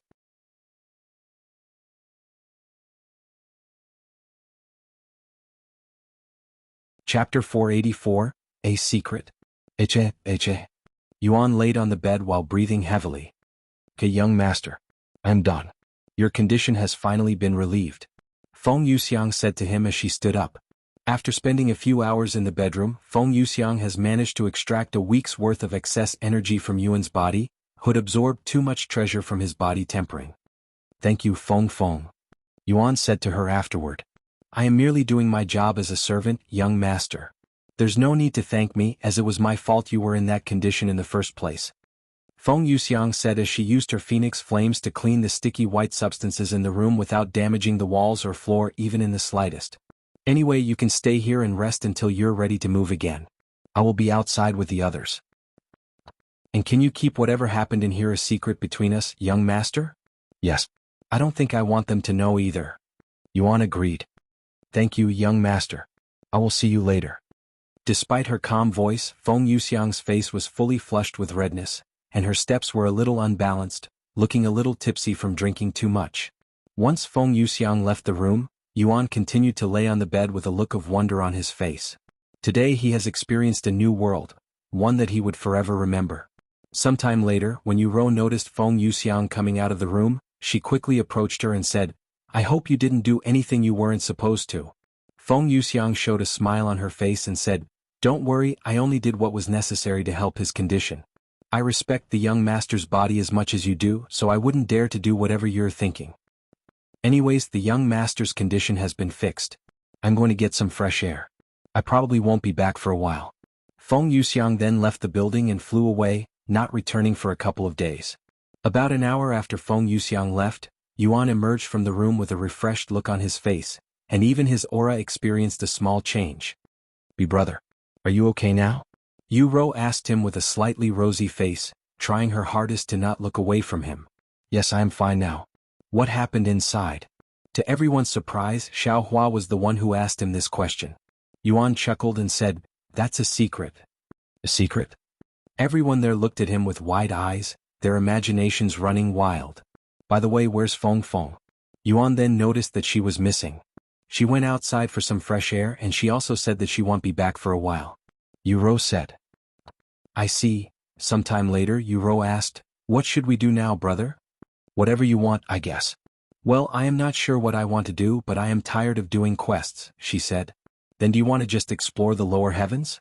What do you mean by exploring? Do we just walk around? Yuan nodded, yes. We don't need to do anything special, just travel around the world like we're going on a massive trip. I want to see as much of the lower heavens as I can before I move up to the next realm. A journey around the world, huh? That does sound like a good idea. Yuro nodded. What about you, Jingy? You don't have to follow us if you don't want to. I don't mind following along. Besides, I don't really have anyone else to play with and I also enjoy being with you guys, she said. Okay. Then it's decided. Let's go on a journey. Do you have any destination in mind? Yuro then said to Yuan. Not really. I was going to ask Feng Feng to see if there were any cool places we could go in the lower heavens.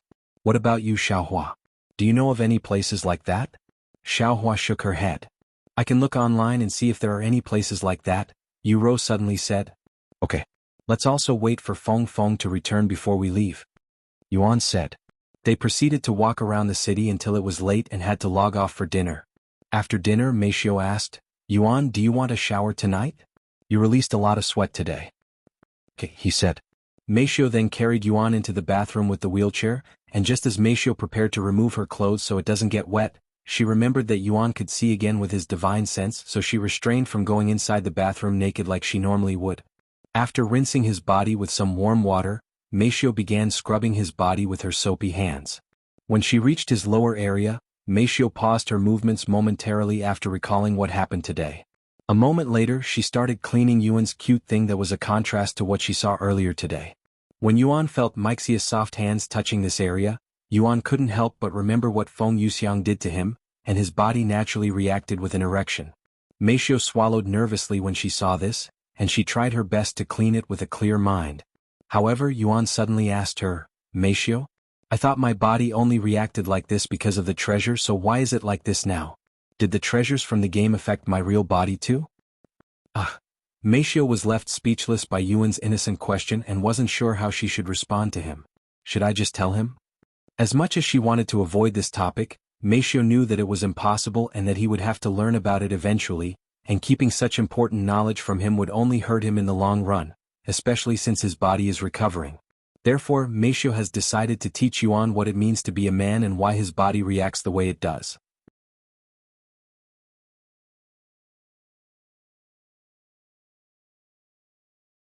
Chapter 485. What it means to be a man. Meishio closed her eyes and took a couple of deep breaths before opening them with a resolute expression on her beautiful face. Yuan, I know none of this is your fault because of how the Yu family raised you, but you're too innocent and ignorant for someone your age. You're already 18, an adult. You cannot continue living like this, especially since you'll eventually recover from your condition. Meishio said to him in a sighing voice. What do you mean?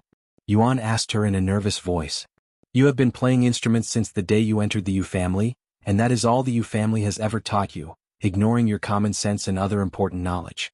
You were also crippled at a very young age, even going into isolation, which limited your knowledge even further. I'm trying to say that you're missing a lot of common sense. After a moment of silence, Yuan spoke in a low voice. Then what am I supposed to do? Meishio then said, You don't have to do anything, Yuan, because I will help you. I will give you the knowledge that the Yu family didn't care to give you, what it means to be a man. Meishio then looked at his stiff rod and continued, Let's start with this. Yuan's body trembled slightly when Meishio suddenly touched his stiff area, but the way Meishio held it felt a little different than usual. The condition you're in right now is called an erection. It happens when your body is stimulated with excitement, and most of the time, it is sexual excitement that causes it to react in such a way. A sexual excitement? What is that? Yuan asked, as he never really had the chance to experience it for himself because he would only focus on music almost all of the time. Furthermore, besides Meishio, Yu-ro, and the servants working in the Yu family, Yuan barely had any contact with females. Sexual excitement is when you feel aroused, Meishio explained to him. It's a natural feeling of desire you get for the opposite gender when you're interested in them, or whoever you want to embrace. I don't understand that feeling. Yuan sighed.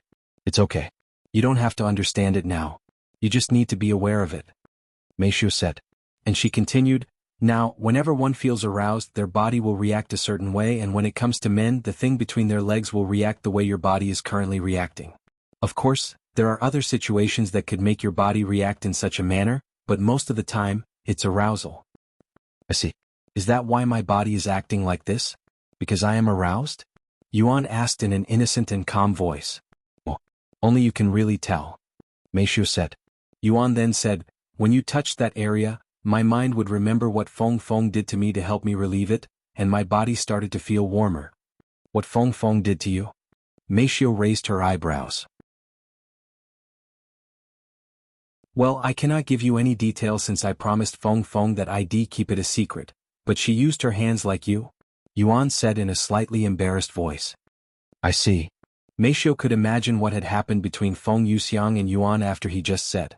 Although you may not understand the feeling of arousal, your body can be naturally aroused even if you don't know it yourself, and that is most likely what is happening now. Then how can I get rid of this feeling? Yuan asked. That feeling will naturally go away if you stop thinking about it, Meishio said. The reason it didn't go away before was because of a medicine that affected your body, so it wouldn't calm down until you used the other method to calm it down. That method? Yuan mumbled. Yes, it's most likely what Feng Feng did to help you. Yuan swallowed nervously and he asked, Does it matter which method one uses? After a slight pause, Meishio said, Yes, it does. Although one can ignore their arousal and let it calm down naturally, that feeling doesn't actually go away very effectively and will eventually build up. And as it continues to build up, it could affect one's mind negatively and make them do things they normally wouldn't do, which is also called sexual frustration, so one should use the second method to relieve themselves once in a while. Meishio then looked at Yuan's rod that was in her grasp and she continued, Now that you have learned about arousal, you'll most likely be experiencing them more often. What? Is that how it works? Yes, it is. Especially since you're at that age. I see. Then what should I do? If I cannot keep ignoring it, I will have to relieve myself, right? That will be difficult in my condition. Yuan sighed. Meishio took a deep breath before speaking. Don't worry, Yuan. I will do it for you. Really? Are you sure? Feng Feng acted weird afterward when she did it for me, so I thought she didn't like it. I don't want you to do something you don't like. Feng Feng acted weird not because she didn't like it, it was because she was embarrassed. Normally, a woman won't willingly do something like that if she didn't like the person and nobody forced her, so she definitely didn't mind it. Meishio said. Furthermore, I was trained to relieve you if you ever needed it. Meishio said inwardly as she didn't dare to tell him out loud. I see. It's relieving to know that she didn't hate it. Yuan released a sigh of relief. Seeing Yuan's good-natured character, Meishio felt something weird in her heart. Then let me relieve you now. You have been naked long enough. If we stay like this any further, you might catch a cold. As she finished her sentence, Meishio began moving her hands, stroking Yuan's stiff rod more skillfully than when Feng Yuxiang experienced it with her hands. This is my first time doing this on a real person, Meishio thought to herself as she pleased Yuan's sword with her hands. When her mother trained her to take care of Yuan's every need, it was only on toys and mannequins, so this was her actual first experience. A few moments into their session, Yuan's body could already feel the difference between Meishio and Feng Yuxiang's hand techniques, and that difference was quite vast, almost like heaven and hell. When Feng Yuxiang stroked it, it was much more forceful and fast, and she would sometimes grip onto it with too much strength. However, when Meishio strokes it, he could feel the tenderness in her slow and gentle movements, almost like she was treating his thing like a treasure, and it was a constant feeling. Furthermore, Meishio would use her other hand to massage other areas while her main hand was busy relieving his sword, enhancing the effects of her already skillful techniques. Yuan's body reached its limit in just 3 short minutes under Meixia's skillful hand techniques. Feeling the rod in her hands twitching, Meishio said in a soothing voice, "Go ahead. Let it out and relieve yourself." Hearing her voice, Yuan removed the blockade and released a stream of white substance from his lower body. And right before Yuan released his stress, Meishio placed her other hand a few inches away from his rod so that his release wouldn't go everywhere in the bathroom. Meishio could feel something warm and powerful shoot into her hands the next moment, and it would continue shooting into her palms for a couple more times before it stopped. "How are you feeling?" Meishio asked him afterward. "Like something was relieved from my body?" "Thank you," Yuan said to her. Meishio then washed away the white stuff on her hand and the floor with the shower head. Once that was done, she proceeded to rinse the soap from Yuan's body. A few minutes later, she carried Yuan back to his room and dried his body with towels. "Let me take a shower before we continue our talk, okay?" Meishio then said to him. "Okay." Meishio then returned to the bathroom to take a shower, taking much longer than she normally would for some reason. Once she was eventually done, Meishio returned to Yuan's room and continued to educate him about things that the Yu family never taught him.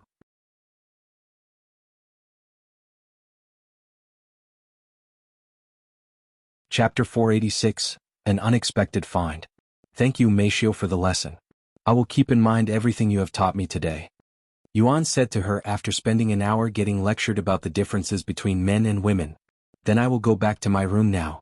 I am more exhausted than usual for some reason, Meishio said to him. Okay. Good night, Yuan said to her. Once she returned to her room, Meishio buried her face into the pillow and proceeded to suffocate herself until she could no longer endure it. However, she was unable to calm down despite doing that. I have done it. I really did that to him. Meishio cried inwardly, recalling what she had done to Yuan inside the bathroom. Although she had expected to do such things and even more before for Yuan when she was being trained by her mother, that was years ago and they were no longer in the Yu family. Furthermore, their relationship has evolved to being much more than just a servant and master. Meishio would proceed to spend the entire night thinking about how she should act when around Yuan. As for Yuan, he slept like a baby, instantly falling asleep a few seconds later, and if one went into his room while he slept, one would see a gentle smile on his face. Meanwhile, around the same time at the Yu family, a middle-aged man wearing a black suit stood before Yu Yong and Tang Li. Master Yu, Madam Tang, we have discovered her location. This middle-aged man said. Thank you, Mr. Johnson. Where is Meishio right now? Yu Yong then asked this middle-aged man, who had hired to investigate Meixia's whereabouts. After looking through some of the surveillance cameras in the streets, we have managed to locate the building Meishio lives in, and it's an apartment about an hour away from this place. During our investigation on Meishio, we also found something unexpected, that she appears to be with Yu Tian. What? Meishio is with that useless thing? Are you sure? Why didn't the chairman tell us that when he visited? Tang Li exclaimed in a surprised voice. Mr. Johnson nodded and said, we saw them entering the apartment together, and after speaking with Chairman Zhao, he confirmed that there was a cripple in a wheelchair with Meishio at the Cultivators Association. We even have a picture from the surveillance. Mr. Johnson proceeded to show them a picture of Meishio pushing a wheelchair that carried Yuan. Yu Yong frowned and said, she left the Yu family to be with him? Why am I not surprised? She was trained by Meifeng to be his personal maid at one point. Of course there's someone with him. That trash can't possibly live by himself now that Yu Ro is no longer helping him. However, does this also mean that Meifeng had lied to us about Meixia's situation? I refuse to believe that she didn't know about her daughter's situation. Tang Li then said. Yu Yong raised his eyebrows and said, Meifeng has remained loyal to the family ever since she joined the family. I don't believe that she would lie to us. Though we should still talk to her about this just in case. Anyway, this is an entirely different situation that can be dealt with after our current one. Can you bring Meishio back to us, Mr. Johnson? Yu Yong asked the middle-aged man. He nodded and said, although we have located her whereabouts, we have yet to locate her exact location. We know where she lives, but we don't know where exactly, and the building owners refuse to give us access to the surveillance cameras without a proper reason. What are you trying to say? It's just an apartment. Go knock on every single door until you find her. That's why we hired you. Tang Li said with a frown. Mr. Johnson smiled and said, Madam Tang, we were only paid to locate her whereabouts, and that is exactly what we have done. The contract doesn't state that we have to do anything else once we find her location. The frown on Tang Li's face grew deeper, but before she could speak, Mr. Johnson continued, in case you forgot, Meishio was called a cultivation genius by Chairman Zhao himself. If that's the case, there's a good chance that she's a high-level cultivator at this moment. Even if we knock on every door and find her, we cannot physically force her to come with us if she refuses, since our team doesn't have the manpower to do so. If there's a chance that we must use force to bring Meishio back to the Yu family, we will need to hire more people, cultivators that are powerful enough to bring her back. However, powerful cultivators are not easy to find. Do you understand where I am getting at? Yu Yong pondered for a moment before speaking. In other words, you are asking us for more money. Is that correct? Mr. Johnson merely smiled at his question, his answer clear. I don't care how much it will cost.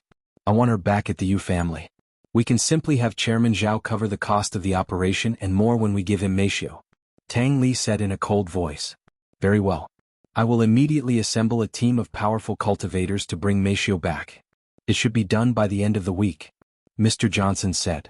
As for the price, we will calculate everything once we get the team together before sending them to you.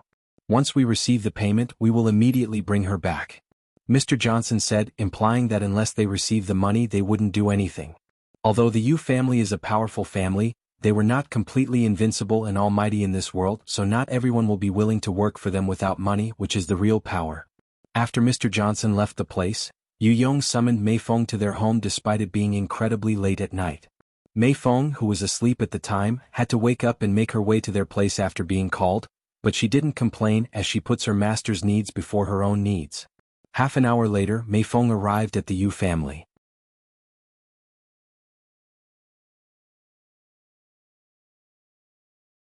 Chapter 487, Questioning Meifeng. Meifeng, have you found Meixius' whereabouts yet? Yu Yong asked her the moment she arrived at the house, acting as though he didn't have a single clue. Unfortunately, I have not, Meifeng said, and she continued, I tried calling her every day, but she hasn't responded to a single call. Are you sure you don't know? Tang Li asked again, narrowing her eyes. I don't understand. Are you implying that I know her whereabouts? That I am lying to you?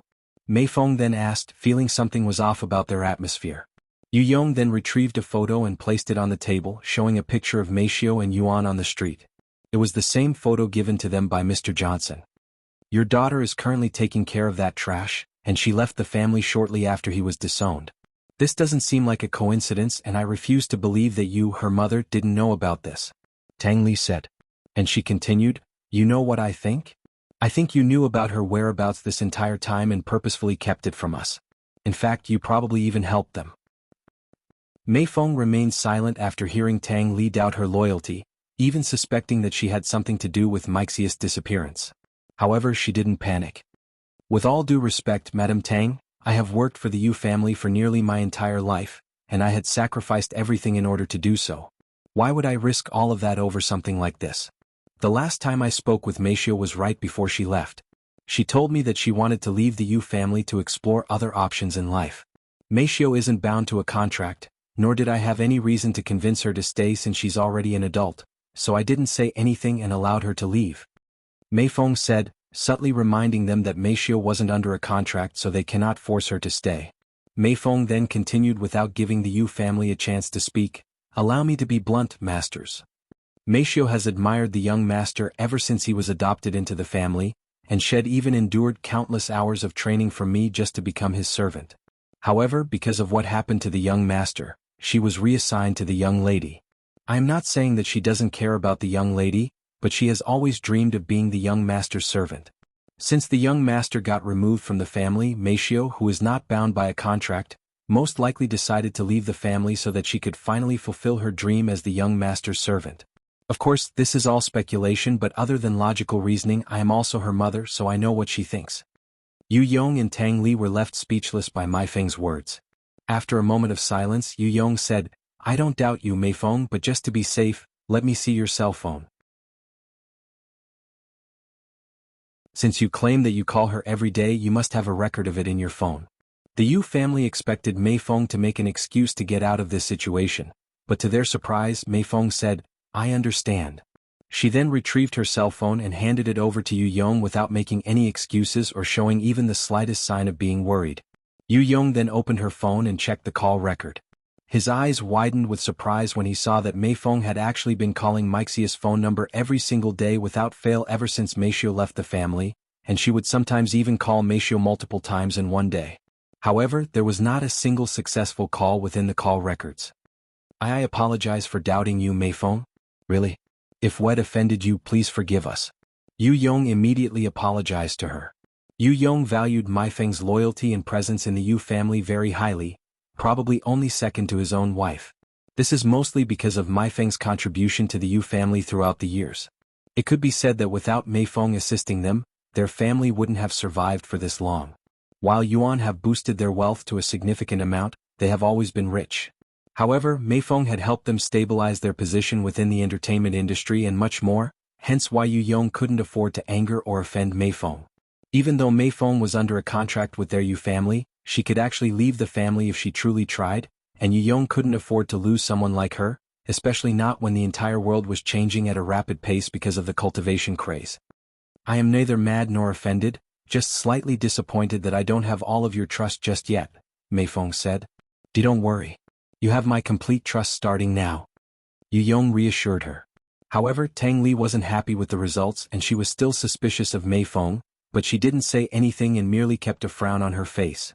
Meifeng then asked, if you don't mind me asking, why are you so fixated on finding Meishio? Yu Yong sighed and decided to tell Meifeng everything.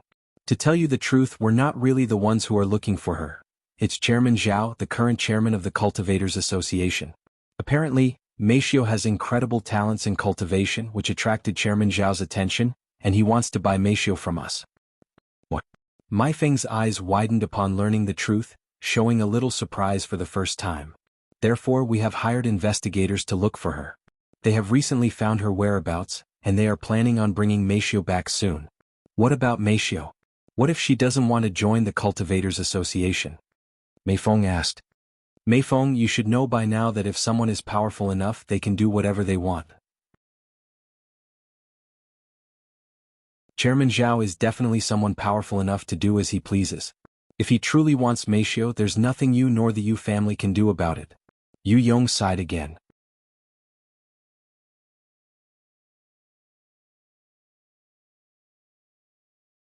Chapter 488. Don't underestimate him. Sometime after listening to the whole story from Yu Yong, Meifeng prepared to return home. Meifeng, I know she is your daughter, but there's nothing we can do. I guess we can only be happy for Meishio that Shed caught the attention of someone prestigious like Chairman Zhao. If she's with him and the Cultivators Association, I am sure that she will live a fulfilling life. And I apologize again for calling you here so late in the middle of the night. You can take tomorrow off if you'd like. Yu Yong said to her before she left. Once she was in her car, Meifeng drove straight home while pondering the whole way there. The chairman of the Cultivators Association. He's definitely not someone the Yu family can deal with, much less Meishio. This is troublesome. After returning home, Meifeng went straight to the locked drawer beside her bed. She then opened it and retrieved a burner phone and opened it. A moment later, she dialed a number. Hello. Meishio answered the phone call quicker than Meifeng had expected since it was way past midnight. Why are you up so late at night? Meifeng asked her. I can ask you the same. Why are you calling me so late at night, mother? You've gotten a lot more courageous since you left the Yu family, to the point where you even dare to talk back to me, Meifeng said. Anyways, let me get straight to the topic. Are you aware how much trouble you're in right now? Trouble? What are you talking about? Meixia's puzzled voice resounded. Do you remember when I told you that Chairman Zhao from the Cultivators Association had contacted the Yu family? Well, the Yu family has hired investigators to find out your whereabouts, and they have learned about the apartment. However, that's not even the worst part. They know about the young master as well. What? Meishio exclaimed in a surprised voice. The Yu family went out of their way to hire investigators to look for her? Just how desperate are they trying to recruit her to the Cultivators Association?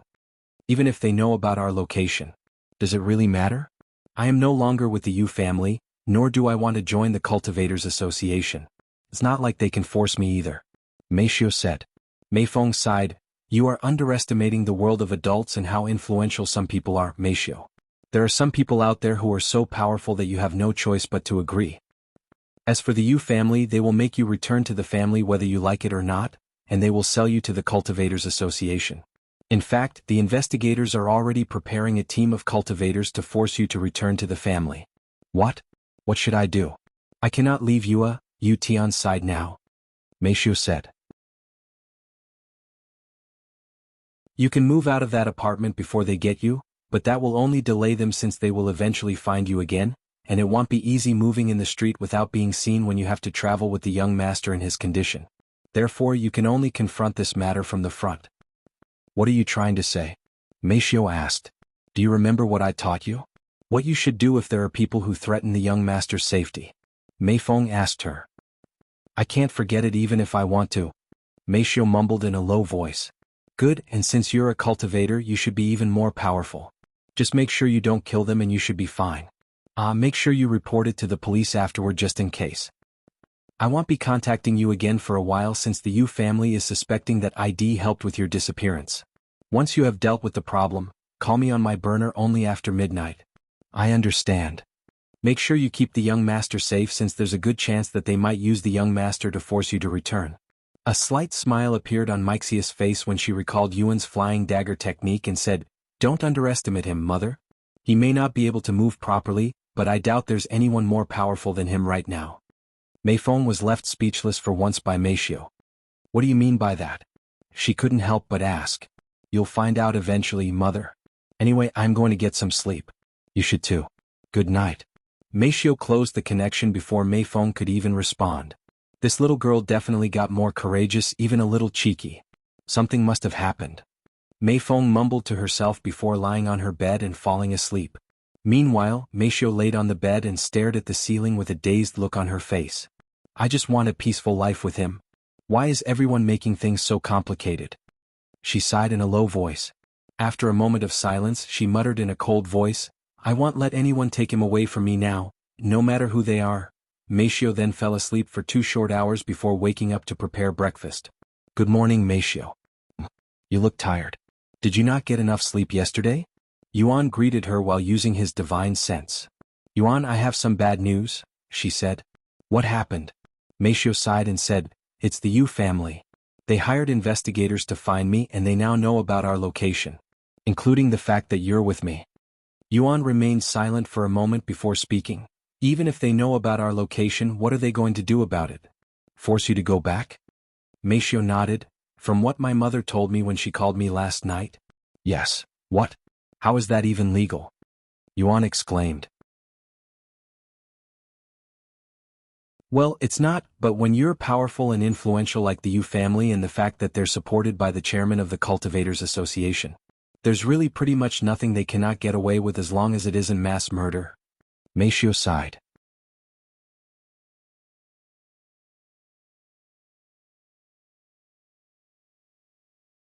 Chapter 489, More Kitchen Knives?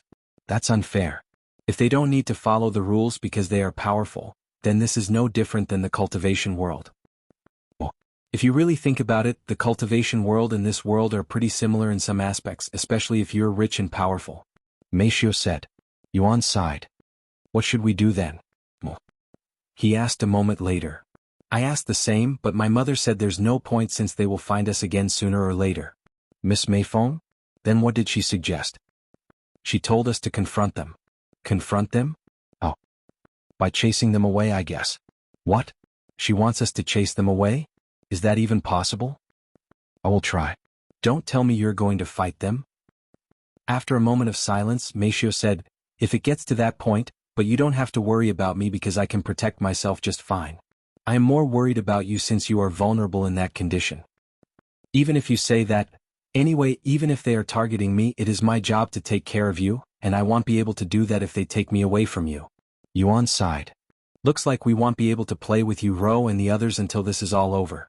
I will have to apologize to her later, he said a moment later. I will stay out here just in case they knock on the door. Okay. After breakfast, Yuan entered. Morning, brother. Where's Meishio? Yu Ro and Xia Jingyi greeted him. She won't be on today. Actually, we won't be able to play for the next few days. What? What? Did something happen? Yu Ro frowned. Yuan nodded and said, the Yu family hired investigators to find us, and they are now planning on forcing Meishio back so that she could join the Cultivators Association. Yuan explained the situation to them. What? They're still on that? Unbelievable. How can they treat Meishio like that? I am going to speak with my parents later. Yu Ro exclaimed in an angry voice. Xia Jingyi was shocked. This was her first time hearing about their situation too. Do you want me to talk to my parents about this? We can probably do something about them entering the apartment. Xia Jingyi said. Yuan shook his head and said, it's okay, I am sure we will be fine, and I don't want to drag your family into our trouble. Okay, but give me a call if you ever change your mind. Brother Tian, what is this Cultivators Association? Xiaohua asked him. It's a complicated situation. I don't think I can even explain it. Yuan said to her. Don't worry, I will be back in a few days hopefully. Until then you guys can play without us. I don't think we can play in peace knowing that you're in trouble. Yu Ro sighed. Stay safe. I will still let my parents know so that they can keep watch, but they won't intervene unless absolutely necessary. Xia Jingyi said. Thank you. Yuan nodded. What are you going to do in the meantime? Yu Ro then asked. Well, we're going to see what they're going to actually do. Until then, I really cannot say. Okay. Keep us updated. Yu Ro said. Sometime later, Yuan logged off the game. Yu Ro and Xia Jingyi also logged off shortly after since they were no longer in the mood to play. I have told Yu Ro and Xia Jingyi about the situation, Yuan said to Meishio afterward. Now we just wait, huh? Meishio sighed. I am going to practice the flying daggers since that is the only way I can help you in case you're in trouble. Yuan then said. Flying daggers? You'll kill them. Meishio chuckled. Yuan remained silent, his thoughts unknown. Anyways, I'm going to cultivate too. Hopefully, I will be able to break into Spirit Warrior before they find us. Meishio said before returning to her room. Once Meishio left, Yuan mumbled in a low voice, if I have to protect you. Sometime later, Yuan cleared his mind and began practicing flying daggers, making incredible progress in just a single day. Whoosh. A kitchen knife flew around the room like a paper airplane, but unlike a paper airplane that could not be controlled, Yuan could control the direction and speed of the kitchen knife with precision. Once he was confident with controlling a single kitchen knife, Yuan wondered if he could control two of them at once.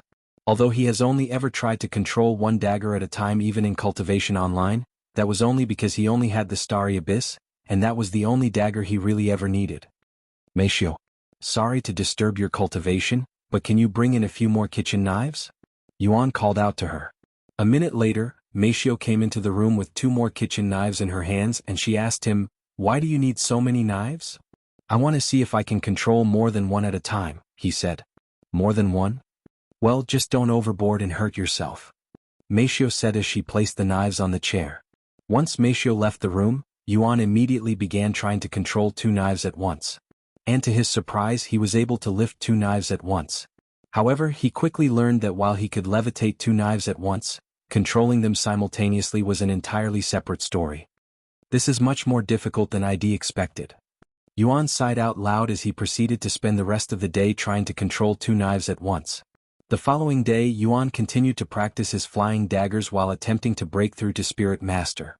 Time passed quickly and before they were aware, almost a week had passed. Meanwhile, somewhere in the city, Mr. Johnson stood before 4 individuals emitting profound auras, all of them with cultivation at the 7th level with one even at the 8th level.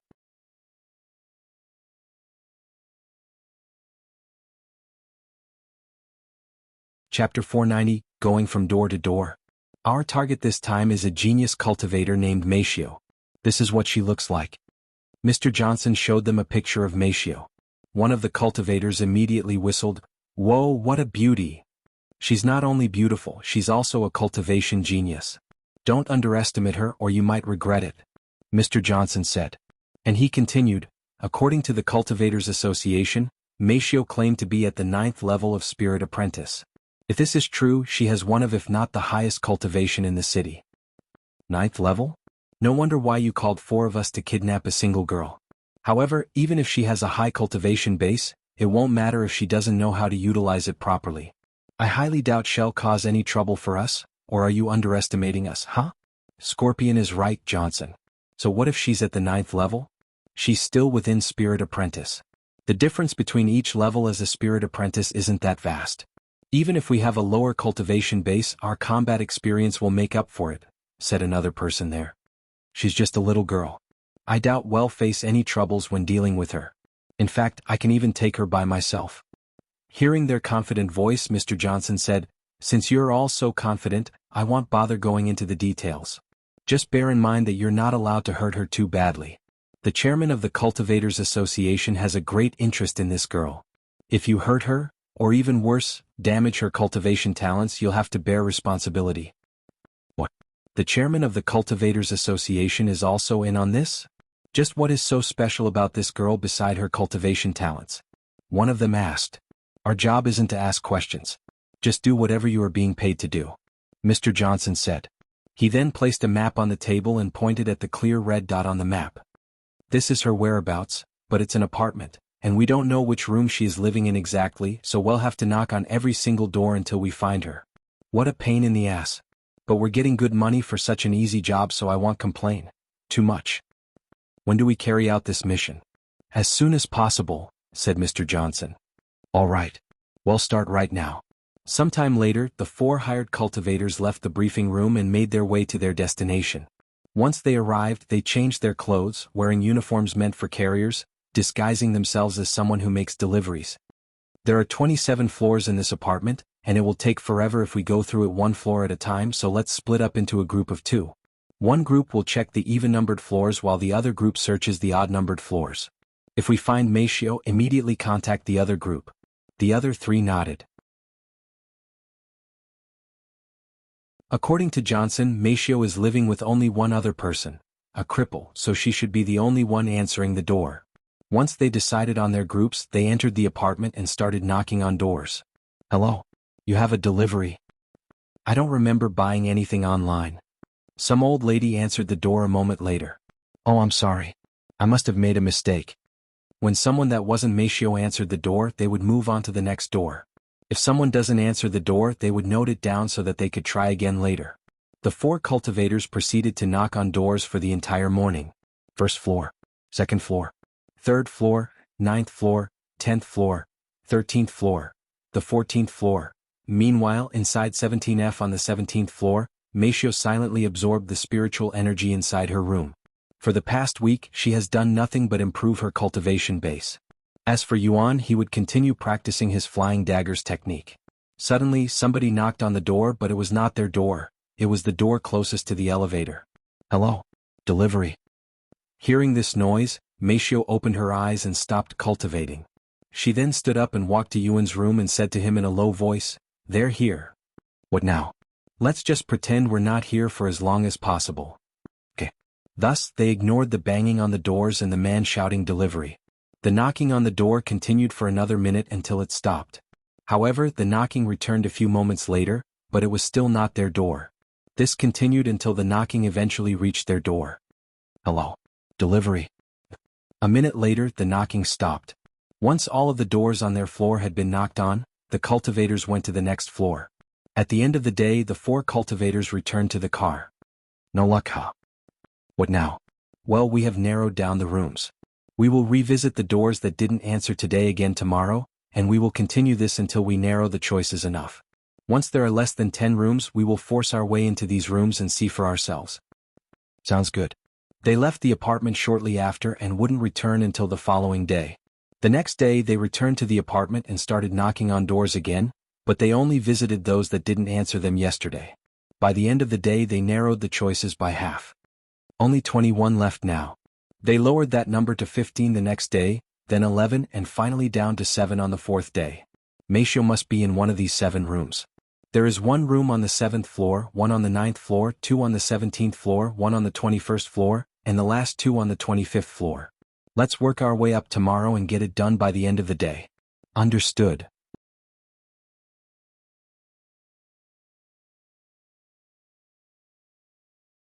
Chapter 491, Midnight Invasion. Hey, what the hell is taking so long? We're already past our deadline. Mr. Johnson called the 4 cultivators on their 4th day on the job. Calm down, Johnson. We'll get the job done by tomorrow. It took longer than expected just knocking on the doors. That bitch Meifeng is definitely avoiding us on purpose. Maybe she is somehow aware that we're looking for her. What? How is that possible?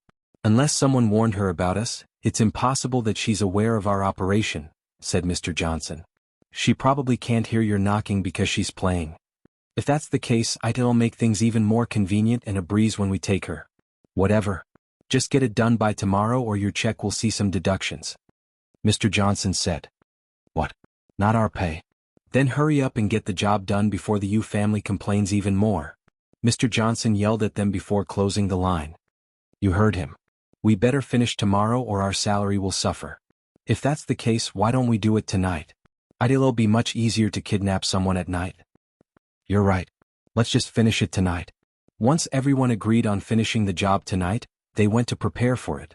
A few hours later, when the sky had turned pitch black, the 4 cultivators returned to the apartment with a lock-picking kit and started breaking into the rooms that didn't answer them for the past 4 days, starting with the room on the 7th floor. Click. Once they unlocked the door, they silently made their way into the room and began looking around.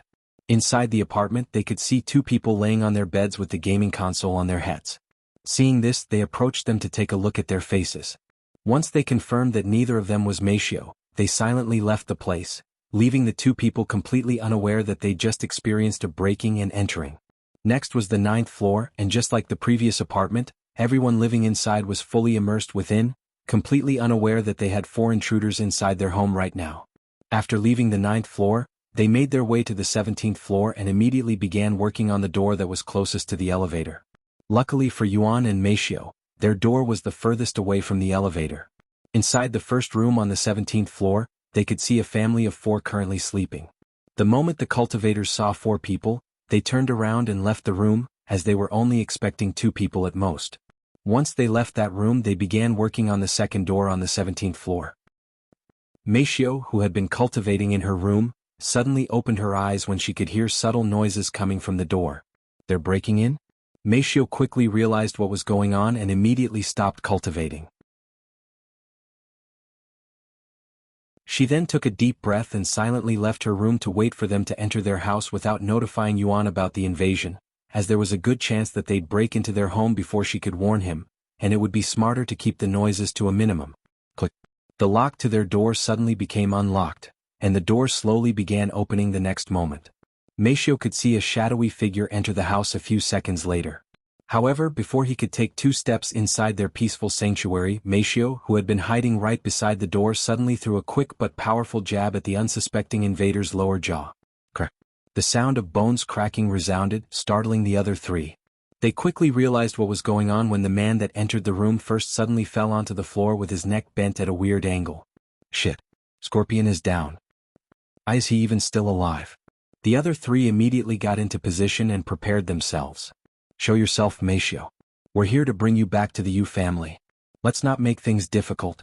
One of them said to her from outside their home. Meifeng appeared before them a moment later with the moonlight shining on her beautiful figure, and on her face was a cold expression that complemented the atmosphere quite well. I won't go back to the Yu family. If you want me to go back, you'll have to force me. We don't want to hurt you. If you agree to follow us quietly, we will promise to leave that cripple inside alone. Meifeng frowned when they pulled Yuan into the topic, even threatening her with him. You may have taken out one of us by surprise, but now that you've lost your advantage, you won't be able to take on the 3 of us by yourself. All of us have over 10 years of experience in the military, while you're just some little girl with slightly higher cultivation than us. Give up and you won't get hurt. I don't like to repeat myself. If you want me to return to the Yu family, you will have to force me. Meifeng said. Then don't blame us if you get hurt. Get her. The man in the front immediately stepped forward to try and grab Meifeng while the other 2 followed behind, but since the door only had enough room for 1 person to enter at a time, Meifeng didn't have to worry about fighting all 3 at once. She casually took a step back, forcing them to enter the door one by one. Once the first person entered the apartment, Meishio immediately propelled herself forward so that the person could not move forward, blocking the other two from entering. You're overestimating yourself. The man went to grab Meishio again, even utilizing a grappling technique had learned from the military. However, to the man's surprise, Meishio avoided his grappling technique perfectly, almost as though she knew about the technique and its flaws. What? Before the man could react, Meishio suddenly extended her arm and grabbed the man's neck with a claw-like hand. The man's eyes widened with surprise, but he subconsciously reacted and used both his arms to grab Meixia's slender arm to try and pull it away from his neck. However, he quickly realized that even with two hands he was unable to remove Meixia's arm that was clutching onto his neck, almost like it was made of steel and permanently attached to his neck. Let's talk. A cracking noise resounded midway through the man's sentence, silencing him. The man's body immediately limped afterward. Why you killed him? The remaining two invaders standing outside the door were in disbelief when they saw Meixia's merciless action. How could someone so beautiful and seemingly so innocent take another life so casually? Meishio released her clutch on the man's neck, dropping his lifeless body on the floor. So what if I killed him? It's self-defense. Meishio then spoke in a cold voice that sent chills down their spine. Why you're fucking crazy. You won't get away with murder even if you use self-defense to justify it. And you killed two people. And there will be two more corpses if you don't leave us alone, Meishio said. Fuck. I'm outta here. I am not getting paid enough to risk my life with this psycho. One of them suddenly turned around and ran towards the emergency staircase, not even bothering to take the elevator. Seeing his comrade leave, the remaining person there also decided to leave, as there was no chance that he was going to fight Meishio alone. You better enjoy your last moments here since you'll be going behind bars soon, the man said to her before disappearing from the scene. Once the invaders left, Meishio released a sigh of relief. She then retrieved her phone and dialed a number. A moment later, Meifeng's voice resounded. What happened? They broke into our apartment, said Meishio. After a moment of silence, Meifeng finally responded, Since you are able to call me, I will assume that you've taken care of it. Yes, I took care of it. But I might have gone a little overboard, she said. You killed them? Meifeng asked in a solemn voice. No. I held back my strength as much as possible, but they will definitely die if they don't receive any medical care soon. Yeah. Meifeng sighed out loud. Then she said, Call the police. I will be there soon. Meishio then hung up and called the cops to explain the situation to them.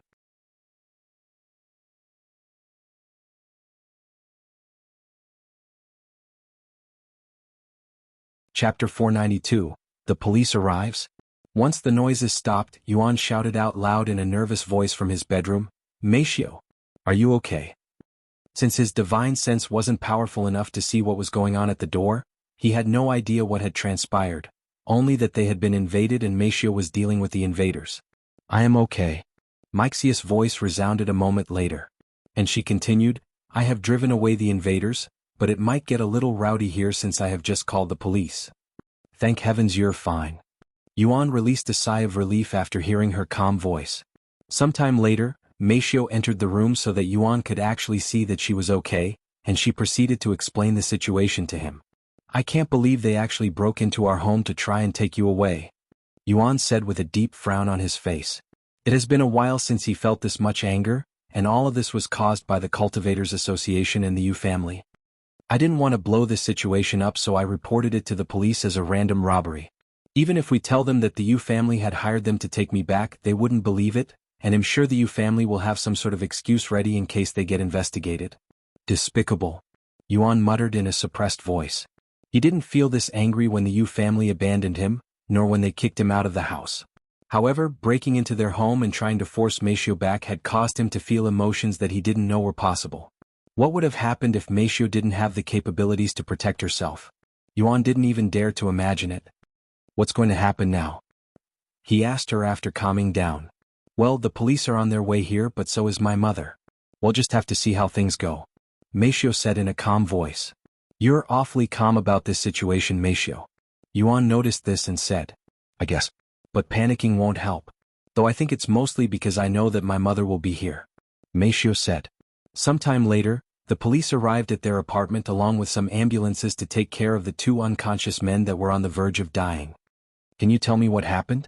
The police officer asked Meishio with his notepad and pen in his hands. Meishio nodded and proceeded to recall the situation.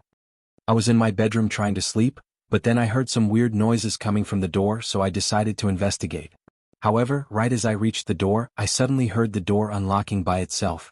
It was at this moment that I knew someone had broken into our home, so I prepared myself for the worst. The invaders entered through the door the next moment, and I unconsciously punched the first person who entered, taking him by surprise. Then I proceeded to fight the second person. When I defeated him as well, the last two invaders ran away, and that's when I called the police. The police were left dumbfounded by Meixia's story. How can a single girl with a delicate appearance like Meishio fight off 4 adult men by herself? Are you by any chance a cultivator? One of them asked her. Yes, I am. She nodded. I am also not used to my new strength, so when I fought back, I might have used a little too much strength. Meishio said. Why yeah. We can see that from their injuries. According to the medics, one of the men had a broken jaw while the other had his neck crushed. It's a miracle that the latter one is still alive. What about you, young man? Can we hear your side of the story? The police then asked Yuan, who was sitting in the wheelchair. I don't know. I only heard the commotion when Meishio fought the invaders. Okay. Anyway, please sit tight while we speak with your neighbors to see if they have anything else to say. The police then went to knock on their neighbor's door. However, all of them were either asleep or playing cultivation online, and the commotion wasn't loud enough to wake them up. Shortly after the police spoke with their neighbors, Meifeng showed up to the scene with a cold expression on her face. Excuse me, who are you? One of the policemen stopped her. I am her mother. Meifeng pointed at Meishio and she continued, I rushed here after receiving news of what had occurred.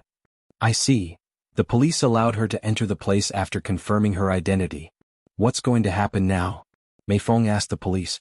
We can't really say anything until those two unconscious men wake up and we get their side of the story, not to mention the other two who ran away. However, if this is really a robbery, then we'll make sure justice is served. As for their injuries caused by the young lady, it'll be considered self-defense. They might try to sue her later for the damages since their injuries are quite severe, but that will be up to the court. I understand. Thank you. Meifeng said to them. We will contact you again later. After taking down Meishio and Meifeng's contact information, the police left the scene.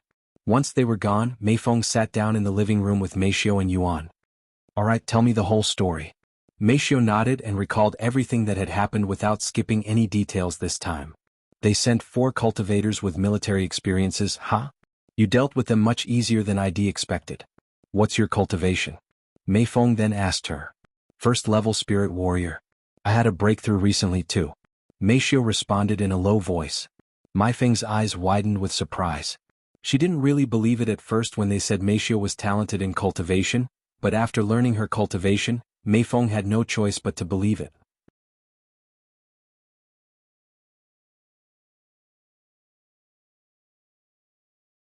Chapter 493, How long do you plan on sleeping? Miss Meifeng, is there anything you can do about this situation? Your word usually has a lot of weight within the Yu family, especially with Yu Rao's father. Yuan asked her. Unfortunately, there is nothing I, or the Yu family can do at this moment. Although the Yu family hired those crooks to take Meishio back, they are only doing it because of Chairman Zhao from the Cultivators Association. Meifeng said. The Cultivators Association is an incredibly powerful and influential background with the number of cultivators they have at their disposal, and they are only growing stronger by the day.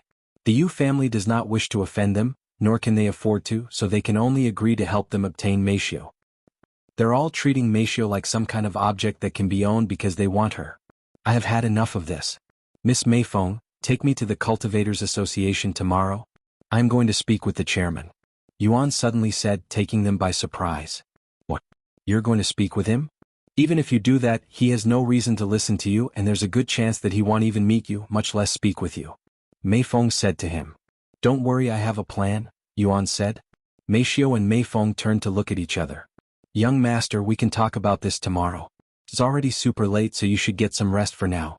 I will stay here with you tonight. Meifeng said. Really? Yuan said, his voice filled with excitement. Yes, I will even share the bed with you. If you don't mind, that is. I don't. Yuan immediately responded. Then allow me to get you to bed. Meifeng then picked Yuan up from his wheelchair and carried him to his bedroom with ease. Miss Meifeng, are you cultivating? Yuan suddenly asked her. Unfortunately, I have yet to start since I am usually busy with my work. Though I do intend on starting soon, she said. I see. Then do you have a cultivation technique yet? If not, I can help you obtain one. Yuan then said, surprising her a little. It's okay, young master. The Yu family has a heaven-grade cultivation technique they're willing to let me borrow. Even Yu Ro is currently using this cultivation technique, you know? Meifeng said as she placed him on the bed. If you say so, I will be back in a minute, Meifeng said a moment later before leaving the room to speak with Meishio. Go get some rest. We will continue this tomorrow. Okay. Meishio nodded and entered her room shortly after. Meifeng then returned to Yuan's room and got onto the bed with him, sleeping beside him. How long has it been since we last shared a bed? Meifeng suddenly mumbled in a low voice. Too long. Yuan said with a bittersweet smile on his face. Meifeng closed her eyes, quickly falling asleep as it was incredibly late into the night. Yuan also fell asleep a few minutes later. Shortly after Yuan fell asleep, unbeknownst to him or Meifeng, his body suddenly began emitting a faint golden glow, and within his body the golden symbols were beginning to change, transforming into lines that resembled veins, eventually connecting with the other golden symbols. Once all of the golden symbols within his body were connected, it began emitting a unique aura that caused the entire world to tremble. However, since it was a relatively small earthquake and both Meifeng and Yuan were deep in their sleep, neither of them noticed it. Only Meishio, who couldn't sleep, had felt the earthquake. As for Yuan's body, it was covered in these golden lines that looked like veins. Furthermore, the celestial water head consumed in cultivation online finally started showing its true effects, allowing the golden veins to fully absorb it. Indeed, most of the celestial water had actually been inactive until this point, and Yuan's significant boost in cultivation speed and improvements to his divine sense was only a small portion of the celestial water's power. Once the golden symbols that were now golden veins absorbed the celestial water, it unattached itself from Yuan's bones and combined with his meridians, instantly doubling the size of his meridians, allowing spiritual energy to flow through them much quicker and more efficiently. Every single time Yuan breathed, even though he wasn't actively cultivating, his body would absorb a massive amount of spiritual energy in the room, quickly emptying out the spiritual energy in his apartment. When the spiritual energy in his room was completely absorbed by Yuan, his body would start to absorb a larger area until he started absorbing even the spiritual energy in the other's apartment, then it would expand to outside their apartment. Eventually, the spiritual energy within the city started to disappear at a rapid rate, as it was all being absorbed by Yuan unconsciously.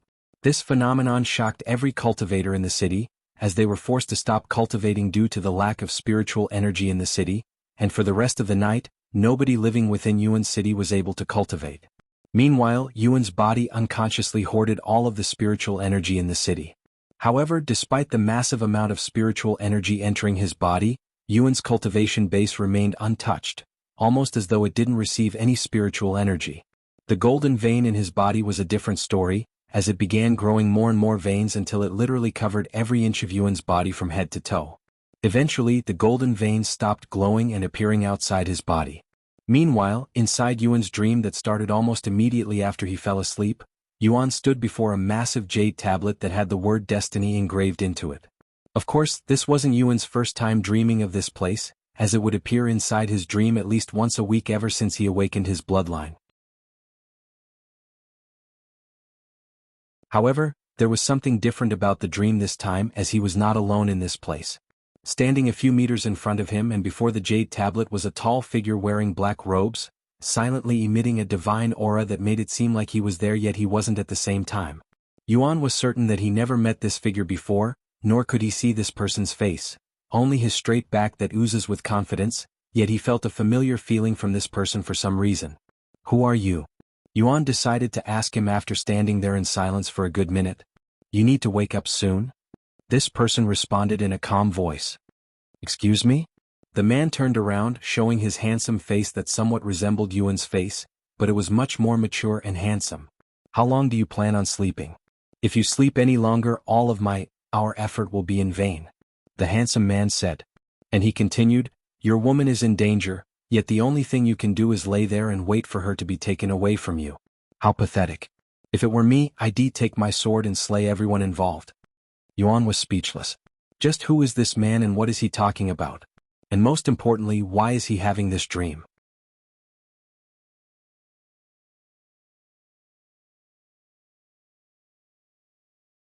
Chapter 494, Waking Up? You're still here? If you don't wake up soon, you'll forever remain useless. The handsome man suddenly said. I don't quite understand. Even if I want to wake up, I cannot wake up until I finish this dream. It's been like this for many weeks now. Yuan said. The handsome man sighed and snapped his fingers, suddenly changing the scenery from the jade tablet to the peak of some unknown mountain. On this mountain, there were countless swords stabbed into the ground, looking like a graveyard for swords or something of that sort. Where are we? Yuan asked. You don't remember? The handsome man asked him. Why would I remember something I have never seen before? The handsome man silently looked at him with a pondering look. He then spoke in a sighing voice. Looks like the curses had affected you worse than I'd anticipated. You know about the curses? Yuan's eyes widened with surprise. Of course. Then can you tell me more about it? However, to Yuan's surprise, the handsome man said, Nah. Learning about the curses in your current condition won't do you any good. In fact, it might even harm you. Therefore, I won't say anything for now. Then can you at least tell me who you are? Yuan asked for his identity again. The handsome man smiled and he began approaching Yuan. Once he was standing right in front of Yuan, he said, You really have no idea? Yuan frowned, and he proceeded to stare at the man's face while trying to figure out if he'd seen this man before. However, no matter how hard he thought, he was unable to remember anything. He eventually shook his head. I don't know you. You don't know me, yet I somehow appeared in your dreams. You don't dream about people you have never seen before, you know? Somewhere deep in your mind, your soul remembers me. That's why I am here. Even if you tell me that, I can't remember what I don't remember. Yuan sighed. Then why don't I nudge your memories a little? The handsome man suddenly retrieved a beautiful sword from thin air and pointed it at Yuan. Fight me. What? Yuan looked at him with wide eyes. Fight me. The handsome man repeated. I don't even have a weapon. This is your dream. Just imagine one. Hearing his words, Yuan imagined the Empyrean overlord. When the handsome man saw the large sword in Yuan's grasp, he smiled and said, So you decided to use his sword, huh? You know this sword? Yuan asked. Of course. You don't? The handsome man asked him, once again implying that he should also know about it. However, right as Yuan opened his mouth to speak, the handsome man suddenly stepped forward and attacked. Yuan quickly reacted to the strike, blocking it. Not bad. But you're still too weak. The sword in the man's hand suddenly disappeared, reappearing right next to Yuan's neck. Yuan subconsciously used his movement technique to barely dodge it, but the sword had managed to reach his neck and created a small cut on it. Yuan could feel his blood dripping down his neck. It was an incredibly realistic feeling, almost like he wasn't dreaming at all. The handsome man then continued to attack Yuan, giving him no time to breathe. The onslaught continued for a few minutes until Yuan's entire body was filled with superficial cuts. You're weak. Too weak. How will you protect your loved ones when you're in such a pathetic state? The handsome man eventually stopped attacking him and asked, Why you're just too powerful? Yuan responded in an exhausted manner while kneeling on the ground. Compared to Feng Yuxiang, this handsome man was on another level.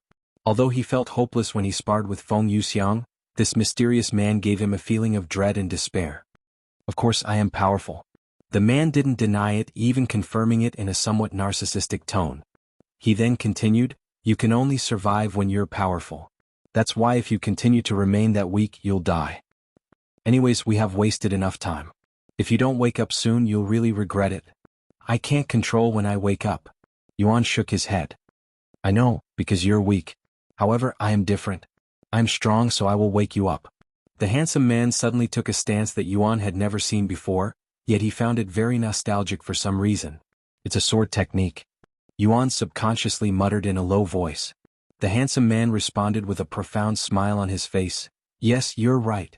It's a sword technique and it's called the Immortal Rending Sword Strike. Remember it well. The next moment, Yuan watched as the man moved his hand and swung the sword, sending a massive wave of energy that felt like sword chi at him. Yuan's vision blackened instantly after the attack consumed him, and he could feel his body again. I'm awake. Yuan quickly realized this.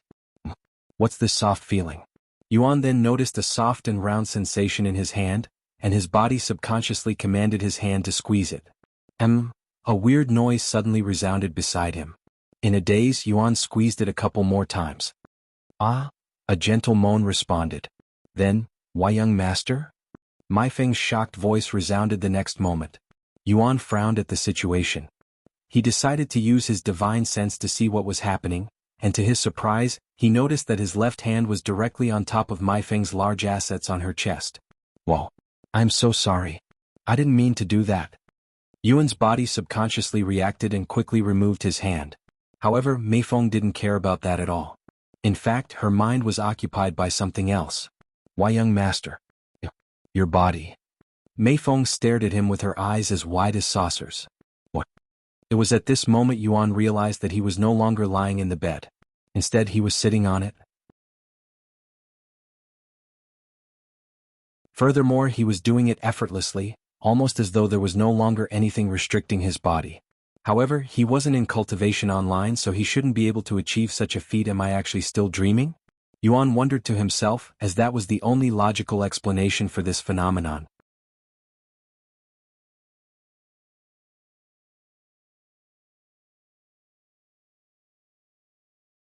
Chapter 495, Standing on His Own?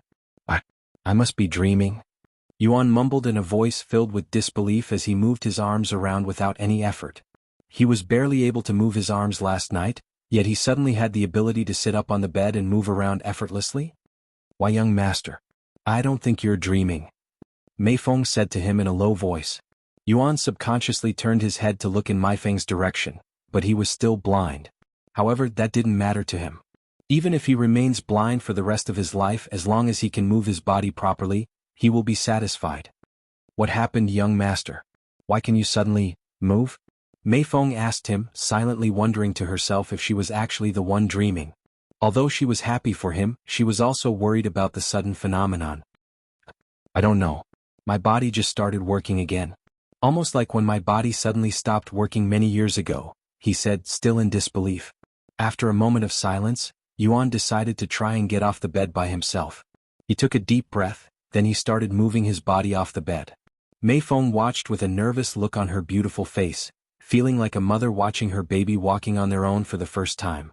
A moment later, Yuan managed to stand up on his own beside the bed after a little struggle. Despite having no trouble moving his body it was an entirely different feeling in the real world, as his body hasn't physically stood up in many years. Young master, Meifeng suddenly felt an urge to cry, and before she even realized it, tears were already flowing down her face. Seeing Yuan stand up on his own had overwhelmed her, who had always dreamt about seeing it happen. Once he was used to the feeling of standing up, Yuan began moving his legs trying to walk. However, since his body wasn't used to moving for so long, it was a new challenge for him. Yuan even fell down a couple of times. Young master, please hold my hand. Meifeng got out of bed to assist him. Yuan grabbed her hand and started moving back and forth in the bedroom while being supported by Meifeng, feeling like a patient during rehabilitation. How do you feel, young master? Meifeng asked him a few minutes later. I can move my body just fine, but since I haven't moved this much in a while, it feels like my body is having trouble listening to all of my commands. However, I'm starting to get used to the feeling of moving again. Okay, let's continue this for a little longer, Meifeng said. Thus, Yuan continued to practice his movements in the bedroom with Meifeng. Sometime later, Meishio got out of her bed and started preparing for breakfast. While she cooked breakfast, Meishio heard the door to Yuan's room open. Good morning, mother, Meishio said without looking back. There was no response from Meifeng, but Meishio was used to receiving no response, so she didn't think much of it and continued to cook breakfast. A few moments later, Meishio could feel a presence approaching her from behind. Do you need some help? Yuan's voice suddenly resounded, but it sounded too close to her, causing Meishio to raise her eyebrows.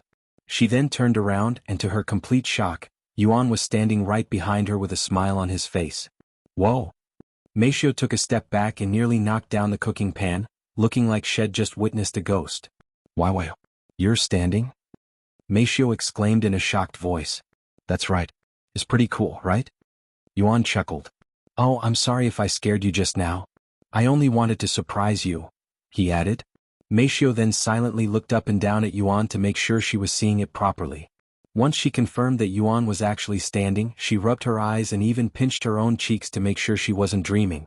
You're not dreaming, Meishio. It's real. The young master can move properly now. Meifeng said to her from Yuan's bedroom. What? How? Meishio had so many questions that she didn't know where to start. Sorry, but I don't know either. I woke up being able to move. Yuan said. You woke up like that? Meishio looked at him with a dumbfounded face. How does that even work? A miracle. I don't know what to say. Congratulations on your recovery? Meishio said a moment later. His recovery was so sudden that Meishio was still trying to fully grasp the situation. Meishio. Yuan suddenly spread his arms with a smile on his face, his desires obvious. Meishio looked at Meifeng, who was still standing by Yuan's room and staring at her with a profound gaze. How long are you going to make him wait? Meifeng said to her a moment later. Meishio immediately began blushing. She then approached Yuan and accepted his hug. I have wanted to do this for a long time now, he said as he tightened his embrace on her. Now that I can move again, I promise you that I won't let anyone bully you anymore. Hearing Yuan's words, the redness on Meixia's face fully blossomed. Once Yuan was satisfied, he let her go and said, All right, I will let you finish breakfast now. If you need help, let me know. It's okay, I got it. Sometime later, once breakfast was ready, they sat around the table in the living room with more food than usual since Meifeng was there as well. Of course, it felt surreal for all three of them to be sitting together like they were a real family. What are your plans now, young master? Meifeng asked him after breakfast while Meishio cleaned the dishes. There's a lot of things I want to do, such as giving the Cultivators Association a piece of my mind, but first I need to get used to moving my body again, he said.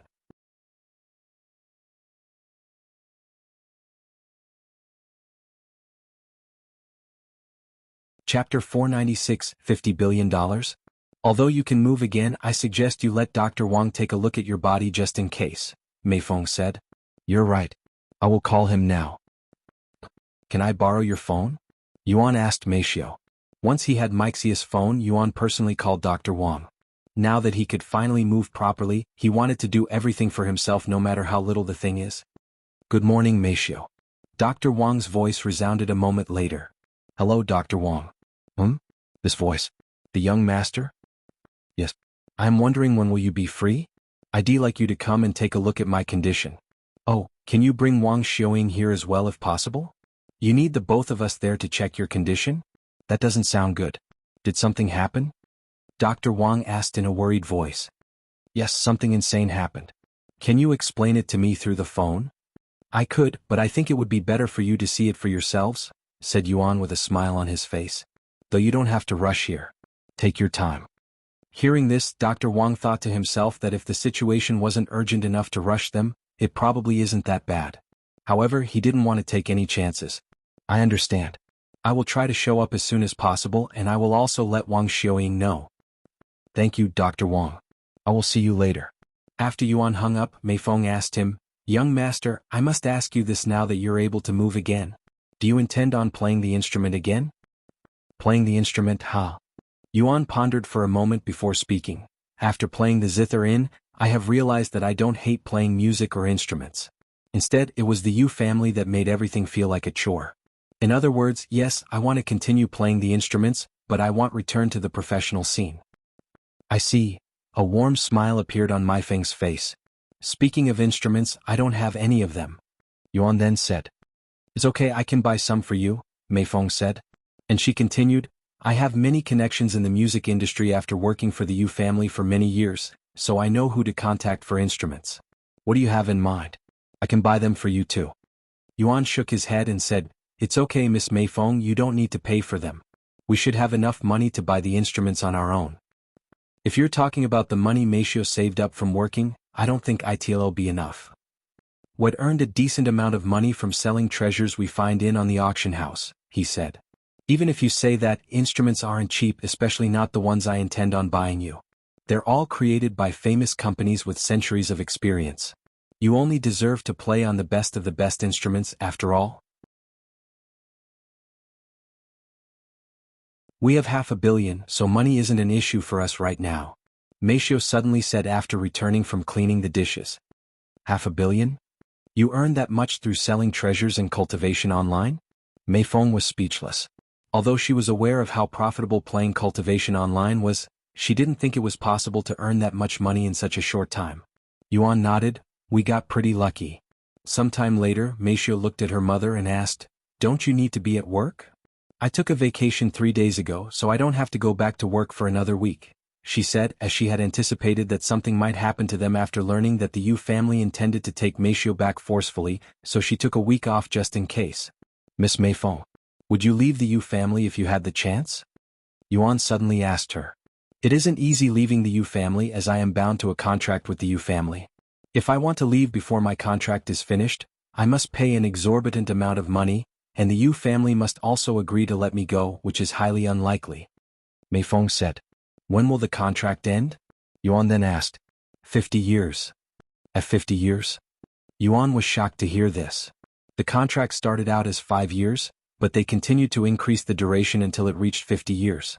I didn't mind it either since I got paid a lot of money and I had no reason to refuse. Out of curiosity, how much do you have to pay if you want to leave the Yu family? Yuan asked her. $50 billion? $1 billion for every year on the contract. 50 billion? Yuan repeated in a low voice. Unless Meifeng borrowed money from others, there was simply no way that she'd be able to pay such an exorbitant amount. Anyways, I don't really have any reasons to leave the Yu family right now. Despite their recent actions against Meishio, it was mostly due to the influence of the Cultivators Association, and they don't treat me badly either. While I have a lot of work to do, I am already used to it by now, and I am compensated for it with generous pay. After a slight pause, Meifeng continued, However, if the young master asks me to leave the Yu family to work for him, I will have a good reason to leave. You can stay at the Yu family. I can take care of him by myself just fine. Meishio suddenly said while staring at Meifeng with an ambitious look on her face. Meifeng smiled inwardly at Meixius' words. Don't worry, I won't steal the young master from you. With that being said, I will stay here until my vacation is over, as the incident from last night hasn't concluded just yet. Meifeng said a moment later, reminding them that they might still be in danger. You're tuning in to the Han Li's Wuxia Chronicles YouTube channel. We're so grateful for your support, and don't forget to subscribe to join us on this incredible journey through captivating stories. Your generosity through donations truly makes a world of difference, as it's the primary source of revenue that allows me to expand and enhance this channel for you. Thank you from the bottom of my heart for being a part of this adventure.